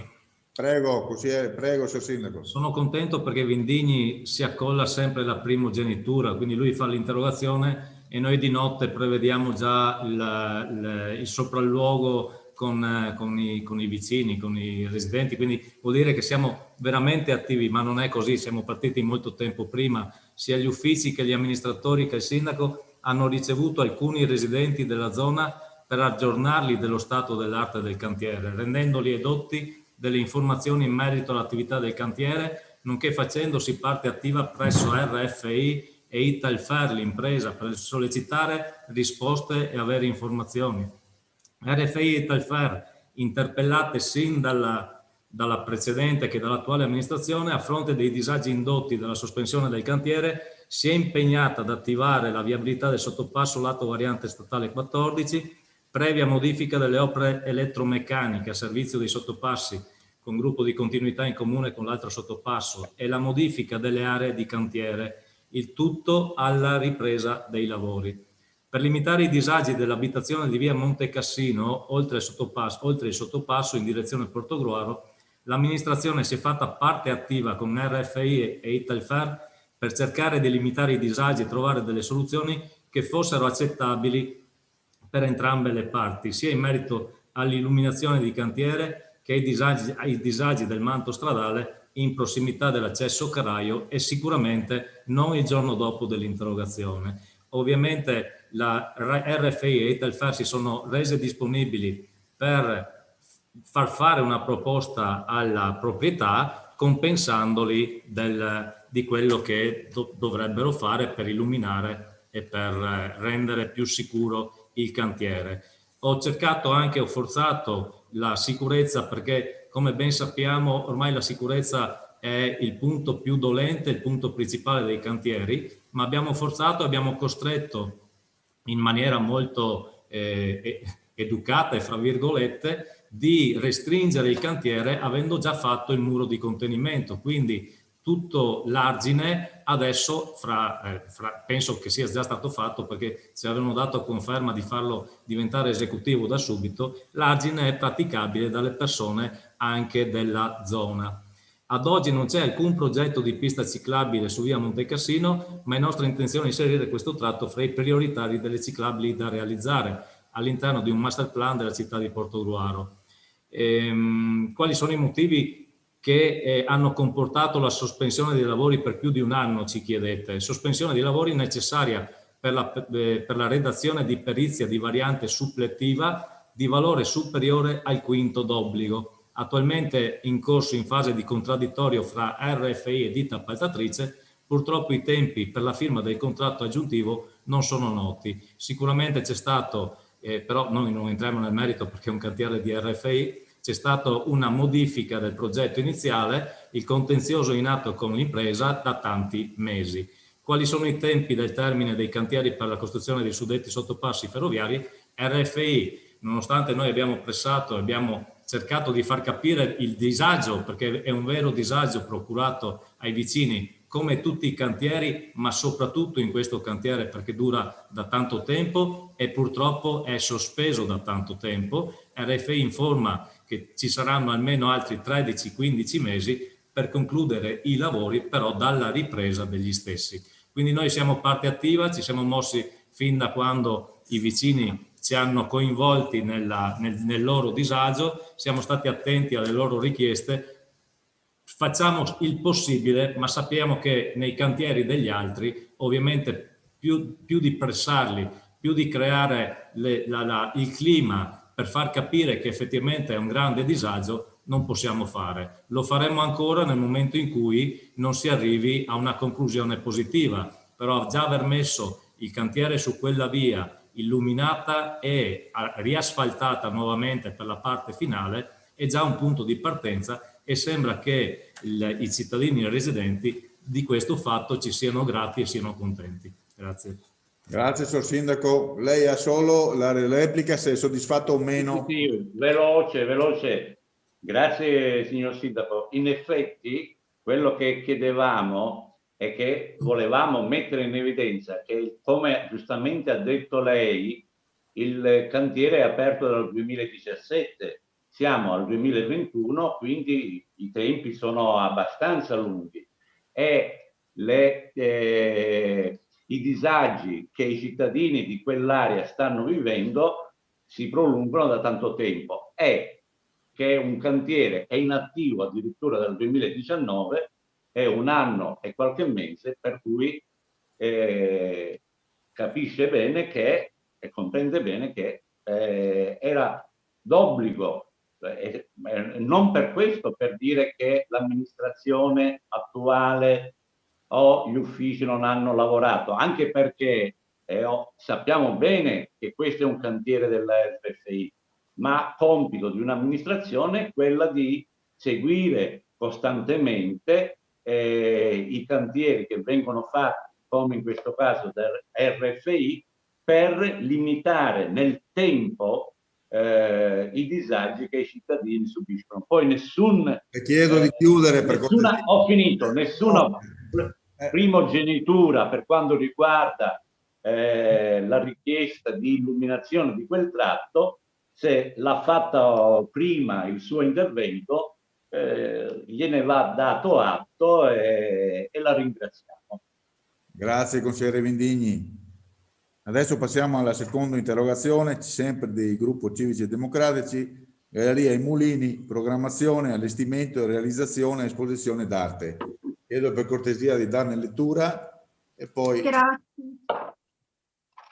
Allora, viste la determinazione numero 2015 del 27/11/2018, avviso per manifestazione di interesse per la collaborazione finalizzata alla programmazione, allestimento e realizzazione di esposizioni di arte contemporanea presso la Galleria Comunale ai Mulini, la determinazione numero 197 del 28/01/2019, programmazione, allestimento e realizzazione di esposizioni di arte contemporanea presso la Galleria ai Mulini, considerato che dal 31/12/2020 il servizio oggetto dell'affidamento è scaduto e al momento non è in essere alcuna collaborazione finalizzata a programmazione, allestimento e realizzazione di esposizioni d'arte presso la Galleria Comunale ai Mulini, considerato che anche se a causa della sopraggiunta pandemia da Covid-19 la galleria è temporaneamente chiusa al pubblico, questo periodo di interruzione e o riduzione dell'attività espositiva potrebbe essere utilmente impiegato per la programmazione, l'organizzazione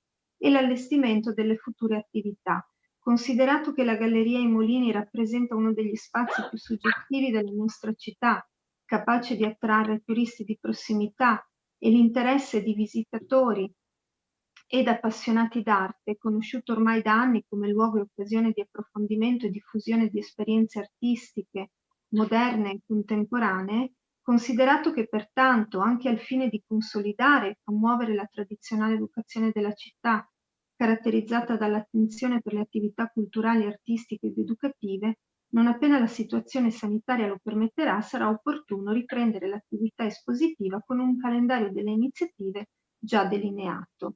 Siamo con la presente a chiedere se l'assessorato alla cultura della città di Portogruaro intenda e in che tempi promuovere una nuova gara relativa al servizio di collaborazione finalizzata alla programmazione, all'allestimento e alla realizzazione di esposizioni d'arte presso la Galleria Comunale ai Mulini e pubblicare il relativo avviso di manifestazione di interesse.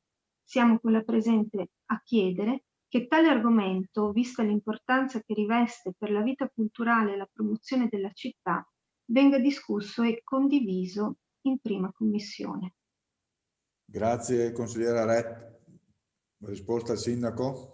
Sì, a causa del lungo periodo di incertezza dovuto al perdurare dell'emergenza sanitaria, la Galleria ha dovuto sospendere per lunghi periodi l'attività espositiva già programmata e annullare anche l'ultima mostra che si sarebbe dovuta inaugurare a novembre 2020.